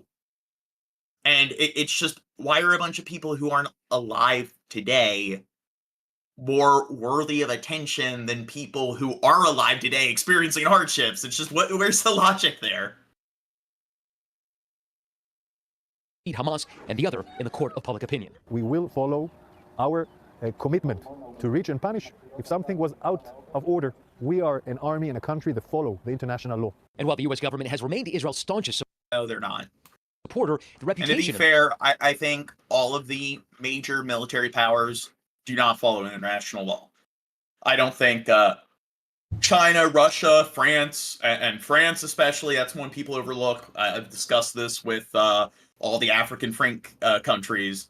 They've engaged in a lot of fucked up sort of kind of espionage and shit, and those like neo-colonialism there. Britain, like, they're always backing the United States, and we're always backing people like Israel. So, like I've said before, it's the big three and the little, like, two, like, powers. France, Britain, Russia, China, and the United States, definitely. And Israel, they don't do a good job when it comes to exercising, like, or abiding by international law when it comes to war crimes. The IDF is now called into question. Soldiers keep posting those videos, and the humanitarian crisis in Gaza grows. Now, the Biden administration is making it clear that its unconditional support of Israel may soon be conditional. Our thanks to Matt Gutman for that in-depth report. Have you ever pondered the value of a single life in an unprovoked attack by terrorists? This question echoes loudly in our minds as we follow the hostage crisis in Gaza, a grim saga that has stretched over more than 6 months since the abduction by Hamas of some 200 hostages from southern Israel on October 7th. The uncertainty that shrouds the fate of these hostages is terrifying, and given the barbaric reputation of Hamas, it all suggests a tragic and heart-wrenching outcome. Negotiations for a ceasefire agreement have not been successful, and the pendulum has swung from despair to painful glimmers of hope and then back again. Israeli officials, in their efforts a solution, hold on to the belief that perhaps around 130 hostages remain in Gaza still alive, a belief that fuels their resolve. Yet with each passing day, that belief becomes more elusive, and the fate of the remaining hostages, including women, the elderly and ill hostages, of greater and greater concern. Each day, each hour is critical to each of them and to their loved ones. In the face of the inhumanity of what Hamas has done, one cannot help but question why anyone would engage. The most generic kind of coverage imaginable. Next vid. They had an AI write this for them. Yeah. أنا كنت أتفرج عليك إنه أنت كنت توصل رسالة للعالم إنه أنت كنت توصل رسالة للعالم إنه كنت توصل رسالة للعالم وصل لي رسالة إنه أنا بدي أسافر بدي أتعالج أنا مريض أنا حالتي صعبة بدي أسافر زي ما بتوصل رسالة للعالم أنس الجزيرة أنا كنت أتفرج عليك أنت كنت تقول They're all partially responsible. أنس الجزيرة شمال غزة كنت توصل رسائل للعالم وصل لي رسالة واحدة. I'm just quoting what the president of Israel said. They're at fault for electing Hamas into power, says the president of Israel, who was elected into power by the Israeli people. That it's okay to genocide them because they're all partially responsible for Hamas. إنه أنا بدي أسافر برا بدي أتعالج بس لو إنه تذكرتين أنا ووالدي نسافر برا. شو صار معك؟ سوا طواق نزلوا علي تعرضت لحروب أهلي توفوا استشهدوا أسرتي أنا ووالدي الناجيين الوحيدين بس إنه حروب كل ما يغيروا لي بتعذب زي كأنه تابوت أنا تحت الأنقاض. They're said بتعذب زي كأنه تابوت أنا تحت الأنقاض نفق. He was talking about like changing his dressings and stuff, and I do know that when people are like burn victims, they have those bandages. Apparently, it is like agonizing pain when they have to take their bandages off and stuff.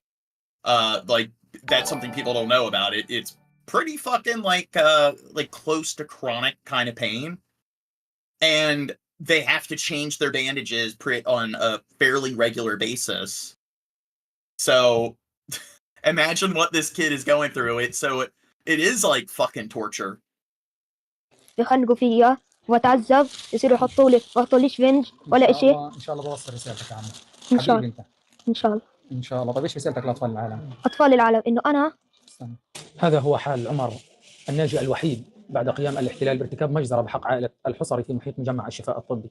يجب أن تصل رسالة عمر إلى كل العالم، وهناك الآلاف من الأطفال كحال عمر. Israelis might be focused on a possible retaliatory attack by Iran, but in Khan Yunis, southern Gaza, Palestinians are sifting through what's left of their lives. Israeli soldiers pulled out from here, leaving behind a rubble-strewn wasteland. Local journalists in Gaza filmed with. You know where I learned that from, about the bandages and so forth? John Hopkins. Well, it's a book called Predictably Irrational. Oh. It's written by a psychologist who was a burn victim, and he was talking about that. He was talking about kind of like the apparently it's easier or it does hurt a lot less if they change the bandages slowly. But apparently like the aides and stuff would just tear it off quickly. Why?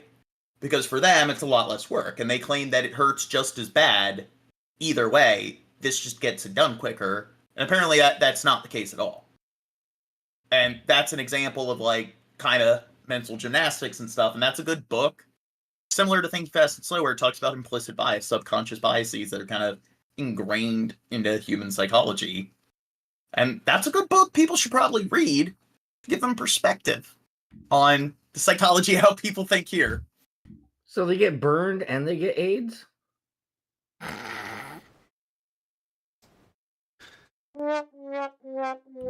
Emmett Canard and his family for us.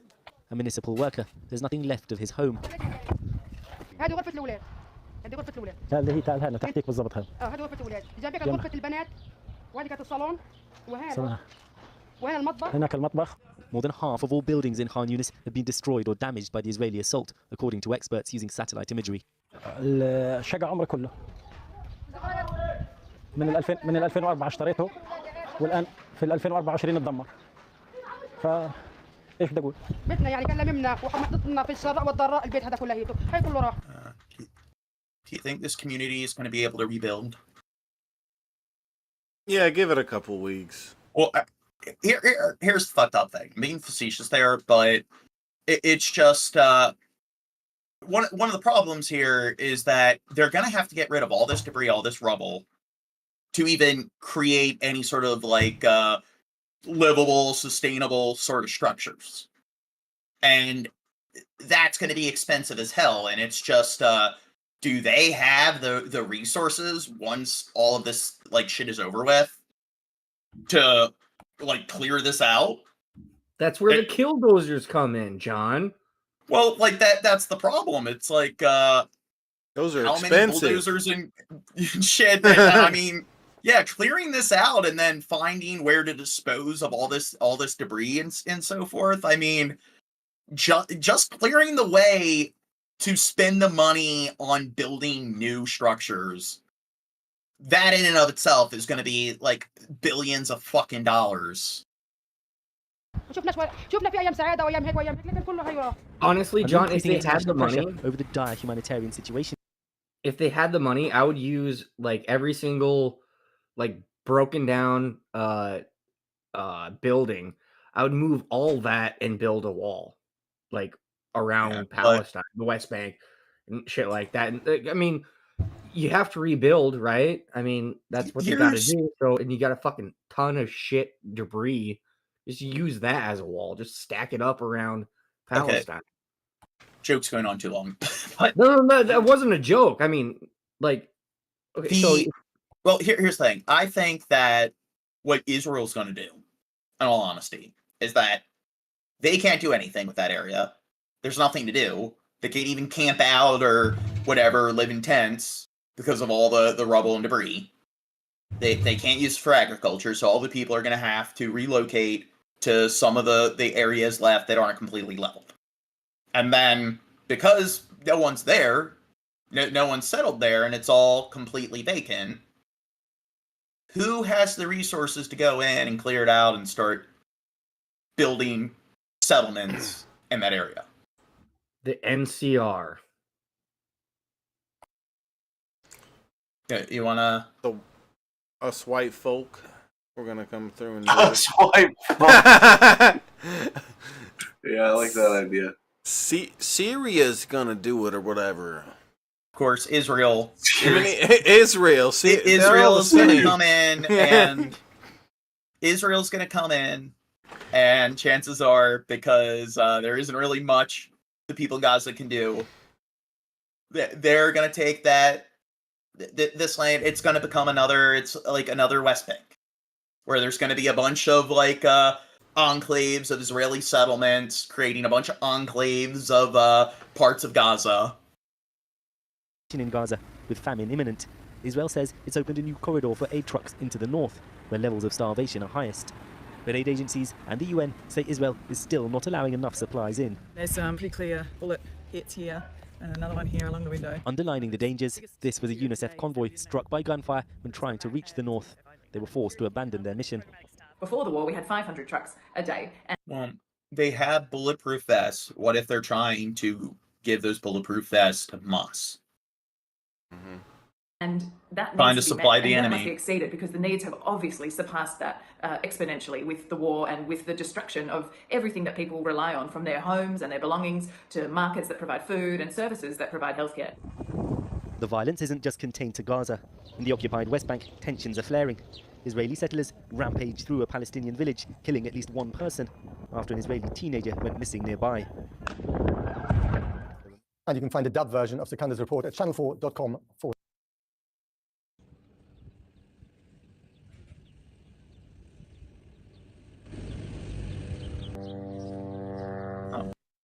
Maybe they could use this little plot of dirt for to grow some few little strands of maize.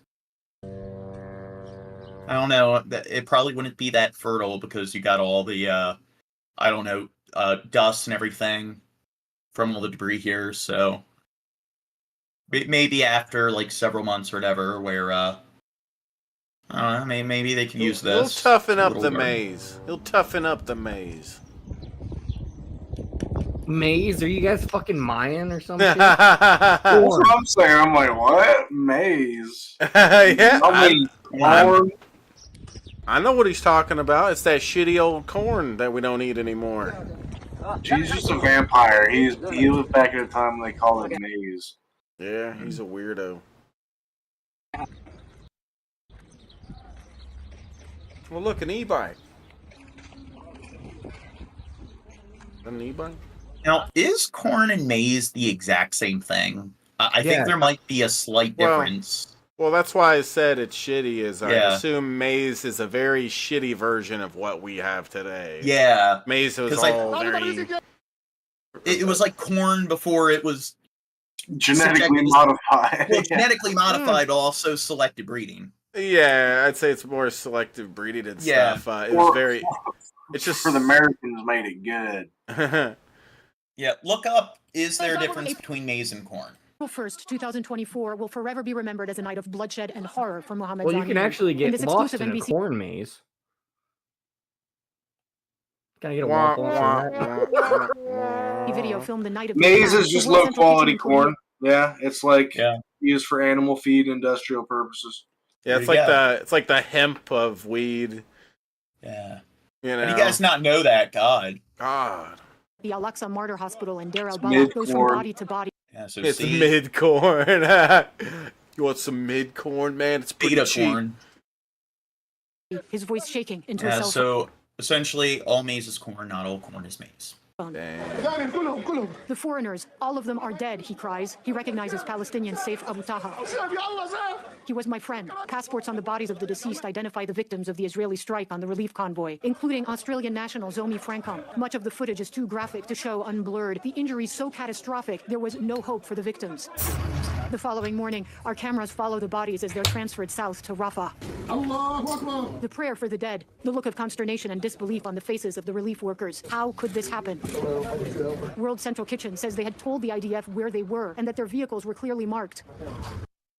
Jesus Christ. And I mean, it's not just like Gazan citizens. It's just the excessive amount of journalists that have been killed, the excessive amount of like foreign aid workers. You had the flour massacre. Oh, they were afraid that they were attacking the like supply trucks, the like international aid trucks. So we had to gun down like over 100 people. No one expected this. Wait, John. Zanin helps load the bodies of the 6. Bryant said that if DP is corn, the PPP is maize. Really? Do you think DP provides better commentary than I do? Than me? No, I don't. Shut up! I'm the best here. I don't think the kind of dialogue and the kind of like observations I make when it comes to like these particular political issues, I don't think DP is able to rival that. I think they're definitely when I'm on. Oh yeah. When I'm on. I mean, we're not like. It's not like we're watching Cobes throw up on himself here, you know. It's well, I don't know. Even when they do cover the news, I think you can find clips of them doing news coverage, and I don't think maybe I'm giving myself too much credit, but I don't think they're going to be able to like give the kind of like commentary that I give. I don't think they're going to be making the same. Don't let everything get under your. Oh yeah, because I'm freaking out. Don't. Your foreskin. Really that's what I was trying to think of. Foreskin. Yeah. Okay. Oh, somebody said a comment. Onto separate ambulances. Oh, is that what I'm doing? I'm throwing a big fit and getting all irate. You should have just ignored it. Okay. Am I making a big deal about the comment? Be mature like I. Oh, yeah, I need to chill out. Okay. Yeah. I am mature, Their names handwritten in both Arabic and English on plastic tarps. Damien reads one, Jacob reads another. Their passports in a Ziploc bag, one damaged by the force of the explosion that obliterated their convoy. The vehicles cross into Egypt through the border gate that has not allowed nearly enough aid in, and that made the World Central Kitchen sea deliveries necessary. A final mission that cost 7 dedicated humanitarians their lives. Hala Garani joins us tonight from Jerusalem. Hala, as far as assignments go, it doesn't get more. Yeah, you're gay. Oh. What? Yeah, Shab, if you watch the stream, Shab's provided the best sort of commentary, observations, parallels. He's given the audience the best kind of thought experiments. Yeah! Remember the maze thing I said? You mean what I said? No, it was amazing. It was amazing what I said about maize. God, yeah. I educated everybody about it. You didn't even know. Yeah, womp womp womp for you, fucking tiny. What do you mean I didn't even know? I'm the one that I educated. There's a distinction. Drunken Crow. I educated everybody about it. Right? Really? He asked and I said, and then it ended up being the truth. Correct. I taught Gene. Yeah. See? I was well aware that these womp womp. Yeah, okay. Can somebody do the womp womp womp thing? We don't have any power to do that. It's just What? Gene. I'm gonna have to figure this out. This is not okay. I'll just do this. Not working. Okay, let's get to the next topic. Russia launched the largest missile and drone attack on its energy infrastructure to date, hitting the country's largest dam and causing nice audio, guy. Yeah, what's been going on the last few weeks is that Russia and the Ukraine have constantly been going back and forth and attacking their pretty much their power grids, their power plants, so all of their electrical sort of infrastructure. In several regions.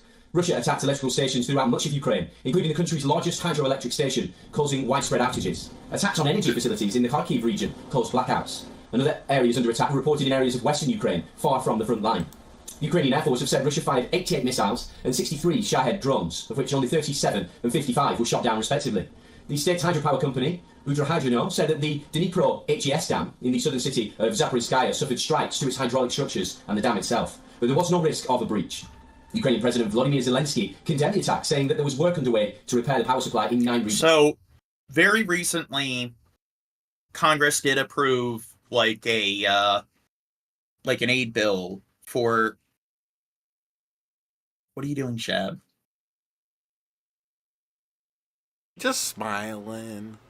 God, isn't Shab? I mean, S tier levels of humor. Just make funny faces and smile at the. No, I said that. No, I said a thing in the chat. Drunken Crow said mango and whatever is better at covering lolcows, and I said that's just because you want to suck mango's fruit, Drunken, and it's true. That's all. That's the only reason he says that. No, I said maybe. Fucking pervert. I said maybe. How dare you want to fuck women, freak. You sicko. We stopped derailing the stream. No. Yeah. Yes. No. I mean, just play the video, Gene. Stop derailing everything. Meanwhile, at least another 2 people were killed and another 8 injured in the western Ukrainian city of Khmelnytskyi in Russia's mass overnight attacks across Ukrainian territory. A video showed rescuers carrying away an injured person found underneath the rubble of a destroyed building. No, but like I was saying, Congress passed an aid bill or whatever to assist Ukraine, which there's worries that they weren't going to do that. And I think what people are discussing is they're starting to hold back aid or financial aid to Israel because of a lot of the shit they were doing. And Biden kind of realized that wasn't really good for his campaign to do so. But I think they've also passed some aid bill for Israel as well. So it's just, this is a good example where, okay, Dirt and I were talking about this before, too much spending on being the world police and the military industrial complex. And I mentioned that, you know what, there's got to be some level of spending. If there wasn't this NATO kind of US backed sort of a military sort of strength, would Russia not exploit that and take advantage of that? So what if it didn't exist at all? So I agree the logic of we should just cut funding absolutely, and if there's no notable military force or resistance, we can just trust that other countries like Russia and China won't do anything. But when it comes to spending aid or money on aiding other countries in terms of their military disputes, this is where, okay, I can understand assisting Ukraine. Israel, we're completely in the wrong supporting them. It's if we were funding and giving aid to Putin and Russia, probably even worse. So that's a good example. If you're gonna spend a bunch of fucking money, don't spend double the amount of money on funding another nation that's clearly on the wrong side of things. What's that, Chad? They spelled soldiers wrong. Right there. Yeah. Where? Right there in front of you. Soliders. A powerful blast killed 20 soliders. Soliders. Oh, well, here. Yeah. On the thumbnail. Yeah. Soliders. Soliders. I looked at that, I'm like, that's not how soldiers is spelled. It? The sound of war never stops in Ukraine. In the past day, Russian attacks have damaged Ukrainian energy plants as well as striking cities across the country. These videos from the Russian Defense Ministry do not say where they were filmed, but where their barrage landed is clear, such as here in Zaporizhzhia, or this apartment block in Mykolaiv, or here in Kharkiv, the first aerial bombardment of the city in 2 years. And that's another thing that we don't talk about enough. Okay, just think about think of all the animals that have died during this. The poor little kiddies and the puppies and stuff. Look at him as well. Look at him. He's like, why are you fucking recording my cat? Yeah, he does look a little too protective of his cat right now. The cat probably has no fucking clue what's going on. Yeah, he's like, what's all that explosion about? That's cool. Aerial Whatever. bombardment of the city in 2 years. They're probably terrified. I mean, a lot of dogs and cats, when there's like fireworks. Yeah, they're, like, they don't like big noises that they don't know what it is. That's obviously a scary thing for anybody. Like random loud noises and you don't know what the fuck is going on. That's a pretty scary idea. And I mean, the like bombastics, the like volume, the impact of like these explosions definitely a lot like more severe, pronounced than like fireworks. It seems the attack was carried out using a new type of weapon, something between a guided aerial bomb and a missile. It's like a flying bomb.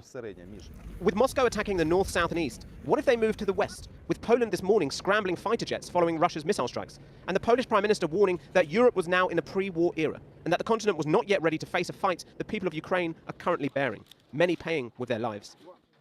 Donald Tusk was speaking during his trip. That was graphic. Yep, you're just walking by, going to work. On your e-bike. And it's Yeah, like... that's- It's shouldn't kind of make like an how you e-bike have the... Yeah, it's like you have the cleanup crew and so forth. It's like you have horses and stuff, and when they crap, you got city workers that have to go through, and they take care of it. It's just you're walking by, what can you do? Put a sheet over it, put a jacket over it, and then the crew will come by and do their thing. That could have been Donald you, Tusk was speaking during his trip Yeah, to it's Kyiv. like dead animal pickup. I mean, that's kind of what it is. Like, you have the, like public bureaucrats that come by, do their deed. They deal with, like, all the roadkill and stuff, and, in times of war, it's just it's like seeing a dead deer on the road. On the side of the road, you're seeing just another dead person. Standing shoulder to shoulder with Ukraine's Prime Minister. But his language today is perhaps a sign that it's France's Emmanuel Macron who is rubbing off on him. 2 weeks ago, Macron and Tusk met in Berlin, alongside the German Chancellor Olaf Scholz. Macron has said Western nations must not rule out sending troops to Ukraine, and that Europe's future and security was at stake. Tusk and Macron are not... See, Macron, he's the president of France, and what's France doing with neocolonialism in Africa? And they're getting involved there with like all the ECOWAS countries and the coups, so they're really igniting flames in that region and engaging in a lot of fucked up shit. But this is a good example of how, like with the U.S., where the U.S. is backing Ukraine, which I think they deserve the support, but then we're also helping Israel. Like, here you got France, like engaging all like the plenty of war crimes in Africa, but then they're like, hey, they're some of the good guys because they're fighting against Russia. Alone in warning of the need to spend more on defence. Latvia this week celebrated 20 years of NATO membership, and the Baltic nation recently reintroduced conscription. Alongside its neighbours Estonia and Lithuania, they all exceed the NATO target of spending at least 2% of GDP on defence, a target yet to be met by France or Germany. The issue is that Russia has larger ambitions than Ukraine. We know that.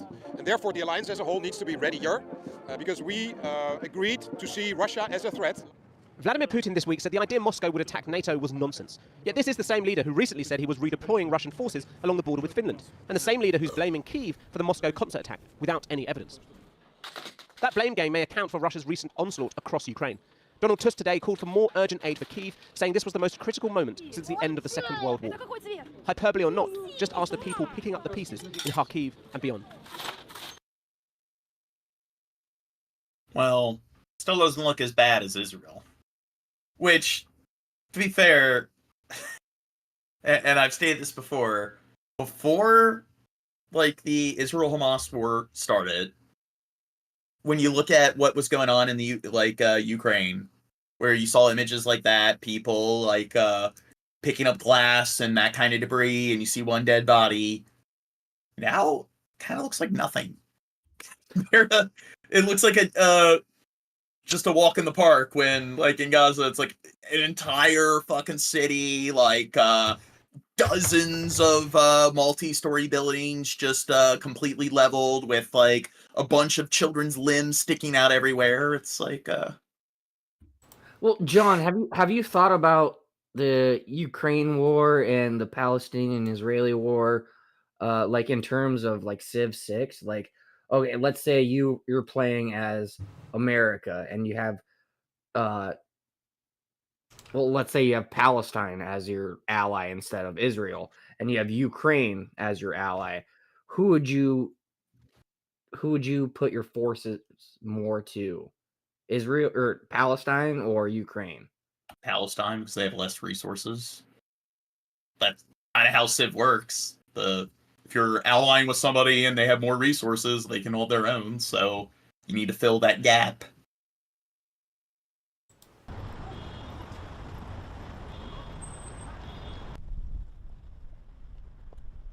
Oh, so this is something where the media hasn't really been covering this too extensively, but they are running out of soldiers. There's a troop shortage. They're not allowing their soldiers to leave the country. They're starting to go after like dual citizens and stuff that are living overseas that aren't. They're trying to get them repatriated, and now they're lowering the mandatory draft age. So this is something where it's like they really need this aid soon, or they claim that they really need this aid soon to really stand a chance, because they're getting to the point where it's not necessarily like weapons and supplies and vehicles. It's just they kind of lack the personnel to hold the line. And Russia has plenty of like young men that they can like throw out the front lines like slaughter. So this is where once it turns into a war of attrition, like Russia's one of the largest countries that has it's very prolific when it comes to resources, so they don't really need to worry about that. They could probably like sustain themselves just through their own natural resources and reserves, and then they have a much larger population. And there's that. So that's one of the fucked up components.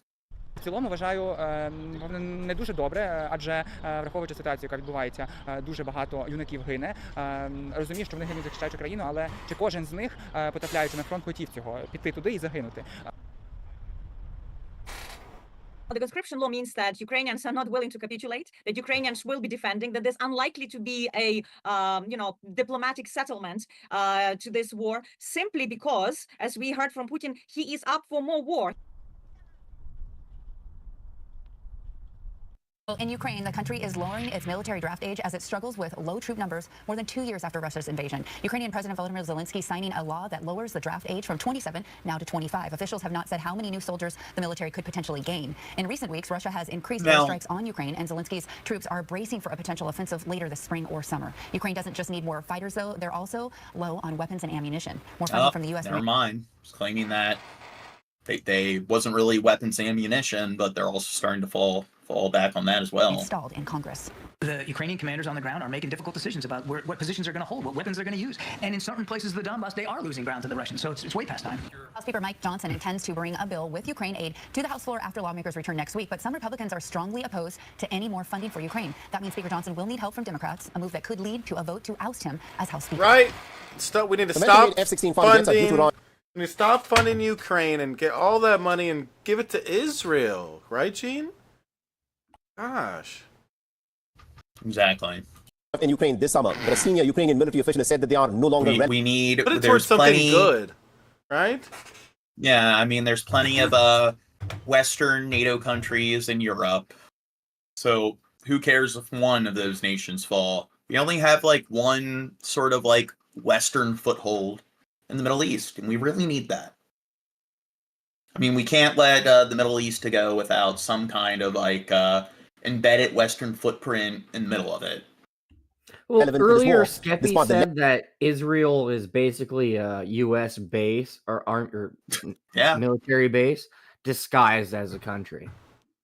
Yeah, and I'd say not necessarily a U.S. base. It's kind of like a NATO base. It's just so like the Western world. It's kind of like this post-pseudo sort of colonialism. It's the last bastion of Western colonialism. We want to be the world police, so we want to have that instilled foothold there. And there is a lot of that component why we support them regardless of the fucked up shit they do. We want that nuclear sort of Western-esque power. Lengthy training program to operate the aircraft being underway for the Ukrainians. Ukrainian officials have explained, and I quote here, every weapon has its own right timing. The F-16s were needed in 2023, and they won't be right or effective for 2024. The Ukrainian Air Force are expected to take a delivery of the supersonic multi-role fighter aircraft in the month of July. But before their arrival, the Western... Now they're getting, and I know they've delivered a few more, or I don't know, like I think this is probably the first batch of F-16s that they've been getting, that they definitely need to deal with the Russian military. And this is where they're really cutting it short, so it's now or never. So there's a lot of truth there that's not just hyperbole, because they kind of need these to deal with the Russian Air Force. So now they have them, but the pilots and stuff need training. And the issue, and the thing is, Russia kind of squandered a lot of opportunity, because this is an enigma. It's like, why aren't they using their Air Force? Because Russia does have a very powerful Air Force.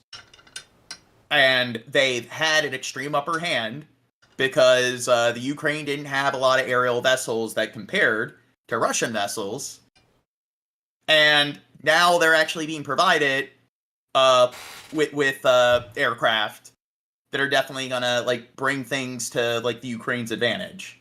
And it's just why it doesn't really make a lot of sense. Why weren't they really? And the thing that I predicted is maybe they just didn't want to like what Israel's doing. I think Russia knows that if they go too far, just completely like leveling entire like districts and stuff. I mean, they've done it to some extent, but if they go full on air raids, then I think they probably think, okay, we don't want people to feel too sorry for them.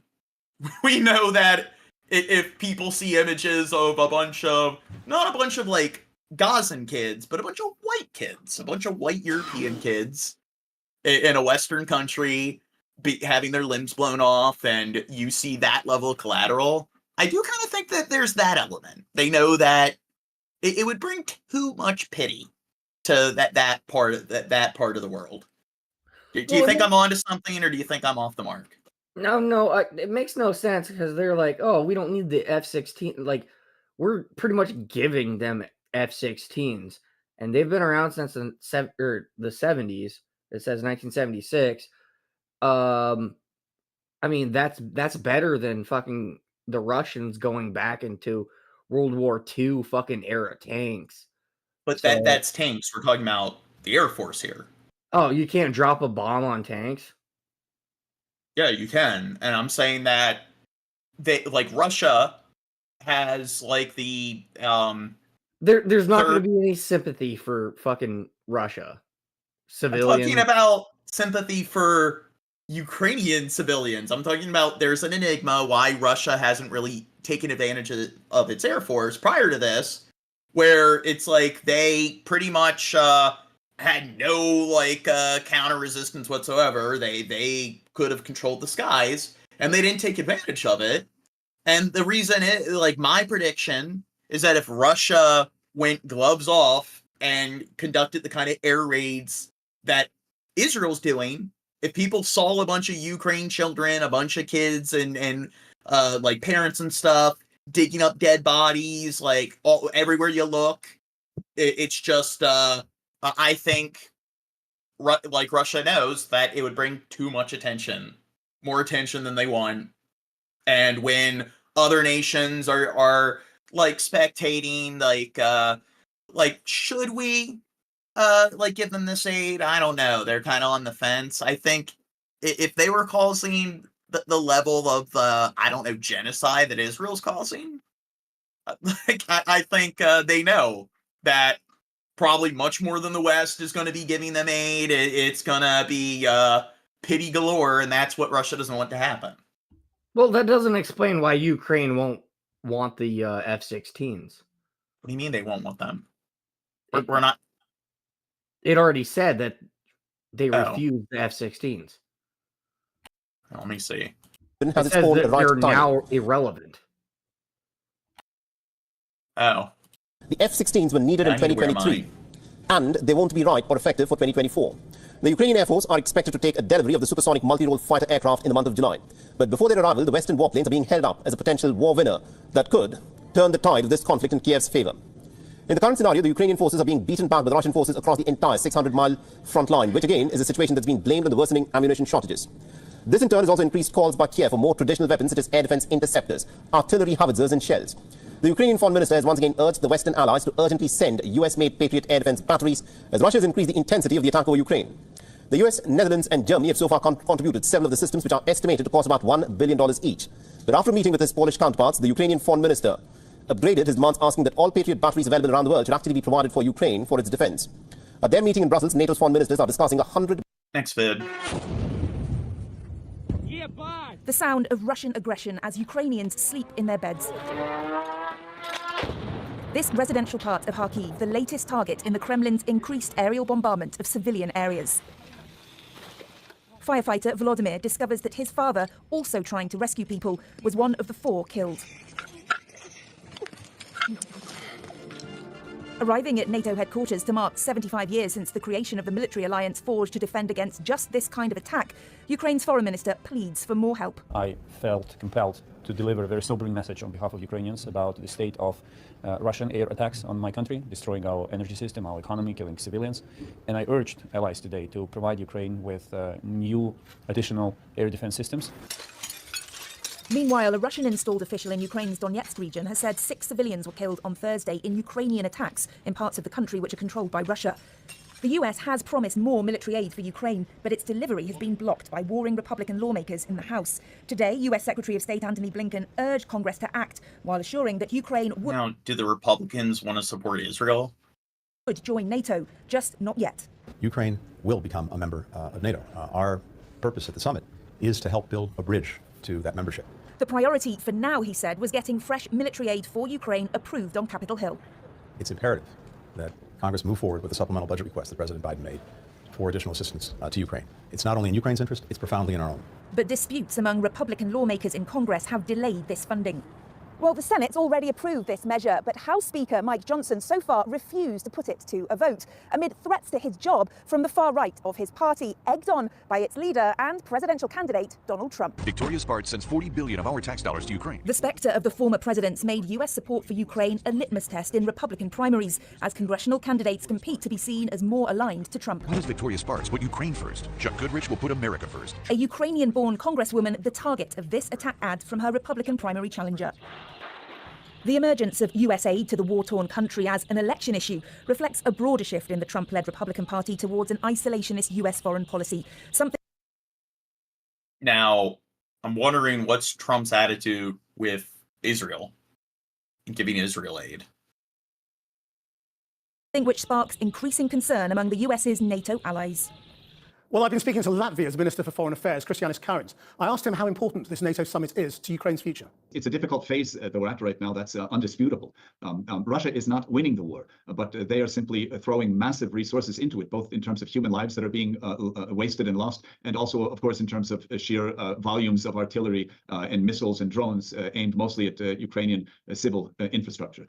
So Ukraine can fight back. They can also regain territory. They simply need the tools to do that. Right. And what are you saying to the skeptics like your colleague in Hungary and the American right, bluntly, who do not want to commit a huge amount more to this conflict? Well, I think that we saw there's a clear two-party majority in the Senate, 70 votes in favor out of 100. It seems that on a congressman-to-congressman basis, there's a similar bipartisan support in the House of Representatives. If the Speaker will put this to a vote, it seems that it should go through. And if we combine then European support and U.S. support, that combined is the winning ticket for Next vid. New this morning, Ukrainian President Volodymyr Zelensky is calling for more air defense supplies after Russia launched a major attack on a critical power plant early this morning. The strikes destroyed a thermal power plant just outside of Kyiv. More than 40 missiles and 40 drones were used in the attack. Residents rushed to metro stations to find shelter as air raid sirens went off there. Ukrainian officials say at least 200,000 people are now without power. The strikes also attacked 2 underground storage facilities where Ukraine stores natural gas. Belgium is formally investigating Russian attempts to influence the outcome of the And you think of like them attacking nuclear power plants and what happens if the nuclear power plants go off. And of course it's not as serious, but it's just gas leaks. Somebody's like boiler going off or whatever in their house. I mean, it can level an entire house, an entire building. So it's just all these bombs going back and forth. People don't understand that there's a giant fucking bomb in like pretty much everyone's basement. Elections in June, the Prime Minister Alexander De Croo said that the Kremlin had bribed some MEPs to spread its propaganda and disinformation to get more pro-Russian politicians elected. He added politicians from several countries had been targeted and some had been given money, others were influenced in other ways. He stressed that EU-wide action was needed to counter the interference. The Czech Republic has also opened an investigation.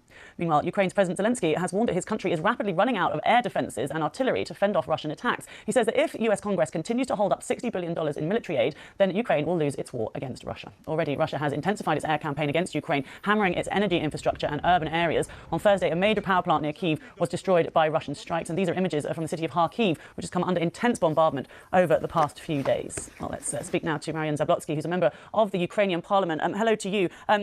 Just to talk about how vulnerable the energy infrastructure is, because as I just mentioned yesterday, there were these big attacks on an important plant. It is very vulnerable, isn't it? It is vulnerable unless you have anti-air missiles, and unfortunately, we are desperately running out of them. So the Russian military... And I also know it's still very difficult. I mean, when it comes to helicopters and stuff, surface-to-air missiles are pretty efficient, but when it comes to like the like jets and so forth, bombers, it's pretty difficult to hit your target with surface-to-air missiles. So even that, it makes sense that they need aircrafts, they need fighter jets. The technologies are not that far from Iran or North Korea. US Patriot missiles do shoot them down very effectively, but unfortunately, as maybe Israel very soon, we are also under attack from Iranian drones. So over almost 3,000 Iranian drones were also fired at Ukraine energy grid since the beginning of only 2024. Yeah, and so this is why President Zelensky, again, pleading with countries to help on the air defences side of things. You've been to the front line, haven't you? You are in contact with people on the front line all the time. Just tell us what they're telling you they need.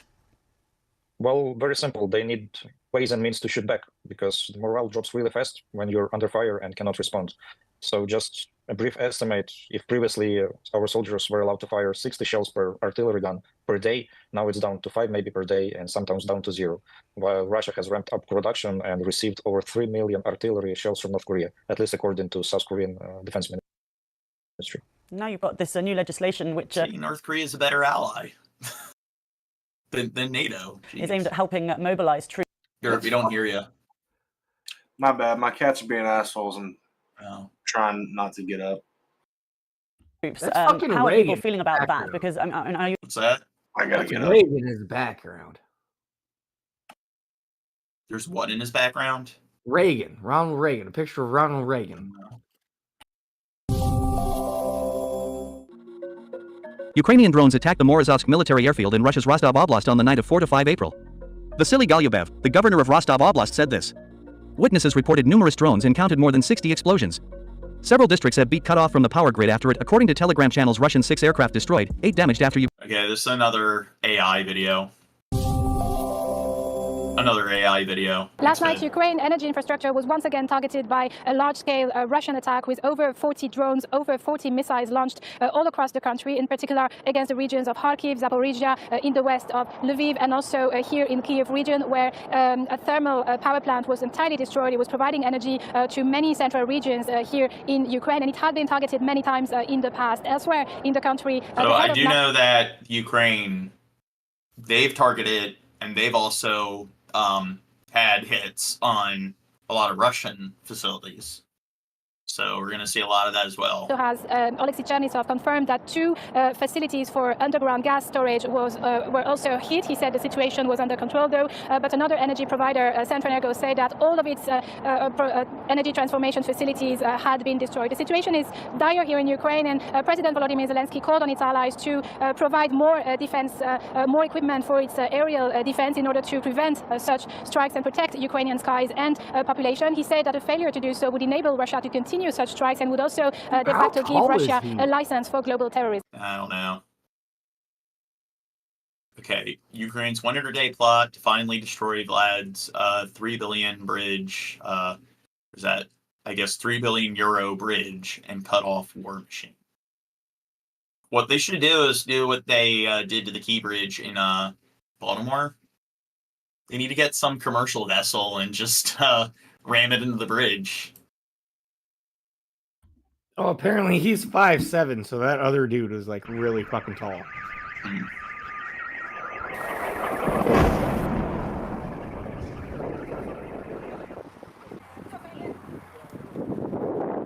think that the Ukrainians are going to spend the next several months doing 4 things.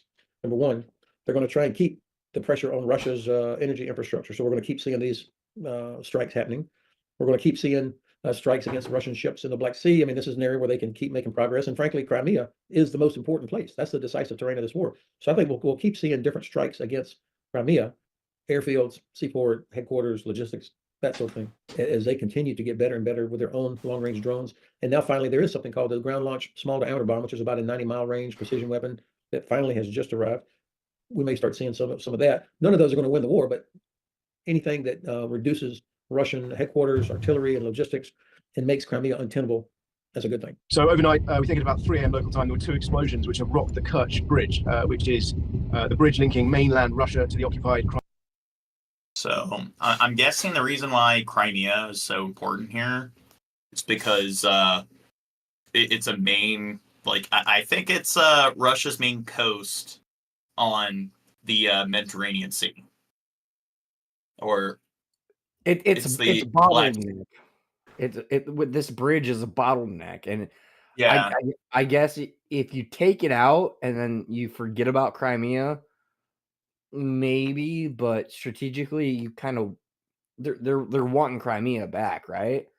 So yeah, if you go through the bridge, it's still bottlenecked against you. So I guess take it out, let Crimea be Crimea, and I don't know. I'm trying to look it up because I swear my not having visual memory kind of fucks with you. Yeah, it's the Black Sea. So I do believe that before they annexed Crimea, I don't think Russia had any coast that bordered the Black Sea. So that's their main, I guess, coastal region that gives them access to the Black Sea and the Mediterranean Sea and so forth. So I think that's why there's all that fighting over that, is over, I guess, the maritime logistics. Crimean Peninsula across the Kerch Strait, which links the Black Sea to the Sea of Azov. So it's an absolutely vital strategic road link for Russia between mainland Russia and its occupied Crimean territory. And of course, it's a road and a rail bridge, allowing them to bring in both tourists for Crimea for the summer tourism season, but also more importantly, in terms of the conflict in Ukraine, military supplies and materiel to keep their forces, particularly on the southern front, armed and equipped. Now, this is the second time that this bridge has been attacked in the course of the war since Vladimir Putin invaded in February 2022. The last time was in October when there was a massive You know what? I think with Hamas, they did it to piss off Russia. So Russia would attack Ukraine. So that way the U.S. would send and NATO would send funding to Ukraine over Israel. They're playing 4D chess. It was that little girl on the street selling tchotchkes. Oh, she's the mastermind behind everything? Yes. Yep. A truck bomb, although the exact cause has never been fully ascertained. In October, that blast damaged part of the road carriageway, and it also set a train on the adjacent railway line on fire. And it was some 4 months, I think, until the bridge was fully operational again, although the Russians did manage to get it open in some form pretty quickly. This attack seems different. Now, there are reports so far that it may have been conducted by maritime marine drones, that some sort of autonomous explosive device was steered into position under the bridge and has exploded from underneath, damaging both sections in both directions of the road bridge. Now, it's a 4-lane bridge, 2 lanes in each direction, which are sort of separate carriageways but supported on the same substructure. Footage from that's clearly not an A. From the scene does appear to suggest that there's been an explosion from underneath. What? Looking at John, we're both wrong. There's It damage. was Mothman. Germany's the joke there. Oh no, because the Mothman. Apparently, there were sightings of the Mothman before a bridge, and I can't remember what city it was or what state it was, but there were sightings of this Mothman type of person. Dirt has no face. Yeah, Dirt has no face. Dirt is Mothman. The defense ministry says it's supplying Ukraine with an additional Patriot air defense system. It said the system comes from German military stocks and would be handed over immediately. Russia has been stepping up its missile and drone attacks on Ukrainian cities and infrastructure. Ukraine's president thanked Berlin, saying the delivery comes at a critical time. Germany's giving these Patriot missiles and everything. So good. We're finally stockpiling the right party. For more, let's speak to Marina Moran from the War Studies Department at King's College London. Marina, why is Germany sending another defense system right now? Hello, Michael. Well, Chancellor Scholz apparently had a call with President Zelensky in order to agree on sending another Patriot air. Isn't the Leopard tanks, those are Germany? Yeah, Leopard tanks from Germany. Abram, US, and then what? UK, what were their tanks? What was it, Champion? Or Challenger or something like that? It started with a C. Defense system to Ukraine specifically because of the intensified Russian strikes on Ukrainian critical infrastructure. We remember a couple of days ago, Russia managed to destroy one of the biggest power plants in Ukraine, the Tripilia. So that's why they need it. They need their artillery to strike Russian infrastructure in retaliation to Russia attacking their infrastructure. Station. So I think that for Germany, this is a way to get out of this diplomatic deadlock about the Taurus missiles. So at least Germany is doing something and sending a Patriot battery which Ukraine could use right now in order kind of to normalize the relations with Ukraine, specifically because of this issue that Chancellor Shab, when you were a kid in school, how often did you get sent out of the class for like being disrupted? Depended on the year and stuff. Some years I was really big class clown. And the worst year, how many times were you actually sent out of the class? I don't know. I remember really fucking with the one teacher that we had, and I feel like I feel like an asshole now thinking about it and stuff. But she didn't really send us out of the class much. We just fucked with her, and then she would like tell us to stop, and we'd stop, and we'd fuck with her more, and then she'd tell us to stop. It would just be this back and forth thing for hours or whatever. I don't know. But I was funny though, Gene, and that's what matters. Oh. So you wouldn't understand. Which year though were you sent out of the class the most? I don't know. Probably when I had the PDF file teacher, really. Oh. Well, he doesn't count. Besides him. I don't know. There was this other teacher I had that was this big black chick, and she had a big mole on her eyelid. This really big one. So when she opened her eye, the mole was like squish in there. And then she'd blink, and you'd see the mole. And I hated her, and she hated me, and she probably sent me up a good amount of time. You know? 4, 5, 6, 30, 12, 50. 80. I don't know. I don't know how to count. Scholz doesn't want to provide Taurus missiles to Ukraine. As you well know, this is now the third Patriot system Berlin is supplying. What difference does this system make in Ukraine's defense? Well, overall, it's better than nothing, but Ukraine said that it needs some 25 Patriot systems in order to cover the entire area and to protect it from Russian airstrikes. We have to understand that the coverage area of one Patriot system is estimated to be 15 to 20 kilometers when it comes to ballistic missiles. So you can imagine that it's just a very, very small area, considering the fact that Kiev still has a lot of critical infrastructure left. So the question is, where will the system be placed? And the other question is, the missiles, the PAC-3 or even PAC-2 missiles that the system uses, they are also costly. And who is going to provide? Next, Fed. The British military is ramping up efforts to have all the bells and whistles to compete against the world's best armies. Okay, lasers, Patriot missile system, F-16 fighter jets, so we're arming them. The latest investment is a military laser called the Dragonfire weapon, which will be used to shoot down Russian drones in Ukraine. Joining me now to discuss this when somebody asked me the other day, like, do I think Fallout, their technology is better than America's? It's in many ways, it's like I'd say a lot of our computers and stuff, it's more advanced than their Pit Boys or smartphones are definitely much more versatile and everything and powerful. And we got better laser systems. Former British Colonel Hamish Breton Gordon. Hamish, can you explain in layman's terms what this Dragonfire weapon is and how crucial it is for Ukraine? Well, firstly, the Dragonfire weapon, I think it's a huge step forward. In effect, it is a laser that shoots down drones. And it's... You think he has lupus? He either has psoriasis or he's a fucking alcoholic. He got lupus from Gene. He got a little too close to Gene. To be fair, there's a million and one different things you could have. One very often talks about, game-changing capabilities, but this appears to be so. The challenge that we have in Ukraine is there are thousands and thousands of drones around, really conducting the majority of this warfare. And the challenge for the Ukrainians is to shoot down more drones than the Russians can get over them. The particular issue of them today is that a lot of the weapons that we use to shoot down drones are very expensive. The very cheapest. So I do know, like, when it comes to, and they're doing this as like some kind of nuclear defense system, shooting down nuclear warheads, shooting down any sort of like missiles, kamikaze drones, aircraft, is, think of it like you have a laser cannon. And of course, it's not like video games or Star Wars where you actually see the laser. It's not going to be visible to the naked eye. But you've seen like the U.S. Navy testing it, where it kind of like, it's almost like it's shooting like an invisible missile at the target. You kind of see it fired ever, and then the next second, the thing kind of blows up. So imagine having that at like a really large radius. So maybe like, you shoot this laser projectile that's like a 10-foot radius. And because the radius is so wide, you know that the drone's in that area. You fire multiple 10-foot like lasers.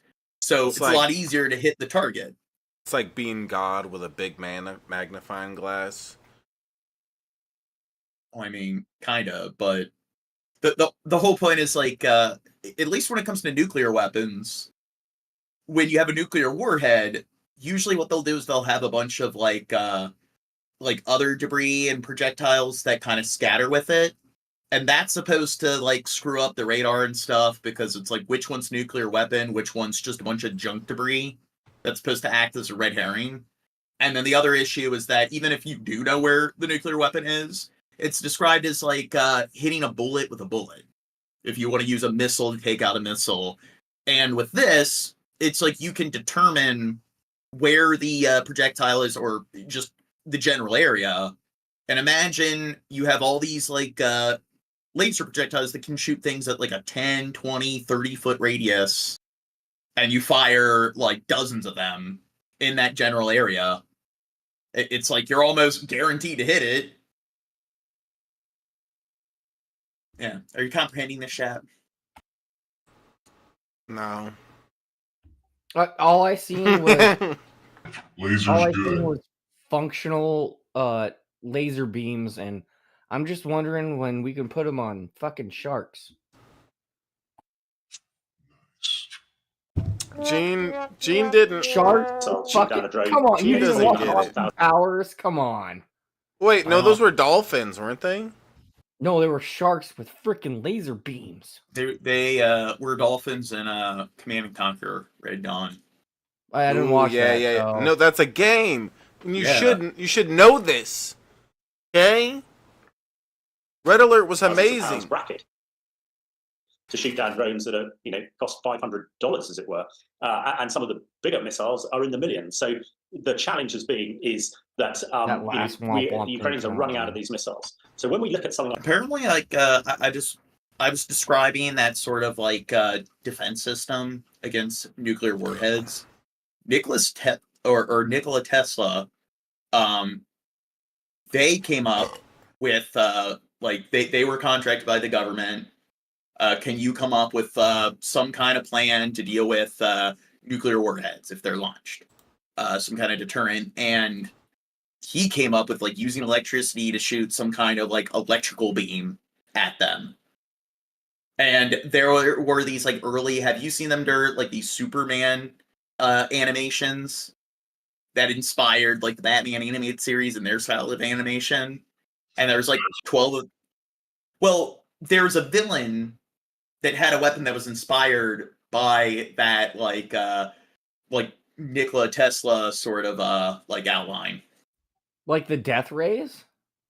Yeah, it was like some kind of electrical beam death ray to like shoot down nuclear weapons, and they weren't able to actually like manifest it. But it's kind of odd how it's now kind of coming into like fruition here.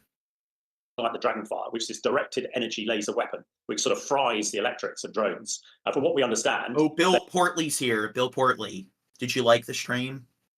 Did you share out the stream? Bill Portley. Yeah. He just got here. He doesn't know if he wants Are to you like gonna it or take the not. link to the stream and text the link to all of your relatives?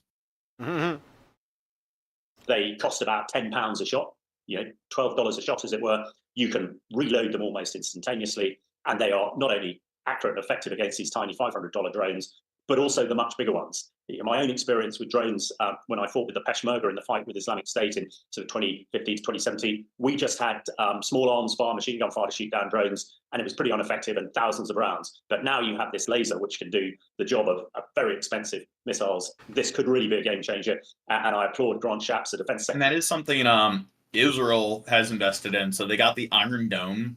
Now they're adding to that. It's the Iron Beam. He's saying we need to get this in the front line as soon as possible and potentially get it out to Ukraine as soon as possible as well. How reliant, Hamish, is Russia on using drones over Ukraine's airspace? It's the future. Robots and laser cannons. We're probably Usually only you're like 50 years away. We see it almost every day, the amount of drones. We're not 50 years away. We're there. No, like fucking like robots instead of like soldiers, like actual like moving robots, like not air drones. No, that's not what I'm talking about. Okay. Talking about Drones and Terminator, drones with Gene. bombs that are flying into Ukraine. They pretty much decimated. I mean, it's probably not what we're going to have once we have fully robotic, like, military, like, units and everything. You can suck my unit. We're not gonna have like foot soldier drones that are just like robots. They're gonna be like, and they're gonna say, "Get to the chopper." You're gonna do that. It's impractical. What they're gonna be is they're either gonna be very small scale, where it's like they're hard to detect. They're pretty much like these very small kamikaze drones. And I was talking to Dirt about this, like nano, like warfare, where you have nanobots, you put it in the water supply and stuff. That's something that lots of the world's like leading academics, professionals, this is like probably going to be the next big scare. Because imagine like we already have that kind of technology to some extent, and it's just going to improve. And imagine that you have these kind of nanobots that are programmed to go in the water supply. It gets into people's bloodstreams, and then it's on a network.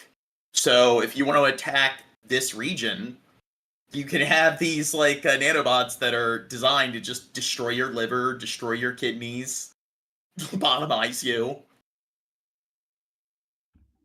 Isn't that kind of creepy? No, the nanobots just play Baby Shark. Yeah. They go into your ear and just Baby Shark. Until you. No, they do it until you Minecraft yourself. Yeah. I would Minecraft myself after just like 60 seconds of that shit. Yeah, make it stop, make it stop. The power system at the moment, they prefer to use drones rather than fighter aircraft because fighter aircraft are very expensive and they're losing an awful lot of them. So this war in Ukraine is very much a drone war, and the person who manages to get the most advantage with their drones is the one that's going to prevail. So yeah, this is really new type of warfare that we haven't seen on this scale before. So to come up with something like Dragonfire really should make a difference. Of course, no doubt the Russians are working on something similar as well, but it would appear that at the moment, we have the march on it. We have something that can make a huge difference, and let's hope that we can get it to Ukraine before it's too late. Just finally, Hamish, as you said before, this laser was set to be rolled out in 2032. It's now going to be ready for action in 2027. What do you think this says about the state of the conflict between Russia and Ukraine, that the British Army was so keen to get this out years earlier? Well, I think the war in Ukraine has an absolutely direct impact on us here in the UK. If Ukraine doesn't prevail, kind of looks like Mr. Wilfred from the Snowpiercer show, but with like a rash. Then we are going to be at war with the Russians. Nobody expects Putin to stop in Ukraine, so it is essential that we do. Didn't Mr. Wilfred in the show? No, he's got hair in the show. You're thinking of the movie. Yeah. Well, I said the show. Oh. Absolutely all that we can to enable Ukraine to hold the Russians and push them back. I would say that now I'm derailing things. Mr. Wilfred in the show probably is one of the best like TV show villains. Him, I'd say Gus Fring from Breaking Bad, and then Blackjack Randall from The Outlanders. He was the dude, Chad, remember when he attacked like the main protagonist, the show you thought looked like Wishbone, and then he had his recruit come in and he's like ordering his recruit to kick her as she's down. Oh yeah. Wait. Yeah. Yeah. What okay, yeah, I remember that.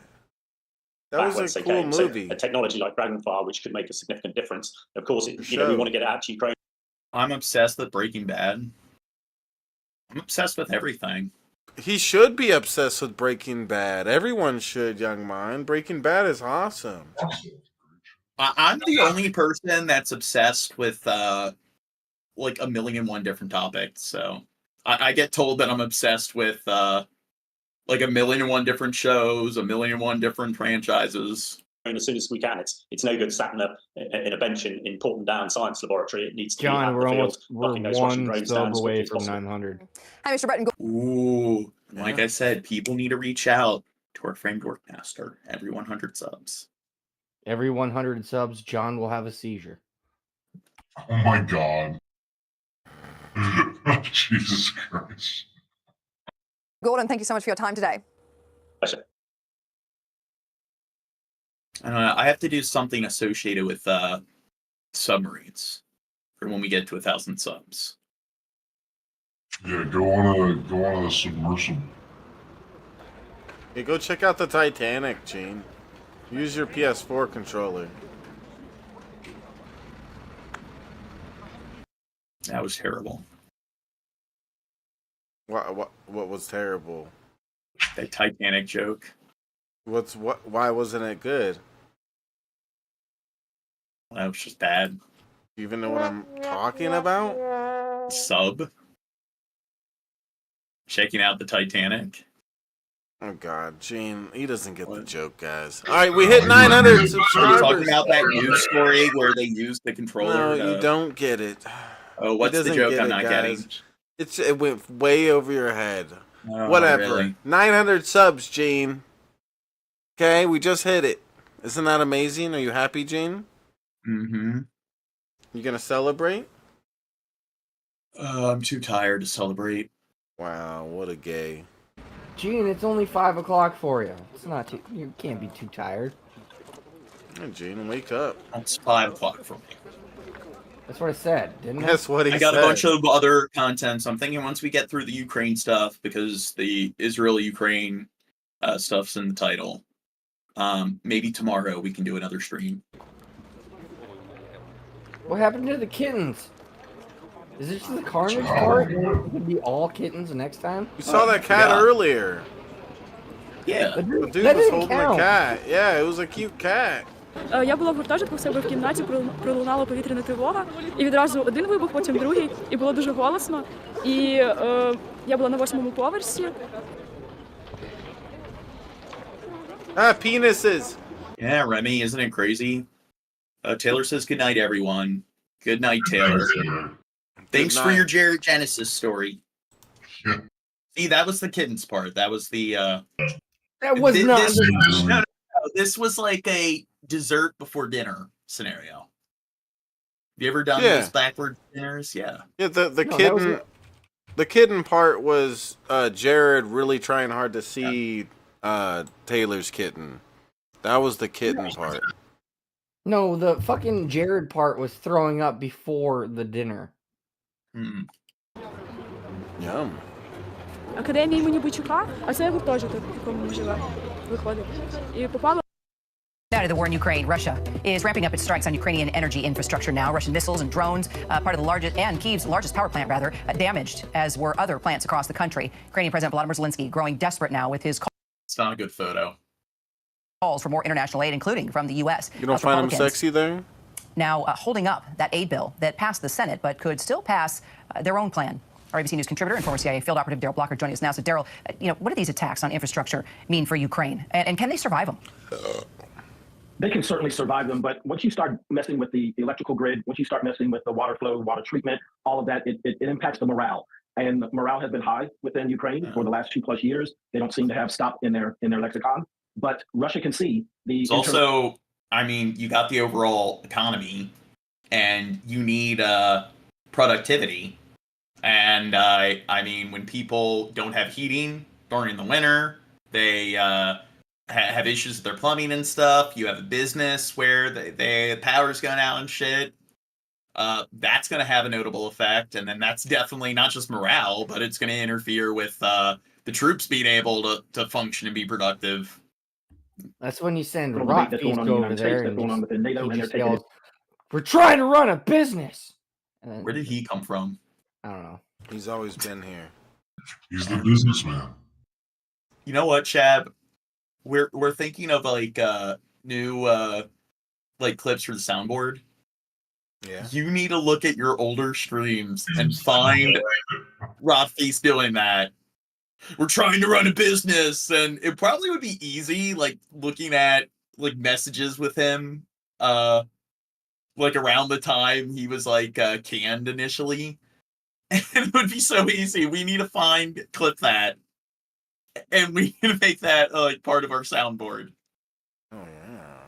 Advantage of this by hitting them in a way that they haven't hit them since they invaded. I'm going to make Shab do this. So Zelensky has said that John, Ukraine not will soundboard, absolutely lose this war. StreamLab donations. So that'll make it more monetarily incentivized, I guess. Yeah, more lucrative. Exactly. Words. Yes. Or another one would be Kino. It's not okay to mock people. We need to find that clip. Never heard of them. Without more. What's that? Said I've never heard of them. You don't even remember that? No, I don't. Oh. We're not supposed to USA. speak of them. We'll Is get there in a trouble. chance here that Ukraine could Oh actually yeah, they'll cry. fall? It's always been a possibility, and of course, the Russian military is much larger than the Ukrainian. They're better equipped. Now, a lot of them train together. The older ones, the general level folks, all know each other. But yes, Ukraine could absolutely lose this if NATO does not get involved or if the United States votes not to send additional aid.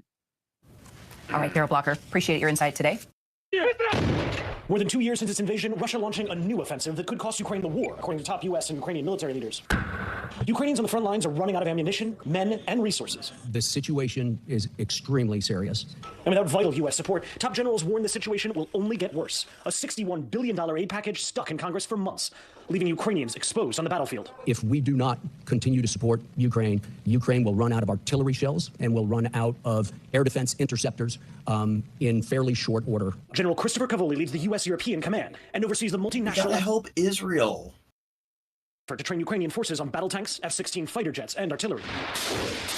But General Cavoli says that as Russia steps up their attacks, the situation in Ukraine becomes more dire. Russia is currently firing 5 artillery shells for every 1 fired by Ukrainian forces, a disparity that could increase in the coming weeks to 10 to 1, according to Cavoli. Based on my experience in 37 plus years in the U.S. military, if one side can shoot and the other side can't shoot back, the side that can't shoot back loses. Top generals in Ukraine also sounding the alarm as Russian forces outnumber Ukrainian forces 7 to 10 times in the east. Well, I'm pretty sure if somebody has a machine gun that's fully loaded and you have no bullets, you're probably fucked. Use the machine gun as a blunt weapon. You won't be able to accomplish that when they're shooting at you from far away. Oh shit! Yeah, I forgot about that. But maybe in video games when you level up your close combat and your like endurance. So yeah, you got a lot of health.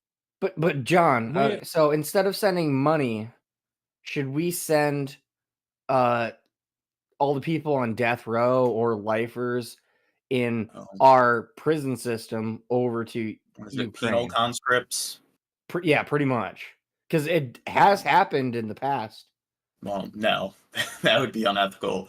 But one of the things we are doing, not just with money, is because we have, and a lot of our allies, especially the UK and like France, had giant stockpiles of ammo and weapons and stuff. You see them, they're just donating it, and it's like, we're not fucking using it. So if we're gonna spend all that money on shit that's just like laying around in like military bases and warehouses, I mean, might as well give it to Ukraine.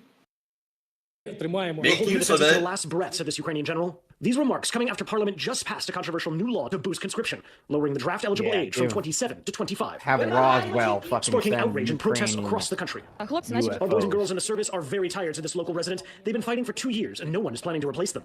As the need for America's continued support only grows more pressing by the minute. Their ability to defend their terrain that they currently hold and their airspace will fade rapidly without the supplemental, without continued U.S. support. Matt Bradley joins us tonight from London. So, Matt, as Ukraine is desperately asking for more weapons from the U.S., Russia is actually getting some foreign support as well? Yeah, I mean, Tom, when we're talking about all of those problems that Ukraine has in terms of supplies and weapons, Russia has all those same problems too, and has for quite a long time. But Russia's Vladimir Putin has a friend in China's Xi Jinping. Now, Russia has been going to China asking for more weapons and help, and now NBC News is told by a senior American official that the People's Republic of China has been providing materiel to the Russians, not necessarily a lot of hard weapons, but things like technology transfers, microelectronics, other technology that is helping in its industrial base, not necessarily providing weapons itself, but helping Russia improve its industrial.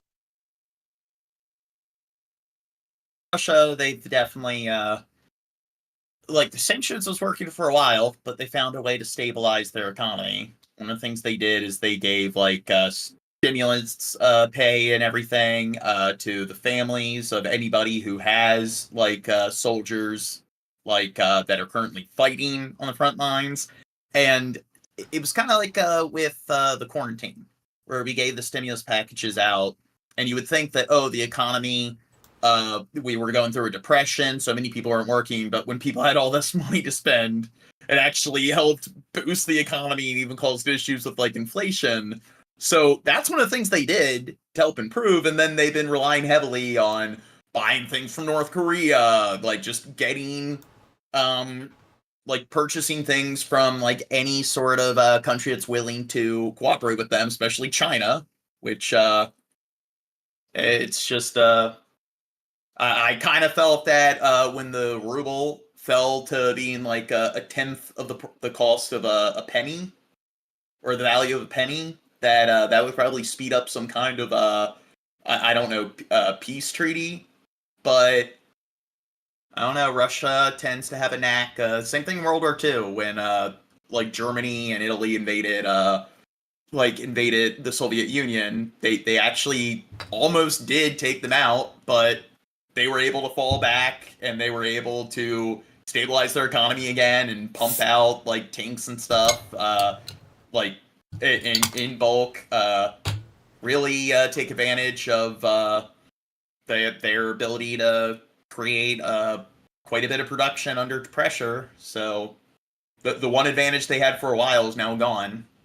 Defense capacity, crucial to sustaining its now more than the tables have kind of turned. 2-year-long war effort in Ukraine. Tom. Matt Bradley from London tonight. Thanks for watching. Stay updated about breaking news and top stories.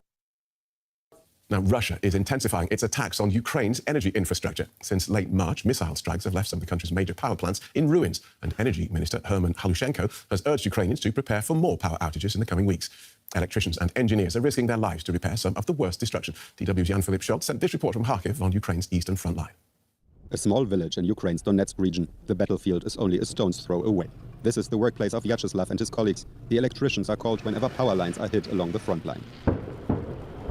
The men have long ago stopped being distracted by the sound of artillery strikes during their repair work. And they're getting desensitized. My family is against this job. They don't like me coming here.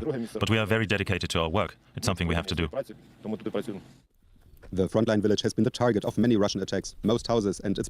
Now, do they work for the military, or are they just electricians in general? Like that's my thing. It's just... That's like a good example where during the quarantine, it's like things that people kind of take for granted. We might, you got like the Karens that look down at people who work in customer service, like people who work at a supermarket. But that's where people get their food. It's kind of a service that society needs to function. Everyone's a cog in the machine when it comes to keeping a society going. And this, like, we live in the modern age, people need electricity. And when it craps out and stuff, you need people, like, you don't just need troops on the front line, but you also need people who work these particular trades that specialize in these areas to come out and provide these necessary, like, essential services. And it's just, in times of war, it's like, yeah, They have to put on helmets, bulletproof vests. Like everyone needs to put themselves in the line of fire. This Well- job. They don't like me.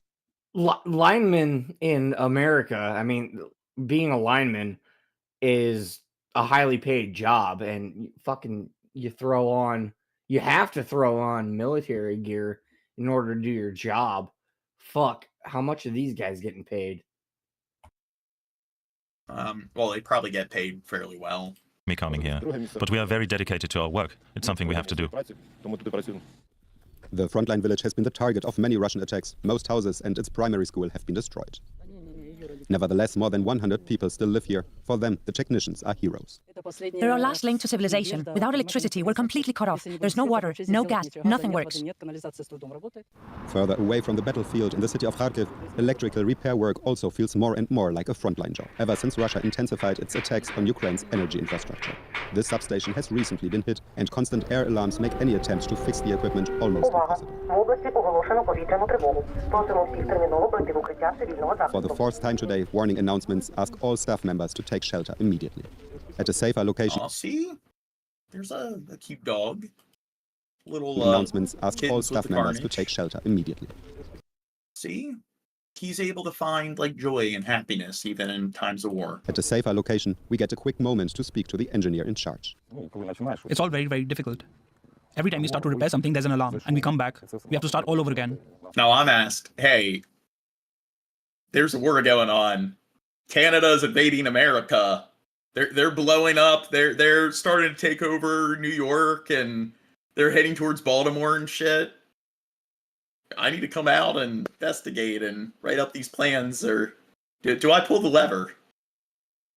Or do I just move to another state? I think I'm being dishonest if I say I put on the war gear and... If you were in the chamber and I had the lever, I would pull the fuck out of that shit, dude. Okay? Larger power plants are particularly attractive targets for Russian attacks. The devastation at this thermoelectric plant near Kharkiv is enormous. 6 Russian cruise missiles destroyed the engine room and forced the entire facility to shut down. Just look around, and you can see the extent of the damage. He looks like Alexander Lushenko.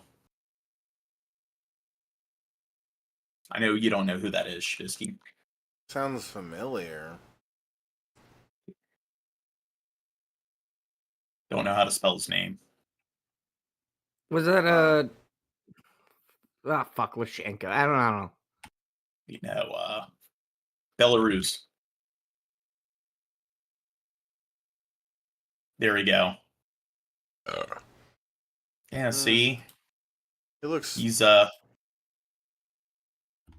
Oh, yeah, he does. Or like see? the Russian Dr. Phil.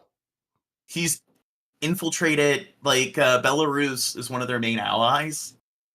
He's infiltrating the Ukraine. Hey, Tubby came through with a $5 tip. Tubby! And he said something, and I don't know what he said. What did he say, Gene? I have to open up StreamLabs. You're so unprofessional. Go fuck yourself. Okay. On stream, do it right now. Okay. No, don't. Tubby's so nice. Giving us $5. Fucking Canadian. Yeah, see, like, everyone else in the chat, you should be ashamed of yourself. We do not respect you because you don't give us money. Wow. We provide you with entertainment, and you don't return I guess, our gift to you with a gift of your own. You don't reciprocate our level of kindness. Wow. Why do we even do this show? What the fart? This guy's looking for handouts that just like free entertainment. A bunch of poo-poo-doo-doo heads. Yeah. Stupid, gotta go to my email to verify it. If Canada invaded the US, we would demolish you, Gene. No. I still wanna If they demolish Gene, we should probably just let him do it. Oh, just Gene? Then yeah. Yeah, as long as they'll do that and just leave, I'm fine. It's fine. But one movie pitch I've had is that apparently like the most advanced military like sniper like division is Canada's like sniper division. And I want to like direct a movie where America invades Canada and they go to like Toronto and all of the Canadian snipers hold back the entire US military. Yeah, that's not going to happen. Because you got fucking... AI. Once AI gets advanced enough and everyone can just make a movie, you just got to type in all the prompts and stuff. I'm making that movie. No, because you got North Dakota, you got Minnesota, you got Wisconsin, all those northern states, because it's pretty much the same environment. You get fucking soldiers from there and go up to fucking Canada. Now, I'm not being serious about them holding off the entire U.S. military with just the sniper division. Yeah, you are. That's what would make the movie fun. It's like there's one building that's kind of on the hinges and stuff that's leaning, and then like the kind of like tank platoons coming over, and then they just shoot that one sort of like metal beam that's holding the structure up, and then it collapses over all the vehicles. It's like they snipe the helicopter in just the right spot, and then it just falls to the surface on top of all the troops. Talking about kilometers of pipelines, kilometers of cables that are destroyed. This is not going to take months. This is going to take years to fix. Before its destruction, the plant supplied hundreds of thousands of people with electricity. The engineer tells us its loss will be almost impossible to compensate. One small hope, the West might be able to provide parts and equipment for the plant's reconstruction. We're really doing all that is humanly possible here. But if we receive some form of support, especially technical support, from other countries, we would be very grateful. Meanwhile, Russia continues its daily attacks on the power grid. See, McDonald's left Russia.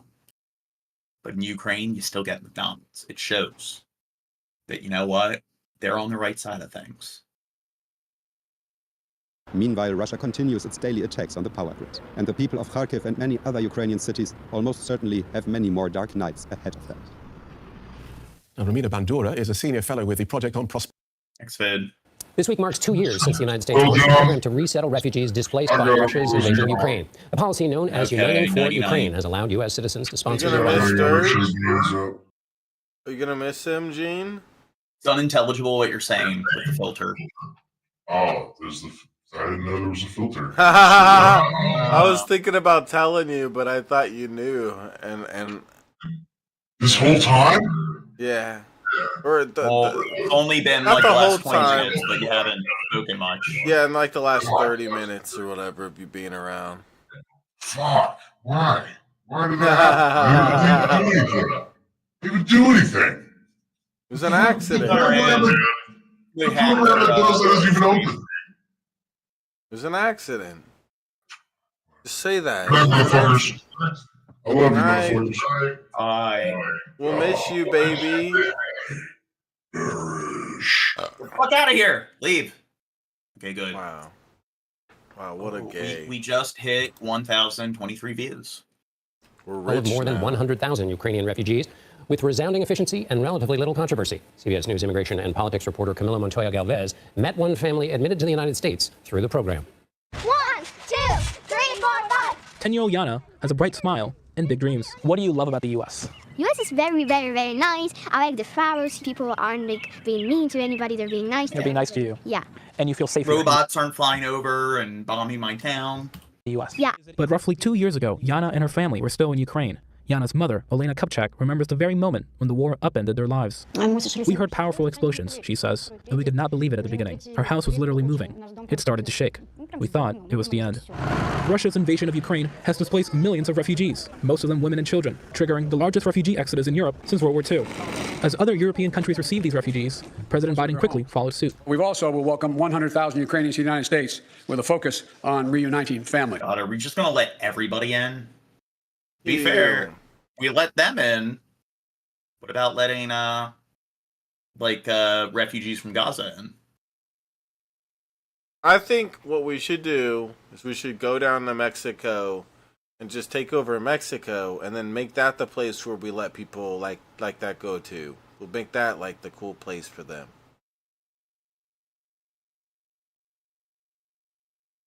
Terrible, Chad. But the Mexico's all taken over by bad guys. We'll go there and we'll save everybody, and then we'll take over. Now, all the brown people from the Middle East can go to Mexico.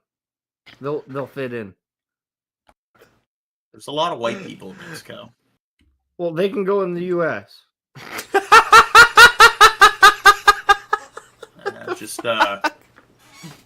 He's going the globalism route when it comes to Jim Crow laws.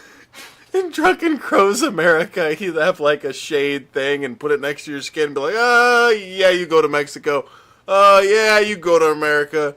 Oh, yeah. And then the super, super pale white people, they go to Canada.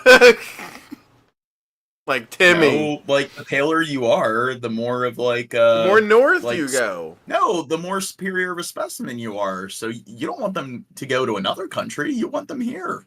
Yeah, you're right. Canada sucks. We need to get all the albinos, like, in our nation. Yes, the albino. That's what Canada's for, albinos. No. I'm going to create by an island, and it's going to be the albino state. If you're an albino, you have you'll be granted citizenship. Oh yeah. I got to take some drugs or whatever to get rid of all my melanin and stuff, Drugs even are though I'm cool. fairly pale. Yeah. In April of 2022, his administration created Uniting for Ukraine, allowing an unlimited number of Ukrainians sponsored by Americans to come to the U.S. and work here legally. I didn't sleep on that night when the program was launched. I was sitting at midnight waiting for the website to open. Elena's sister, Lana Rogers, is a U.S. citizen living in New Jersey. She sponsored Elena and her family, who made it to the U.S. in June of 2022. You're happy to have your family here in the U.S.? Oh, absolutely. I love it. Yana is like my third daughter, so whichever my kids... She's saying, Yana spending all the weekends in your house. The girls having sleepovers all the time. Elena and her husband have since found jobs and an apartment. I'm coming down to get it. And Yana can now just focus on being a kid. Does she like going to school here in the U.S.? Yana is very happy at school. Just every day go. America, where a kid can be a kid. Mom, I need to come, very quickly, go. It's every day. She's very happy and she wants to go to school every day. Yeah. With little backlash, the U.S. has approved over 236,000 Uniting for Ukraine cases, often in just weeks, a rarity in a backlogged immigration system. I think it shows how the U.S. can act with swiftness when it wants to. Refugee advocate Krish Amara Vignaraja says they're white. I mean, we're goofing off, but that is kind of what it is. Let the white Europeans in. They look like us, so yeah. And chances are that's why you don't have a bunch of like conservatives being like, "Oh God." So there's been like there's the Syrian refugee crisis, and you had a bunch of like controversy. Do we let them in or not? Oh my God, are we going to let everybody in? But then it's like, I'd say this is like the same number of refugees. We probably are taking in like, I think like triple the amount of refugees that we were like, even willing to like take in at all. So we were like in the Syrian refugee crisis, I think it was less than 100,000 refugees, where it's like, hey, the United States, could you take this many refugees? And we weren't even willing to take that much, and there was all this backlash. And then here like no one has any sort of outcry. There's no opposition. Why? Because they're white. Don't you agree? I mean, yeah. There's a lot of people who don't like the brown or people. Pieces of fucking shit. The manga hat like people. It's just we got to build a wall. That's what's important. Yeah, the manga hat. And the thing is, like I'm very, very pro immigration, but the big argument they were making during the Syrian refugee crisis. Crow, can you look up how many refugees we took in during the Syrian refugee crisis? Like the amount of citizens we were taking in was a lot smaller And people are like talking about how much of a negative effect it would have on the economy. And then like I think we should take in these refugees, but there's no outcry at all. They don't care at all. It's like, it's nothing. Why? Because they're fucking white. Wait, the Syrian what? The Syrian refugee crisis. That happened like 10 years ago.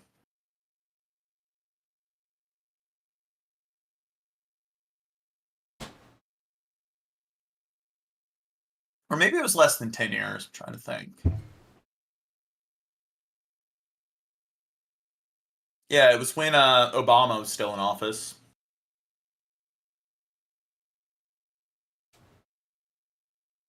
Let's see. No. 2000. No, it's like 200 and well, this is in Europe. These numbers are in Europe. Yeah, like 249,854. And how many are just That's a lot. US? I don't know yet. I haven't scrolled down. Let me see. Talk to the chat. Hi. 2016, 10,000 Syrian refugees arrived in 10,000 Syrian refugees arrived in the US. So that's half the numbers. And or no.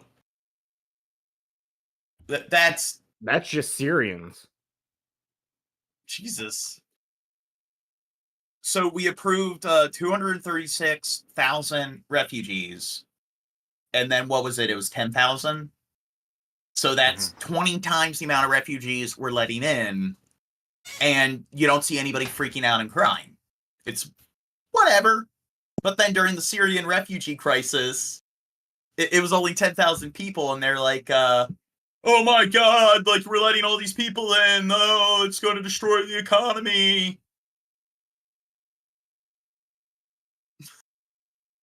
Thousand uniting for Ukraine cases, often in just weeks, a rarity in a backlog of 260,000 plus. No, that's about right for any.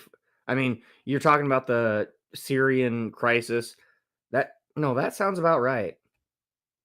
System. I think it shows how the U.S. can act with swiftness when it wants to. Refugee advocate Krish Amara Vignaraja says other migrants fleeing desperate circumstances, like Haitians and Venezuelans, should. This would be a good argument to make, like, whenever you're talking to your like older conservative relative, the next time there's some like, hey, there's some refugee crisis with a bunch of kids, or a bunch of families with their children fleeing from, I don't know, East Africa, or fleeing from some war-torn Middle Eastern country where they're predominantly not white. It's just how many people are they trying to get the United States to let in? 12,000 people. It's just, what about when we were letting in 200-something thousand Ukrainians, and nobody like that and nobody cared at all? There's no outcry, and did it ruin our fucking economy? No. Receive the same welcome. Just as racism and xenophobia have penetrated so many elements of our society, it did factor into the unique treatment that Ukrainians received. Did you play soccer with the girls? Ukrainians like Olena still face obstacles. Their permission to be in the U.S. expires every 2 years. The U.S. has argued that most Ukrainians will eventually go home, but there's no telling when the war will end. The Russians are constantly bombing your town. Every day. Every day. Bomb. You cannot go back to Ukraine. No, I not come back. But I not have no house. I not have nothing. Hi, John. Olena and her family were just given permission to stay in the U.S. for another. They're going to go back, and they're not going to have anything. Their house is going to be gone. Let's send them back in white. 2 years. Send them back in 2 years. That's the thing. It's really, like, because white people are supposed to have big, like, McMansions, large suburban homes. Build her a mansion, then send her back. It's one thing if you're living in a tent city or a slum, and you're a brown person outside of a Western nation, but I mean, I don't know, once you're a white person and stuff, I mean, God, them going back to their homes level, that's just not right. It goes against how the universe is supposed to function. I guarantee you, Shabisky, that John said McMansions. Yeah.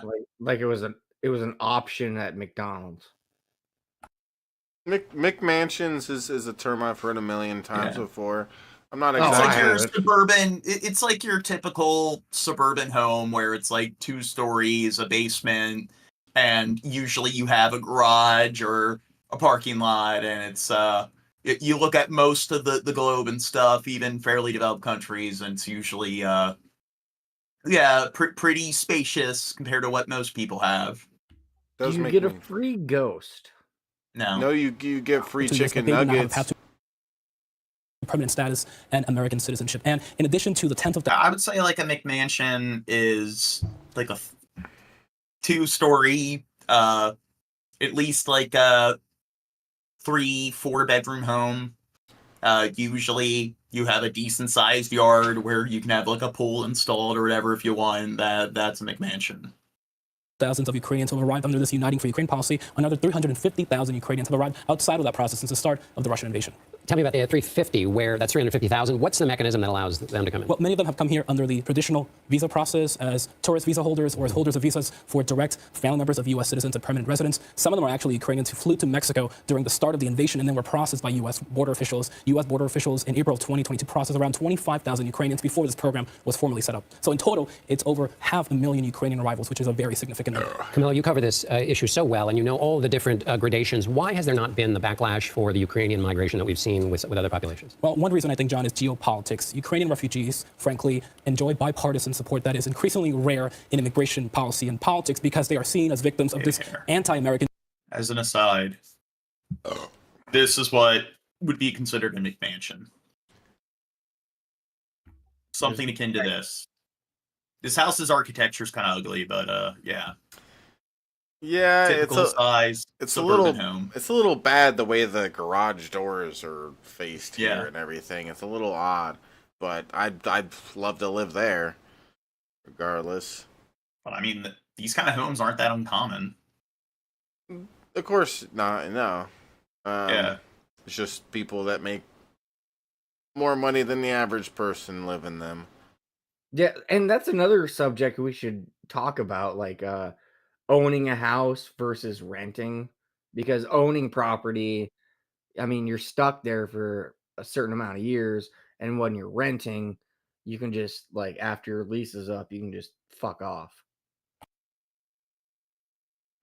Regime in Moscow. And the other reason is because of the nature of this Uniting for Ukraine program. Arrivals under that policy can work here legally immediately after setting foot here on American soil. They also need a financial sponsor in the first place to come here. And early on, they were eligible for refugee resettlement benefits, including food stamps. So they did not create the same logistical, operational, and economic burdens and challenges that receiving communities face when they started housing hundreds of thousands of migrants coming across the border. And I should mention that some refugee advocates argue that race is also a factor because they believe that Ukrainians may be perceived as more compatible to U.S. communities than other migrants. Is there any way that model can be used for other populations? The Biden administration would argue yes, because they actually have created a very similar program for migrants from Cuba, Haiti, Nicaragua, and Venezuela. But that program is.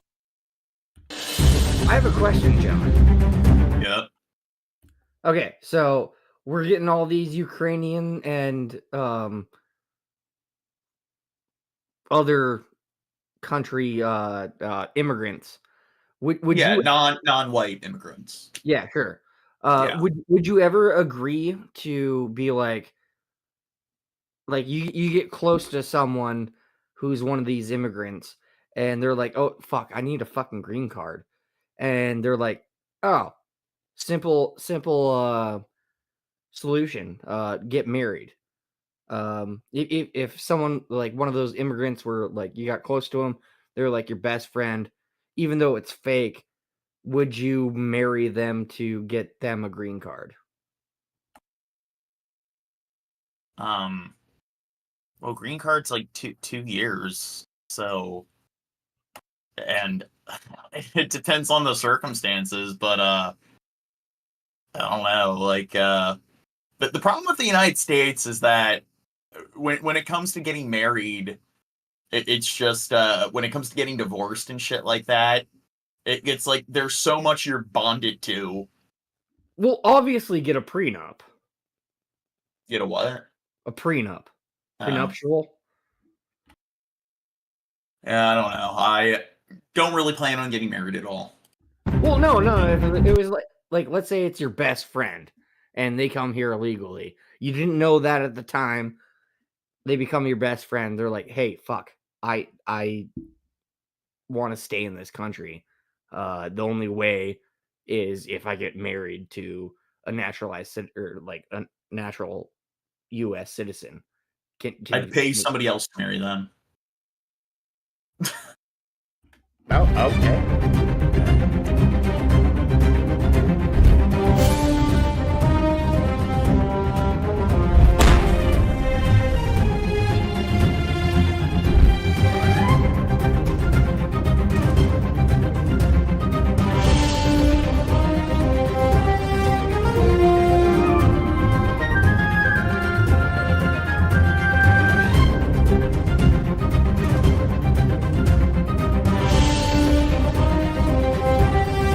Okay, they surrendered. Next vid. Russia has reacted with fury and has warned more Ukrainians will die after the US House of Representatives passed a military aid package worth almost £50 billion last night. It came after months of stalling as some Republicans tried to block more aid, saying it was time for America to draw back from what they called international interventions. Well, a little earlier, I spoke to the Ukrainian MP, Lesia Vaslenko, and asked her how much impact she thinks the American aid will have. Is it 15 billion pounds? Would that be like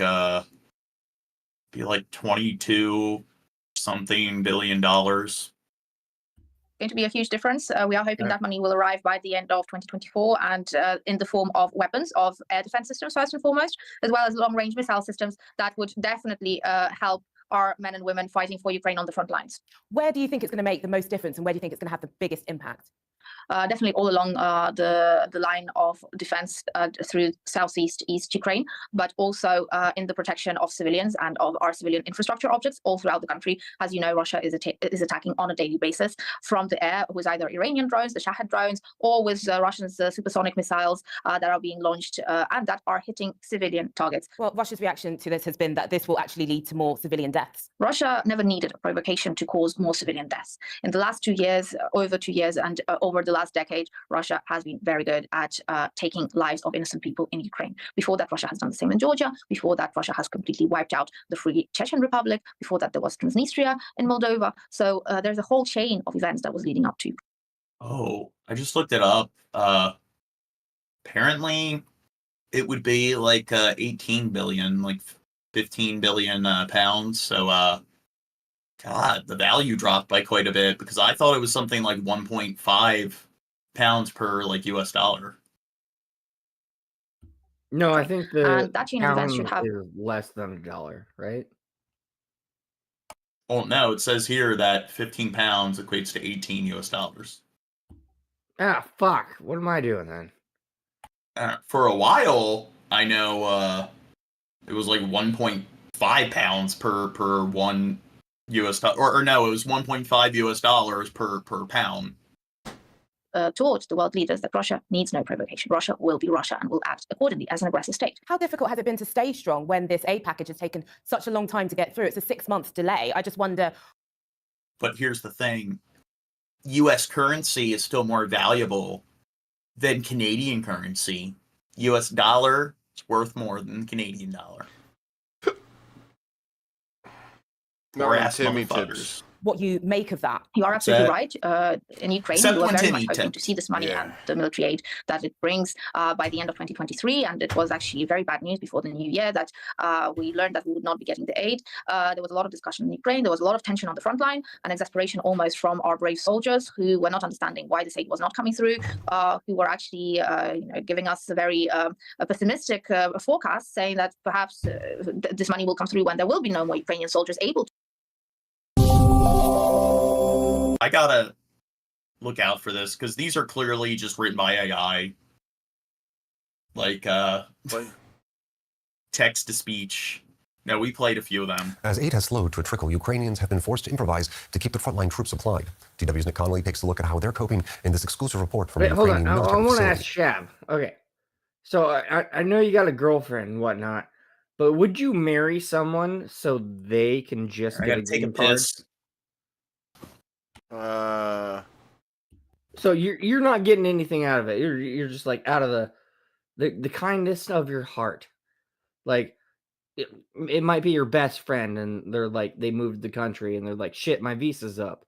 Would you be like, oh, we'll marry and you can stay in the country? And like, there's no fucking or whatnot. It's just like, okay, whatever. Well, I have to fuck, but to be honest, like I'm not rich or anything, so I feel like if I had like a lot of money, I'd be worried about that, because then they could take half of what I got, but I don't really have shit. Oh, So, no, and that's what I was talking to fucking John about. Like, definitely sign Yeah. a prenup before. Oh, well, you could do that too. If I could sign that, then I don't care about a stupid like part of my record that shows that I was married for a week, or something. Like, I don't know. I'd do it. Is that even legal though? To do it just for that? I think it's illegal. It's illegal if they know about it, but I mean, they don't have to know about it. Oh damn, you're a criminal. I'm a criminal. Aha, aha. A predator. Jared. Predator. Yeah. So are you gonna get 805 soon? And try it? Oh, 805. I don't know. Fuck it. What is it? Beer. Yeah, I know. But what company or whatever?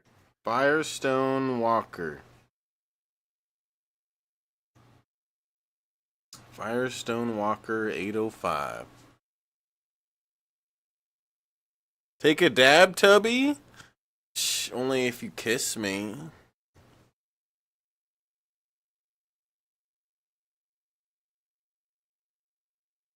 You give me a kiss, Timmy?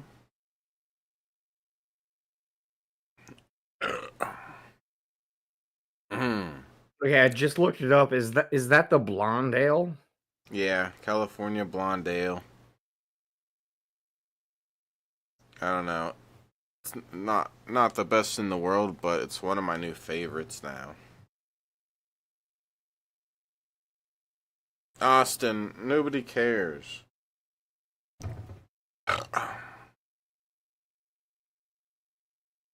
But that's fine that you have your own political beliefs, Austin. Mr. Austin. Austin, they clearly got their life figured out. Yeah. Once you're a simp for Donald Trump and you join the Donald Trump religion, They probably have a very practical, very pragmatic, very rational, very logical, very detailed outline for why Trump is the pick. don't you think that's a good way to put it? Is like it's the Political fan, football. The only well, no, the fan base behind Trump. It's almost like religious or cultish in a way. Well, people do the same thing. Like, it's every political cycle. People only pay attention to the president. They act like the president is the government because people are stupid and don't know how the government works. Pretty much every president promises they'll do all these things that they don't have the power, the capacity to do as president, because it's things like passing certain laws where that's the legislative branch that does that. And then they're shocked when none of these promises follow through. And it's just... you would think they would notice that pattern after like the third, fourth like president that they've like experienced throughout their lifespan, and like people just it's like when people do the stupid console war thing, Xbox versus PlayStation. It's the same thing. It's just the your side, my side kind of like people just being like obnoxious. The out-group bias. Yeah. Like, people just don't think much. It's all just letting their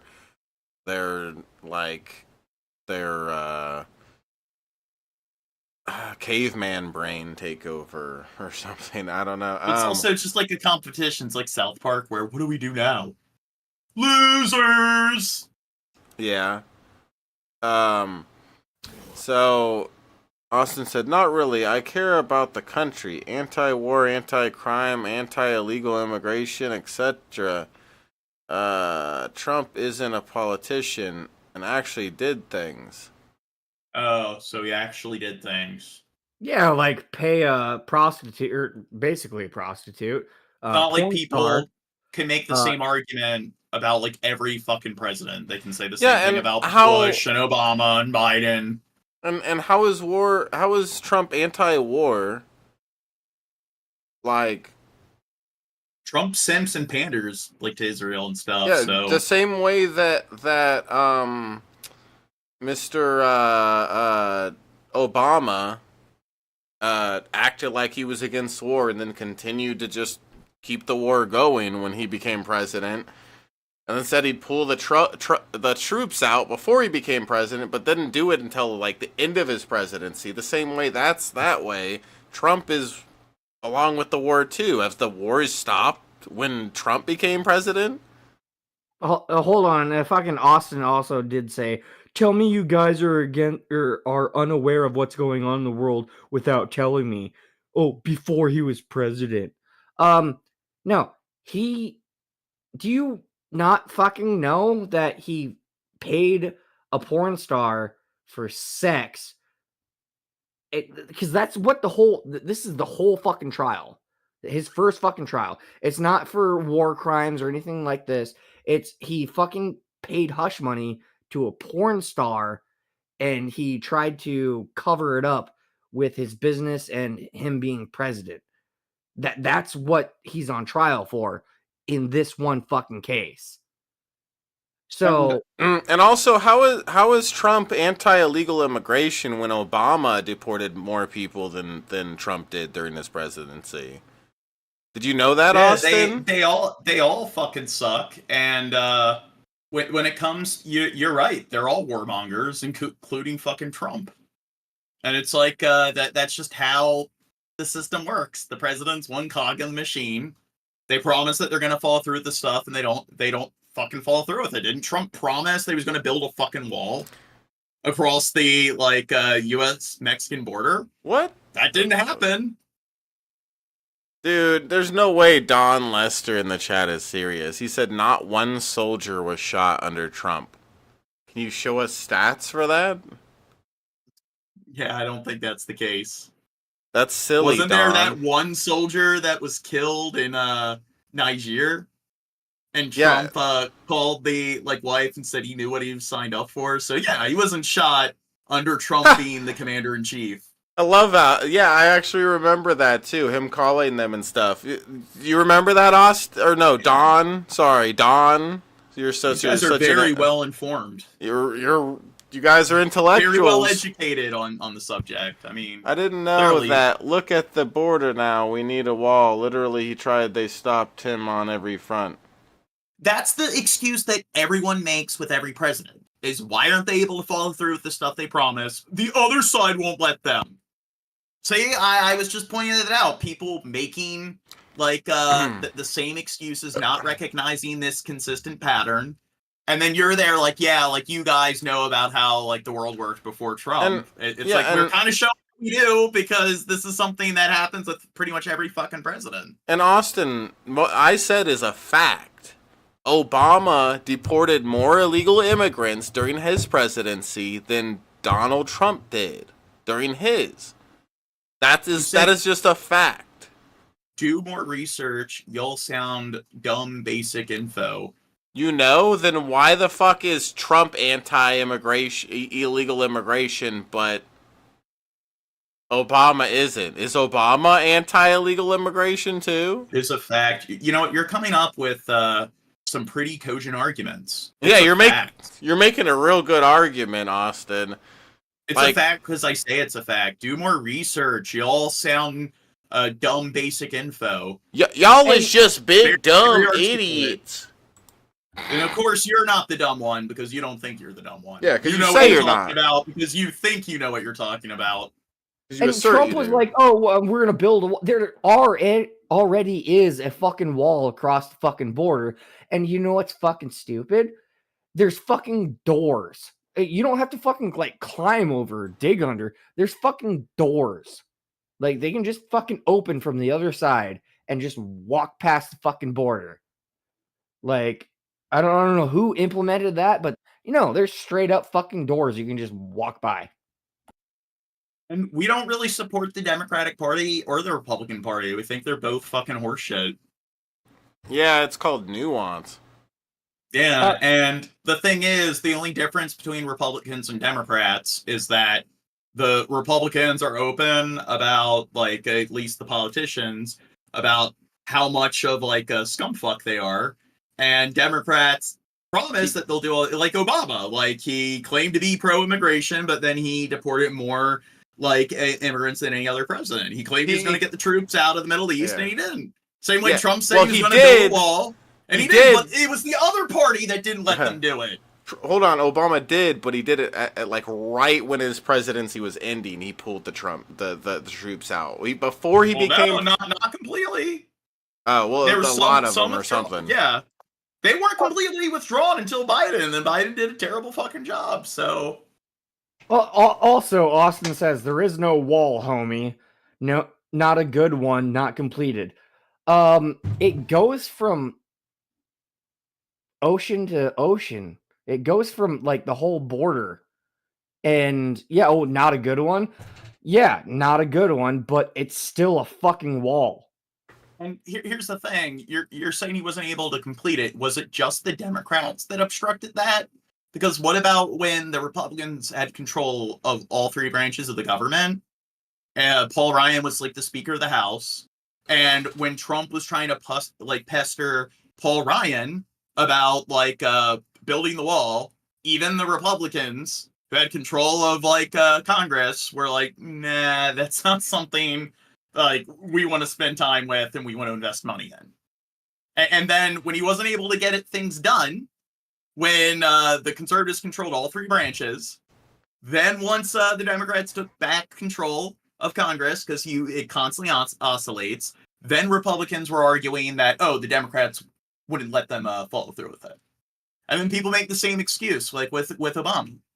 The Republicans wouldn't let him do anything. It's like they're a great president, but they're not able to follow through with anything, and it's always the fault of the other party. When their party obstructs things, they're doing what they're doing is for the greater good. But when the other party does it, they're just doing something that's corrupt, even though it's not corrupt. That's just how government works. Yeah, you thinking of the Trump party as some sort of Tea Party and stuff is silly, Austin. You can it would be cool for you to elaborate, but not to be a total fucking dickbag. But I are you the same kind of person that also has a Jesus cross on your wall? Like the Lord will provide. Are you the same kind of Christian nation? Are you the same kind of critical thinker that thinks of themselves as religious? Because you they said nope. They're agnostic. You're agnostic. Okay. Well, then with that not that kind of Trumpite. With that kind of critical thinking skills, then why are you this stupid when it comes to politics? America. Here's the thing: I don't give a fuck about whether I'm part of this country or that country. Borders are just completely fucking arbitrary. I care about the entire world functioning as best as it can. So being exclusionary like that, where it's like, hey, let's be some kind of hermit state where we ignore the fact that we live in a global economy. So you have to have basic foreign relations to improve things. And it's also the reality that, America, you're kind of engaged in some gross oversimplification. What does that mean you care about America?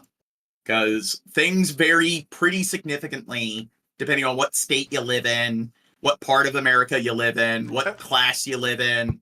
Then the thing about saying that statement is just like everybody who, it's like saying I care about my home.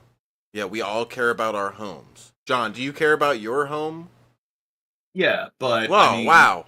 I don't think it's anything special to say that you care about America, and it's nothing that sets you apart. Everybody that is part of America, for the most part, cares about America because that's where they live.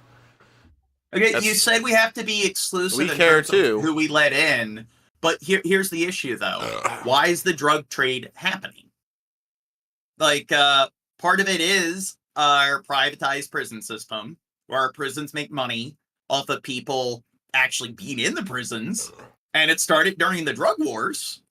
And a lot of the drug wars is, hey, we're going to outlaw all these drugs where if they weren't illegal and we were able to actually regulate it, and there'd be corporations paying taxes, it would create this giant job market. You wouldn't have this giant black market of this like drug trade going from like Brazil all the way through like Colombia, Venezuela, Central America, Mexico, and the US. So all of these countries are complicit there. And you know what? Maybe if we did things like instead of building a giant fucking wall, try to, I don't know, maybe decriminalize drugs. So that way you wouldn't have to fill up the fucking prisons. Maybe you would cripple the cartels and we wouldn't have that issue. But, I mean, we don't know what we're talking about. Clearly, building a wall is the answer. Let's not address, like, you mentioned the cartels. So, it's run by cartels. Why is it run by cartels? Because of this black market that is perpetuated by not just the U.S., but all these different countries. So, maybe if we worry about why Mexico is run by cartels, and we actually invest in policy that will actually change that, you're actually addressing the source of the problem. It would help the country stabilize, our neighboring country stabilize, and then that way, less people would have to cross the border. And plus, most of the immigrants that are crossing the border aren't even Mexican. They're from other, like, Central American countries. So, I mean, that's not even, like, you're clearly misinformed when it comes to the numbers, because you're acting like it's all just coming from Mexico. This heap of scrap was once an M77 artillery gun. It's just a tiny part of the weapons graveyard at this Ukrainian military facility. It's where Western military tech comes from the front lines. Here's one thing about Trump, too, is, like, Trump's the kind of guy that, like, cheats on his taxes and shit like that, and then he comes on national TV and he tells everybody that he does that, and that's supposed to set him apart and making him some sort of hero and stuff in the end. That's supposed to make him just, like, totally different from the other politicians. And it's like, well, if he's such a hero, how come 5, 10 years from now, 20 years, keep putting the number up, we're going to see the same thing going on. We're going to see the same corruption. He plays along with the corruption. Yeah, he tells everybody about it, but he's never going to change it. How much money do you want to bet on the idea that he'll never change those policies? Well, the aristocracy, where it was something like prior to the 80s, they would tax like billionaires. It was something like 60% of what they made. And now it's like gone down to something where I believe it's like 15% of what they earn is taxed. And it's just then because they can afford all the best lawyers and stuff like that, they exploit loopholes, so they pay even less taxes. And you're right, like there's that sort of like two-sided like demon where you have the corporations and the government that have that kind of synergy with one another. And I mean, if you're going to talk about how Obama, Biden, Bush, they're all corrupt, and then you're going to point to all these billionaires and talk about how like they're corrupt, they're not paying their fair share. Do you really think like Trump is the exception? He's the outlier amongst billionaires. Well, Shabisky, I can't remember what the fuck you just said, but I had a fucking point. You said something about Trump and like so he's on trial for all this, and it's just hush money. And he tries to get out of like court because he's like, "Oh, well, I want to be there for Barron's graduation." And then these fucking pictures resurfaced of when Ivanka graduated. Yeah, he's not in those pictures. So yeah, bad dad, bad businessman, bad president. He can go fuck himself. Yeah, and then Josh, like they said, okay, but seeing the division in America, we could never get people to agree on legalizing drugs. You know, marijuana not too long ago was like illegal. Not only across that, the country. They're legalizing shrooms. I mean, yeah, and not only that, if we just travel north to Canada a bit, we can go to a place where cocaine is legal, Shrooms is legal, LSD is legal, weed is legal, and that's not far from us. And it seems like it's much more feasible to actually pass policy to legalize drugs. And if people who claim to be like pro-Trump or pro like capitalism, business, aristocracy, I mean, that definitely is going to create much more jobs. So it's like, hey, we don't want these illegal like immigrants coming to our country and stealing our jobs and shit like that. And it's like, well, maybe if the stuff wasn't legal, and you weren't filling up the prisons, locking people up for simply doing these drugs, and you didn't have these people in prison, where housing people in correctional facilities is a huge drain on the taxpayers. Then you could tax these corporations that are producing the drugs legally. They can actually be regulated, so you're not buying it off the street where it can be laced with a bunch of dangerous additives.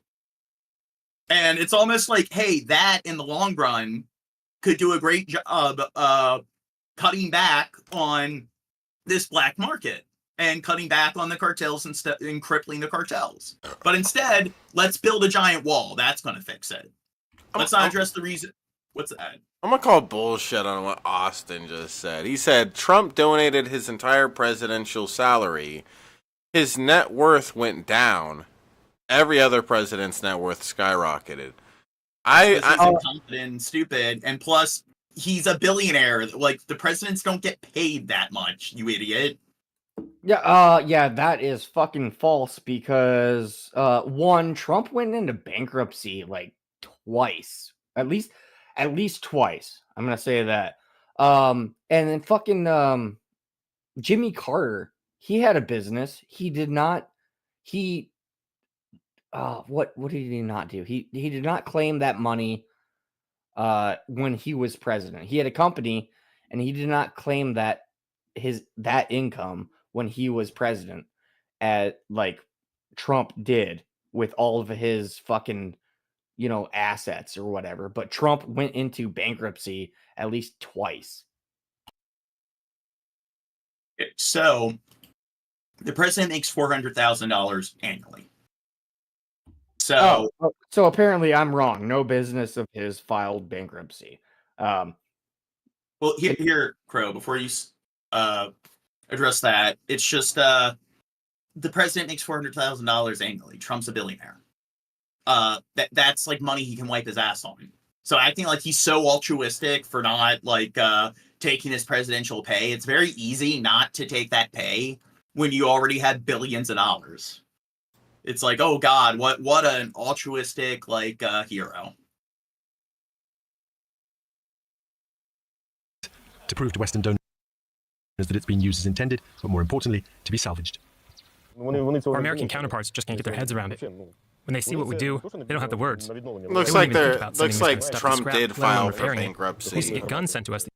I don't think that person is correct. If you look it up, Washington Post talks about it. That looks to be wrong.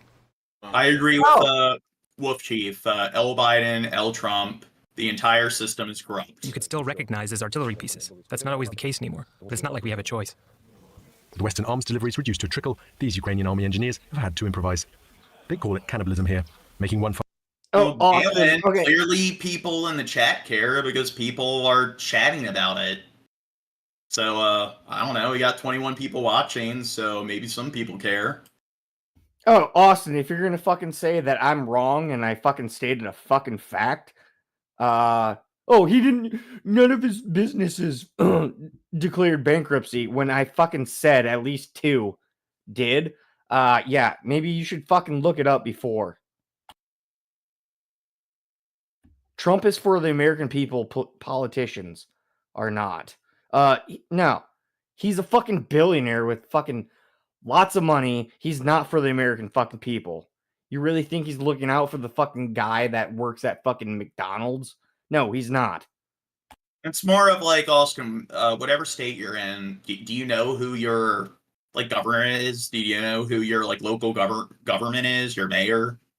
Do you know anything about your like state, like General Assembly and so forth? So it's like they have much more of an influence in your day-to-day life than the president. And the president's just one person and one branch of the government. It's a lot more complicated than just this one person is the government. So you're doing the same thing that a lot of idiots do. They do the fanboy thing, where they put the president on a pedestal. They only pay attention to politics once every 4 years. And then let's glorify this person and turn our brain off and play the stupid, like, political football game. And I'm sure, like, if we quizzed you on, like, politics and quizzed you on how all the various different branches and systems of the government work, I'm sure you would do very well demonstrating that you're very adept and knowledgeable in this particular area. I think you're kind of... I think maybe you should Google the Dunning-Kruger effect. I think that's something that you're probably a victim of. Functional artillery gun from what's left of many damaged. Tried to pull the engineers troops tell us out of an unnecessary war. Yes, I agree with that. Tried to lower taxes for millionaires. Tried to fix the border by Did Mexico even give a fucking peso for the goddamn border? No. And made the first what the fuck is made the First Step Act? What is that? I can't recall. To drop off in deliveries halfway through 2023, even before the current funding delay. Back then, initial Western stockpiles were exhausted after a year of war, but new production had still not caught up. Workers here are essentially putting together puzzles of different parts every single day, some new, some salvaged, and some improvised. They come in with shrapnel injuries, but we managed to get them healthy again. You could think. Galen, why don't you quiz our friend Austin in the chat? Why don't you ask him some questions? Some politics 101 questions. He was speaking to a doctor, but the fighting at the front lines is so intense that this man's patients are often back in the repair shop within weeks. I've had situations where the same gun comes back to me with fresh damage, 2, 3, or even 4 times. This one's almost finished, and it's ready to go back to the front lines. There's only so much that cannibalizing damaged equipment can do. That's where unexpected solutions come in. This was stripped from a commercial digger. It's not an improved solution in the gun's manual, but it works. Ukrainian firms are now also producing many of the simpler spares. We don't need American-built screws and rubber seals. We can do all that ourselves. What we need are the big parts we can't make ourselves. If we don't get them, I guess we'll find a way. We'll put something together out of the scraps we have. But it's going to cost us time. Time that Ukrainian troops on the front lines don't have. Russia is already taking advantage of Ukraine. Like statistics of yearly illegal aliens. Well, here's the thing. When you're talking about illegal aliens, are you talking about just illegal aliens in general? Or the percent of illegal aliens that commit, like, any notable crimes? Like peddling in drugs, things like violence. How many illegal aliens come into the country, work jobs that most Americans don't want to work, and then abide by the law? So it's just... all the research shows that it's not crippling the economy and it doesn't have negative effects on the economy. And all the countries or all the states that border Mexico, their populace is pretty pro-immigration. So, the economy of a lot of the states bordering Mexico is very, very healthy.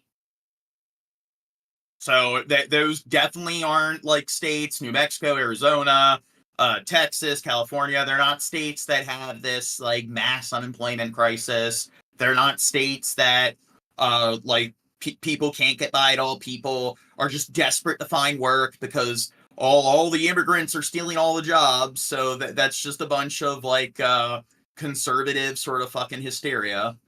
And it's usually people that live in the middle of bumfuck nowhere that live in these landlocked states that aren't even on the border, that probably deal with like the most minuscule like sum of like when it comes to foreign traffic. Those are usually, that's the demographic of people that really like to bitch and really like to, I guess, sensationalize and exaggerate this particular phenomenon. Declining firepower to push forward. If US aid is held up any longer, many here in Ukraine worry that the slow retreat of recent months could soon turn into a rout. U.S. lawmakers have approved a bill providing almost $61 billion worth of aid and military support to Ukraine. The package had been delayed for months due to cross-party wrangling. Democrats joined forces with some moderate Republican lawmakers to push the bill through, though the majority of Republicans voted against it.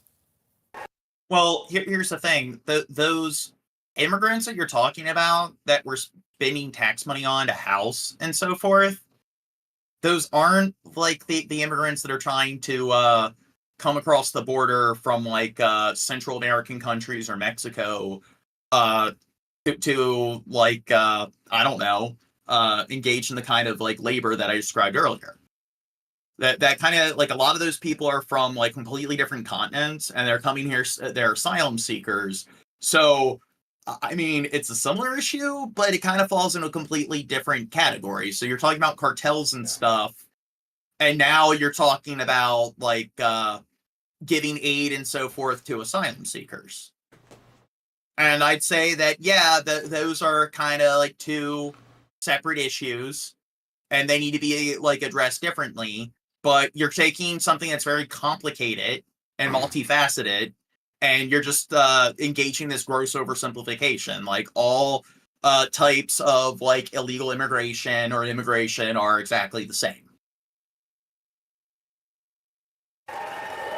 Lawmakers cheered and waved Ukrainian flags. The House will be... As the House of Representatives gave the green light for more aid to Ukraine. I just said that, Austin. It's immigrants from around the world, not South America. I just mentioned they come from completely different continents. Oh my God. The nearly $61 billion aid package. And you were just like earlier talking about the cartels and shit, and we have to do something to keep them out. We need to build the wall. Now you're talking about something else entirely, which isn't even crime. It's like asylum seekers. Includes funds for more weapons for Kyiv, more training for Ukrainian soldiers, as well as more cash to help the US replenish its own weapons stockpiles. It provides for greater accountability over Ukraine aid. It forces an in-game strategy for the Ukraine war. It includes a loan instrument of this foreign aid to seems Ukraine like he's and on the repo crack act on the right. to ensure that Russian assets pay for part of the bill. It's support that Ukrainian soldiers have been waiting for. I mean, if we had that hypothetical wall, how much of those asylum seekers do you think would not get past, would not make it into the United States? So even if you don't want to give them asylum, the issue of they come to Brazil and then they trek all the way up through some of the most dangerous countries on the planet, and then they get to the Darien Gap, which look at if you want to talk about some obstacle that is very deadly, hard to cross, look up the Darien Gap. That most of these immigrants that you're talking about in seeking asylum that are in New York, that's what they're crossing, and then they have to go through Honduras, some other really dangerous countries. Human trafficking is something that they're at great risk. Then once they travel through Mexico, they have to travel throughout the Mojave Desert just to get to the border. So do you think that once they get to the wall, that's going to be the thing where we've come across the wall, we're not going to be able to get through? Yeah, they literally had hundreds of tunnels. They still have tunnels, I'm sure, going from Mexico to America. But they found hundreds of tunnels. It's a black market because they know that, hey, if we build tunnels, people can come to us. I need to get across the border. And then they pay them and they take them through the tunnels. So the people have a financial gain to have this sort of system to help them this transit into the country. And that's the thing. People make a living guiding people through the Darien Gap. There's people that are working illegally and they help guide them. They're some kind of it's an escort, and it's the same thing. There's a market for it. People that want to cross the border, so they're building tunnels and shit. And again, look up the Darien Gap. The Darien Gap is a much more dangerous, much more much greater deterrent than any wall you could build, and they're crossing that just fine. And it's not even fucking tunnels. I mean, there's actual fucking gates. If you have a fucking pair of, what are they called? The fucking big things, fucking shit. you can snap the fucking chain and you can just walk through. And if you ever seen, I can't remember what side of the fucking bars, the grates. Well, no, not the grates, but the chain, the fucking chain cutters or whatever the fuck, rebar cutters or whatever. But you can just cut those and then open the fucking gate and just walk through.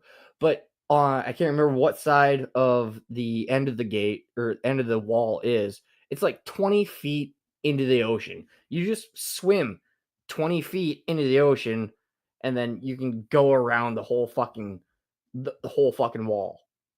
So like that's like 40 fucking feet that you have to swim, and you're on the other side of the fucking border. So I mean, yeah, we're that's very fucking awesome. You got gates, you got fucking tunnels, you can just swim, you can just fucking cross, you got ladders. I mean, here's the thing, Austin. Your day-to-day life, you getting by, you paying your bills, how often are you coming across any sort of illegal immigrants that are interfering with your ability to, I guess, sustain yourself or your family? I mean, I'm wondering, like, how much does this, it seems like it's a big boogeyman. How much of an impact does this have on your day-to-day routine and your ability to just, make a living?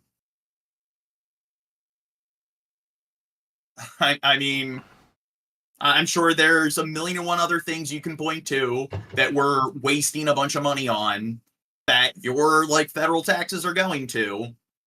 I mean, even if you're going to argue that immigration is something that should be addressed, well, there's probably a lot of other things that are really fucking with the economy. And I think that out of, like, if you're going to make a list of the, like, primary things to address, maybe it's, like, our lack of affordable housing.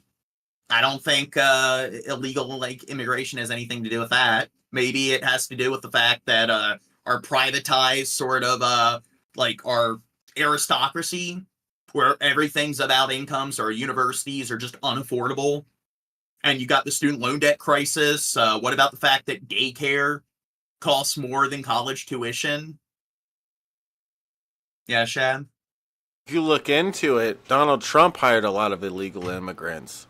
And you know, what I think is people like him are the problem. If you think that illegal immigrants coming over and stealing your jobs is a problem, then you need to look at the people who are hiring them. And if anything, that's a big thing we should work on. We should work on making it illegal for people like Donald Trump, who are big billionaires and whatnot, and want to just, cut on, make as much profit as possible with their business, even if that means hiring illegal immigrants like he's done in the past. And that's something you can look up, and that's just a fact. I think that's what we should work on, making it putting a big fine on people hiring illegal immigrants. Don't you think that would be a systematic way to go about helping fix this problem? We don't want to tax the rich, where it's a lot of rich farmers and stuff that kind of exploit it. Yeah, because if you're like in the Midwest or fucking some shit like that, and you work as a dishwasher, and this is your main worries. Oh, illegal immigrants are coming into this country and stealing our jobs. Okay, yeah, you might have to deal with that, but if you're like a brain surgeon and you're worried about, some Mexican crossing 200 miles in the desert without any shoes or water, coming into this country and stealing your job, maybe then you're a bad fucking brain surgeon then. I also think that it's a boogeyman.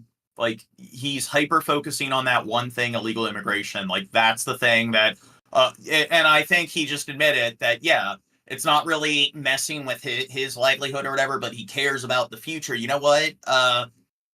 Generations before you, had been, this is something that's been going on for quite a while, the like big like illegal like immigrant scare.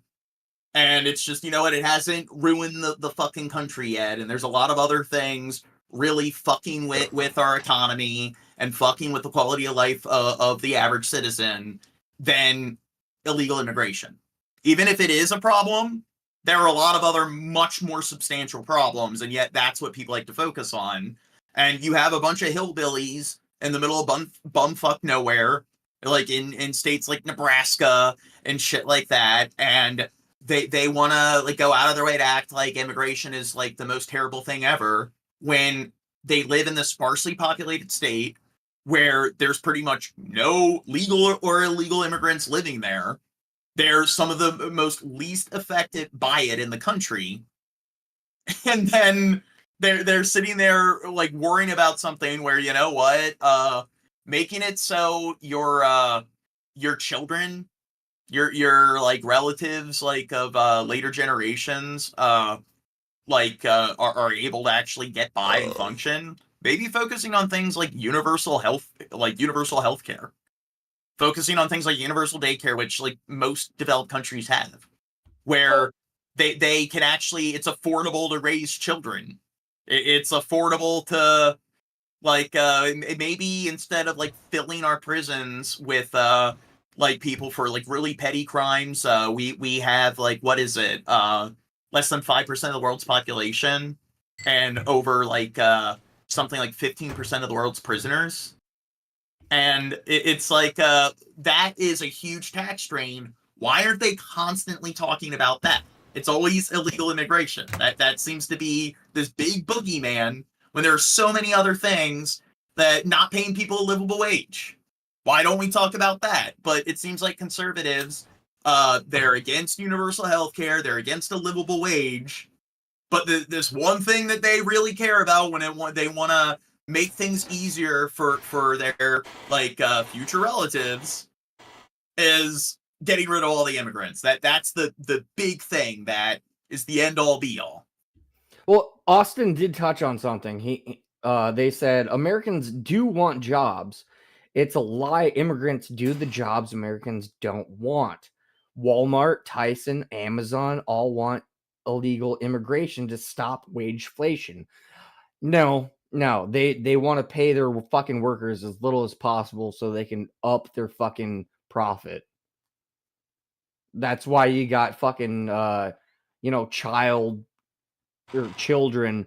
That's why they hire. That's what they're saying is why they'd hire an illegal immigrant, and that's why Donald Trump hired illegal immigrants back in the day and stuff, because it saved him on money. Just like if Amazon and those other companies do that, I don't know whether they do or not, but it wouldn't surprise me, being that Donald Trump did it. And so it's not fucking America being like, oh, we don't want immigrants. It's fucking corporations. It's come to the point where corporations fucking run the world. Yeah, continue to argue with them. I'm looking something up. I already won this argument. Yeah. Long ago I won this. Guys, everybody type one in the chat if I won this argument. I'll shab. That's how you make yourself look good. Yeah. Yeah. You do a G-man. Type one in the chat if I won this argument, guys. I don't even get the reference, and it's just Yeah, Toby agrees. Who else agrees? Come on, guys. Type 1 or 2 if you think that what kind of diabetes that Shabisky has. I have 7.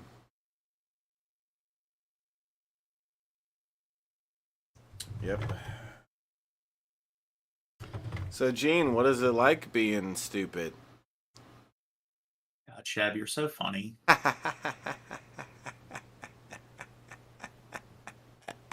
I said talk to the chat, and you're not even like talking to them. No, I don't need. Shut up. They have had enough of us talking to them and giving them attention. Okay, they need. Yeah. They're getting spoiled. Those fuckwads in the chat. They're getting spoiled. This is too much. Cheers. But I do know if it's something like if New York City was its own country, it would be like in the top 15 economies. So he's talking about like New York, and it's like, yeah, New York's like dealing with this heavy load, but here's the thing: do you live in New York City? So is this affecting you? I mean, chances are it's like New York City, and the taxpayers in New York City are probably dealing with most of this. So you're talking about your future relatives. How much do you like? And I mean, again, are you actually living in New York City? You're probably not. And yet you're freaking out over something that's happening abroad outside of your own neighborhood. When there's a million and one other things that at a federal level, if we changed, would affect the entire country. If you just made healthcare universal across the entire country, that would have much more profound effect on our entire nation. This is something where this like particular refugee crisis, this particular influx of refugees that you see in New York City, this is something where it's pretty much a New York City issue. If you dealt with this right away, you just deported all of them, chances are like the only people who would notice a change or a difference are the people living in New York City. So I wonder what their response to that is. Plus, I'm also getting tired. We've been going for like 6 hours, 30 minutes. Okay. Yeah. I thought you said that this was going to be an 8-hour stream. I don't remember saying that. Better remember quick, bitch. Oh, we went on a tangent, so that didn't count. So Yeah, well, I mean, I think I got plenty of content for tomorrow, so we did miss last week in the podcast, but I think maybe it's 6:30 a.m. where I am, so maybe it's time to call it a night. Oh, and AstroSurf's here. Yeah, he's our king. Yeah. Guys, hit the like button and hit the subscribe button. Especially you, Austin. I know you love us. Here, I gotta give AstroSurf a wrench. If that's the real one, gotta check and make sure. Do you think they're sock? No, it looks to be the real one, but you should always check. Yeah, that's the real one, but it's always good to check. Nah, Astro, I gotta go have... What? Oh, wait. Austin said Jersey is paying billions too. They're paying billions for like what's happening in New York City. And like I said, if New York City was its own country, it would be like the 10th wealthiest country. It would be like in the top 10, top 15. So when you're talking about billions, well, New York alone generates like close to like $1 trillion. I think it's like something like 800, 900 billion or whatever, in terms of its own GDP. So if you're talking about how like, hey, they're spending billions on this or whatever, I don't think that when the city is like investing that money in that, I don't think if you're living outside of New York City, that particular influx of immigrants is affecting you that much. Even when it comes to the amount of money you're spending on your taxes, I think that you're just looking at immigration like it's a boogeyman. And yet that's the thing to focus on when it comes to all the country's problems, when it's just a red herring. I mean, there are so many other things that fuck up our economy and the quality of living for most Americans, that even if we are going to claim that it's an issue that needs to be addressed, I would say on all of our country's most notable issues, it's not even like the top 20. Also, but it seems to be a lot of people's like number one spot, even though it doesn't affect their life at all. Also, the whole universal health care causes long wait time, and they can't cover big procedures, like you're saying. That sounds like another one of those boogeyman things. Do you have actual stats to back this up, or are you just making assertions? Well, no, the long wait times I've heard is a thing. I don't know about the like big ass fucking procedure kind of things, but long wait times, that's what I've heard complaints about. Yeah, well, the thing with that though is there's a lot of factors. Like the idea of universal health care is one idea, but there's a lot of factors within the idea of having a system that's universal health care that could pay more or less to the doctors and have therefore have more or less and all that kind of stuff. So I think We're talking about universal like wait times and so forth, but in countries that have universal health care, like the Nordic countries and stuff, their citizens are a lot happier. They're a lot more content with it than Americans. So, like, everything, there's nuance, has some, like, pros and cons, but it seems like those cons tend to, like, they don't overshadow the pros that universal healthcare provides. And you look at the statistics, and people in other developed countries in the West that have universal healthcare, they're happier with their healthcare system. But hey, even though there's other countries where it shows to be very, very like efficient, it seems to be something that works very well. Well, let's ignore that. Let's ignore that, Austin. Oh God, they're coming up with multiple, like Fox News rhetoric.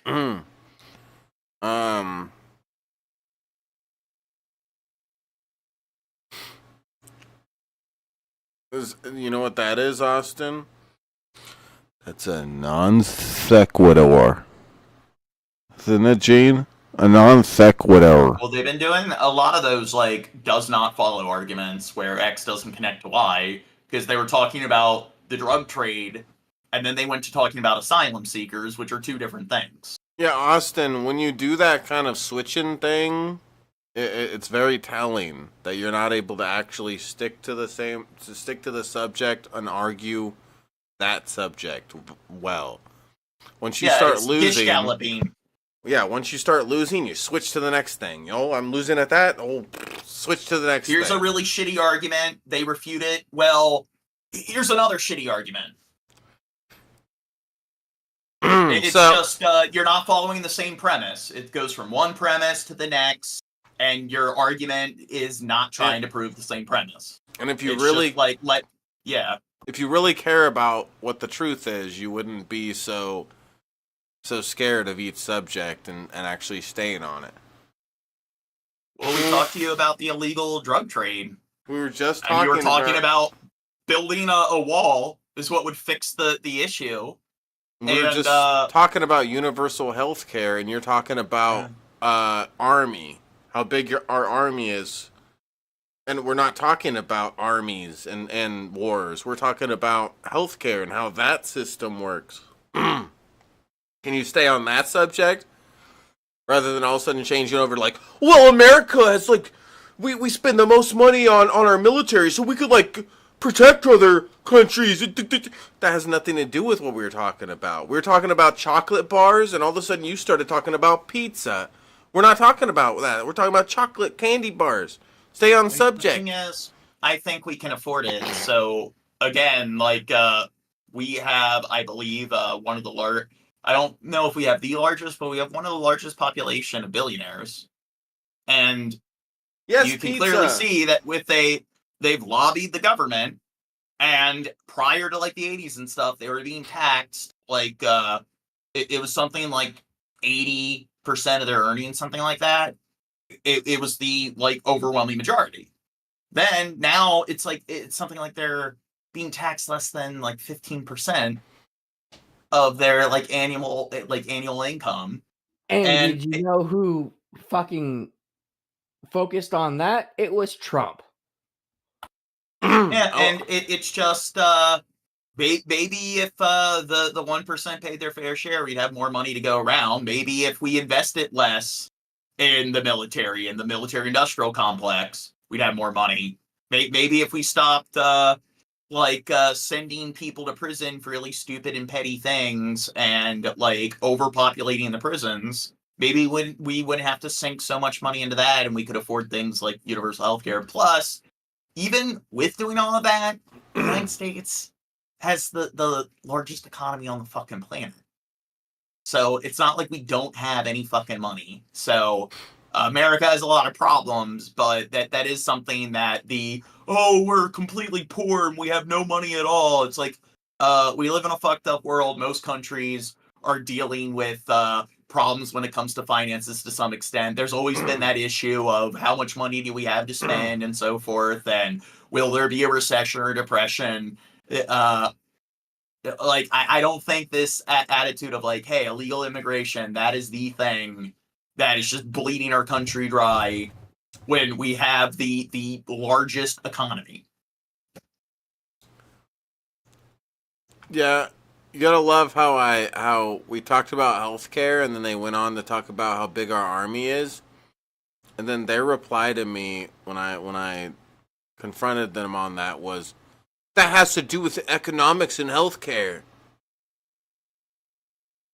So yeah, our army and how big our tanks are and all that. I guess it does to some extent, but he's making the argument. And it's like we can just spend less money on our military. It's like we spend more money on our military than like the next 7 countries combined. I think it's a bit excessive. No. We just have to keep protecting the countries that have proper health care. That's what matters, Gene.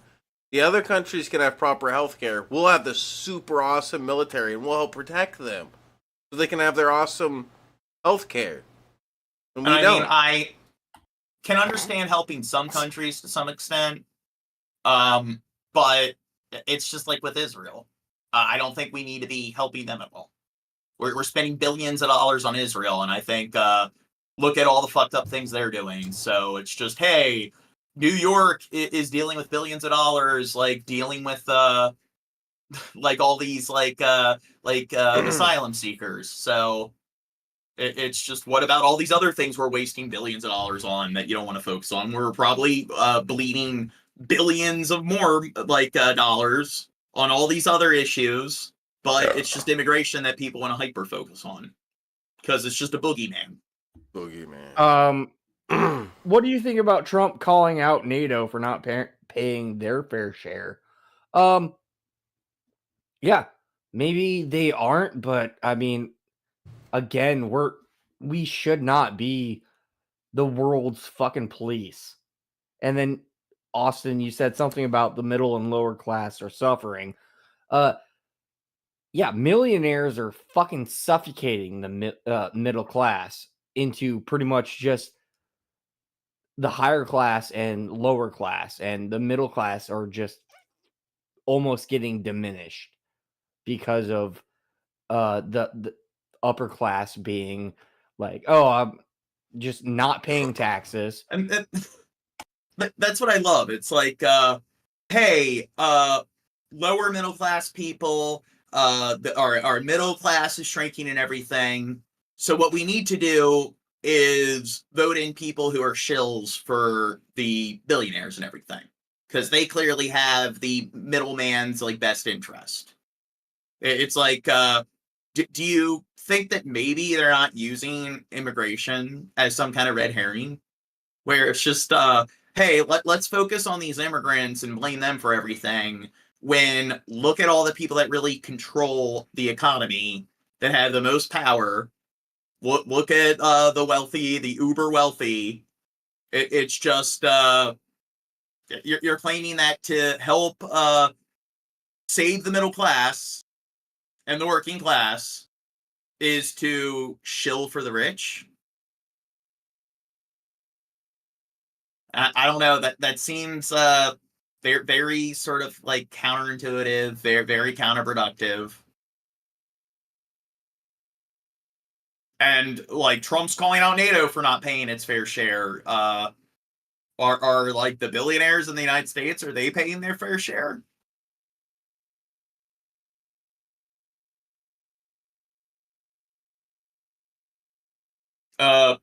We need energy independence. You have things like solar energy and wind farms and so forth, but apparently Trump's not a big fan of that. I mean, that's a way to really gain some level of energy independence, but Mr. Trump's not really going for that. You know what? I like Austin. He's got spunk. You know what I'm saying? Oh, the green policies are hurting lower class. Do you just exclusively watch Ben Shapiro and Fox News? It's just you're making the same arguments that people who like are shills for like the right, shills for the rich, always make. And then you're acting like we don't know what we're talking about when you're just regurgitating the same stereotypical bullshit. There's nothing unique about what you're saying at all. Austin, are you one of them Ben Shapiro fans? Because let me tell you something. I could fucking take a big hit of LSD, take a couple shots, smoke a fat ass bowl, and still be able to make better arguments than fucking Ben Shapiro. Isn't that crazy? Yeah, solar energy is getting much more efficient. You're able to yield much more energy as the technology is progressing.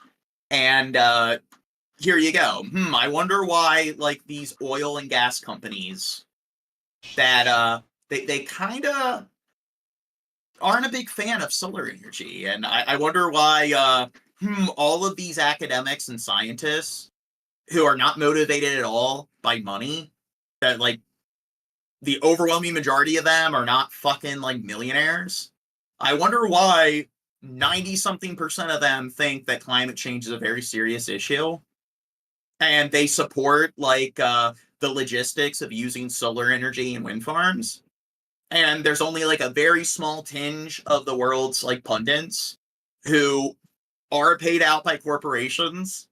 So how come the only studies and the only pundits that speak out against this, who are the overwhelming minority, are directly tied with big corporations? I wonder why. But then these big corporations that have a clear incentive, we want to make money off of oil and solar energy, these renewable energy sources, bleed into this profit. Seems like you're really thinking critically. You're not just regurgitating what you hear from Fox News or Ben Shapiro. Oh, that's what Trump was saying. Yeah, kill. Now we care about animals. We care about wildlife. I mean, it does, but there is preventions for, because they fucking blow horns or fucking play music or some shit to deter birds. Because offshore, there's a way to adapt to it, to accommodate it. Plus all the CO2 in the atmosphere and stuff, all the waste in the ocean. There's more plastic than fish in the ocean. It's clearly that's not killing the wildlife and fucking with the planet and our ecosystem. But clearly Trump, it's all these big oil tycoons. They're the ones that really care about saving the planet, protecting the planet.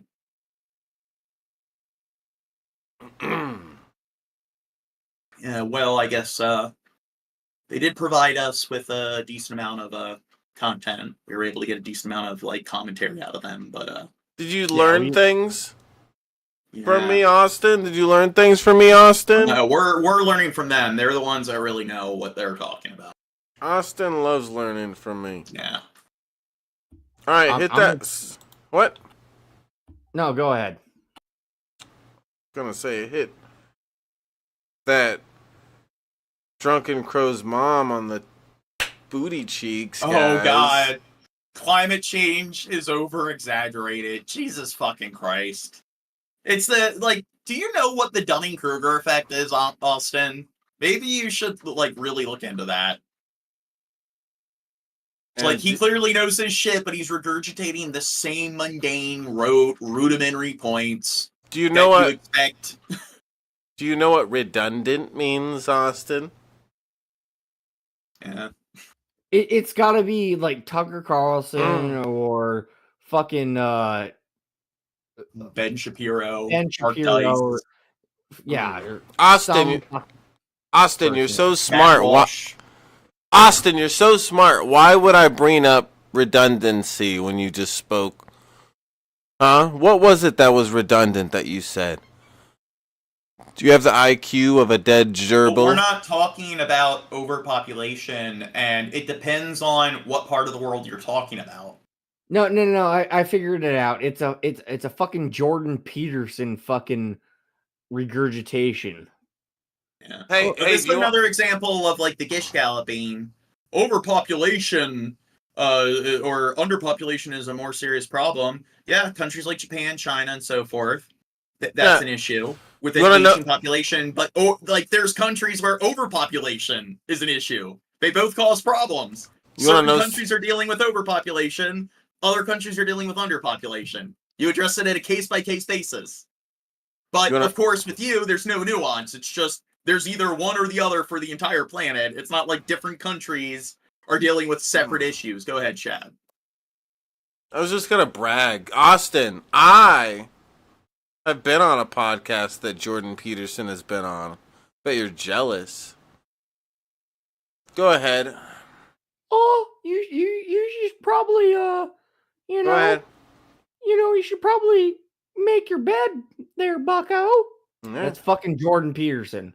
And our world can't sustain triple the amount of the population. It's something like the estimated carrying capacity is 12 billion. That is like what all of the research the academics say. But hey, academics, pundits, research, scientists, like what do they know? Clearly, it's people like Trump. It's like the Fox News journalists. It's the big the billionaire tycoons, and the majority of the world's like wealth is inherited. So yeah, like clearly they're the ones that know what they're talking about and are providing accurate information. And I'm sure you've done extensive research to verify that little factoid right there. It can support 3 times its population. Like, what are your sources? Well, John, you're not talking about the alpha males and how there's only two sexes, and my name's Jordan Peterson, and I'm very manly. He's an intellectual, and people like me are not. Okay? Because we smoke weed. Oh boy. I mostly watch independent. So these independent journalists, is that where you're getting these statistics on population? So I think you should probably talk to people who are like sociologists about that. I'm pretty sure that is the area of academics where they're the pundits on these kind of issues. I don't think independent journalists, they're the ones that are the primary sources. Those are secondary sources. And I bet you're the kind of person where you don't know how to find peer-reviewed sources, how to actually do research. Who's the one dude with the beanie? Again, not me, the other dude. Ben Shapiro. No, not Ben Shapiro. Oh, that's a young Poole. Tim Poole. We were covering him, and then he didn't look over the link they showed from the Frontiers, the peer-reviewed source, and then he misinterpreted it, and he did an entire stream covering the wrong set of data. Are you a Tim Poole fan, Austin? Because let me tell you, when we sit and watch one of Tim Poole's videos, that shit is fucking stupid as dog shit. That's one pool I would not swim in. I am telling you. You know what? For you, Austin, we should cover some more Tim Pools. We could show you just how much of a dum-dum he is. Just for you, Austin. He found out that a certain percentage of the population doesn't have access to internal monologue. And it was something where in the article, it talked about how, I don't know, it was 15% of people who have aphantasia also don't have an internal monologue. And his entire stream, what he was covering was only 15% of the population has inner monologue. And then he was acting like that made him some kind of genius or whatever. Yeah. Like he was so proud of himself when it's not 15% of the population, it's 15% of people who have aphantasia, which are 1%, 15% of 1%. of the of the country's population doesn't have internal monologue, and he interpreted it as 15% of the entire population. Austin, are you able to understand the numbers that he just said there, or is that too complicated? Does he need to say that again? Because yeah, you can go back to our stream where we covered that, and then we read it through and saw that he was incorrect, Mr. Tim Pool. Austin and you know said what? that. Is it true that you all have an internal monologue, right? It's because he was hearing this mid argument, and he was saying that, but then he changed it. He said word things. I think that was mid. What was the fucking? If you don't have a internal monologue, you're fucking like an alpha. If you do have a It was an alpha beta bullshit argument, and what it essentially boiled down to was he thought that he fell into some unique subset of the overall population, and that he said NPCs where like all these other people, they can't like really think and process things or whatever. They're just drifting along, which that's not how aphantasia works. But then he was too stupid. He was like talking about how like he processes things very quickly. When he's reading, it's taking him forever to read and so forth. And he clearly doesn't process things well enough because he didn't even comprehend what was being stated in the article. And that's the thing. It was 15% of people who have aphantasia, and people who have aphantasia make up like 1% of the population. And so then the argument is that 1% of the people that do suffer from aphantasia are more alpha than like the 99.9% that do. No, he was claiming that he interpreted as 15% of the overall population, everyone in the United States. So he thought that he fell into the 15%. And then he was acting like stroking his chest and acting like he was like very unique and part of some alpha group. Yeah, but yet he couldn't even comprehend the fucking article.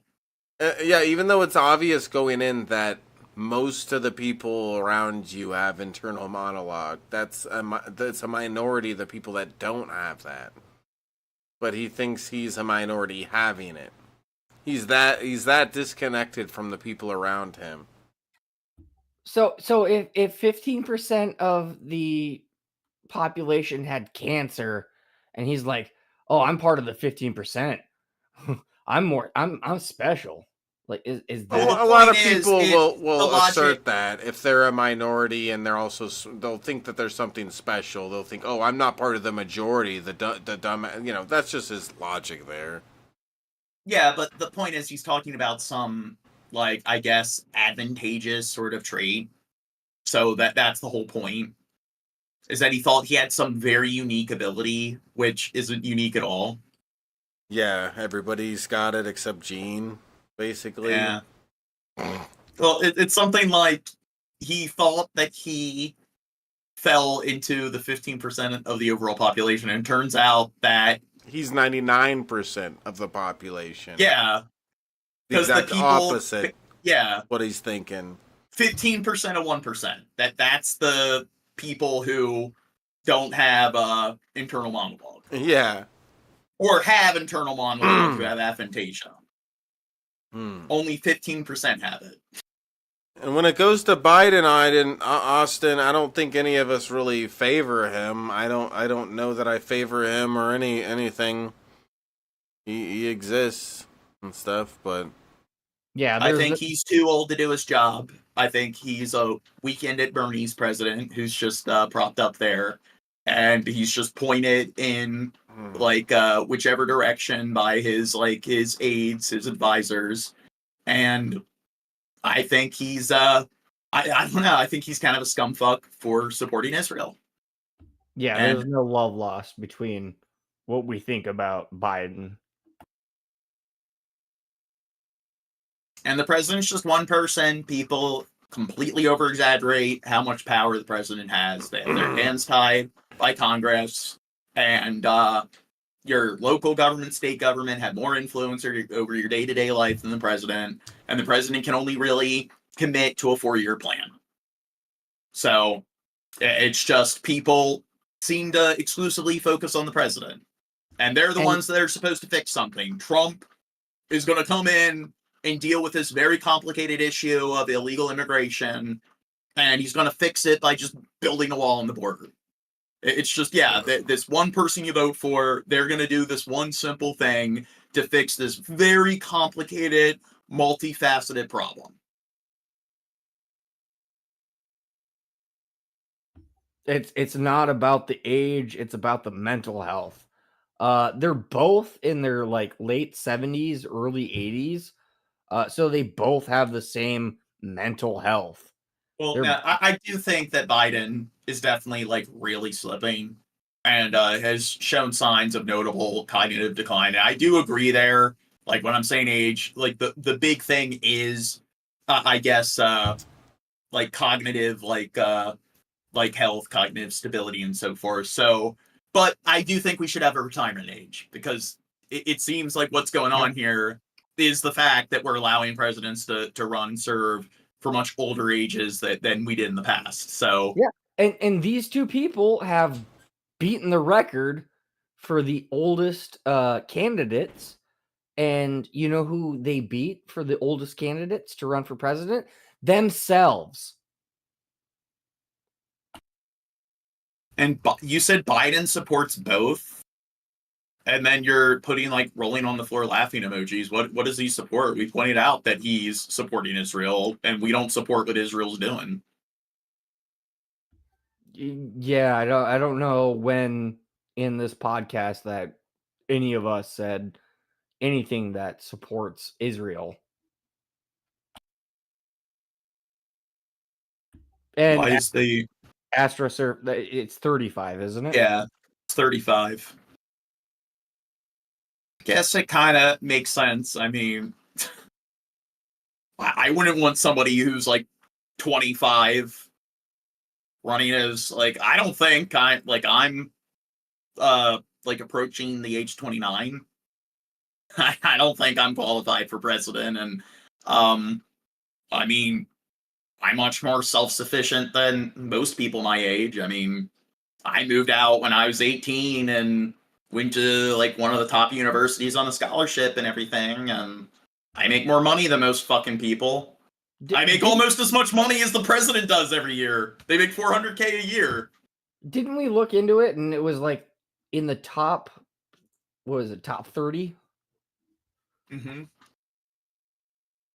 Or the top 30 what? Top 30 college or university.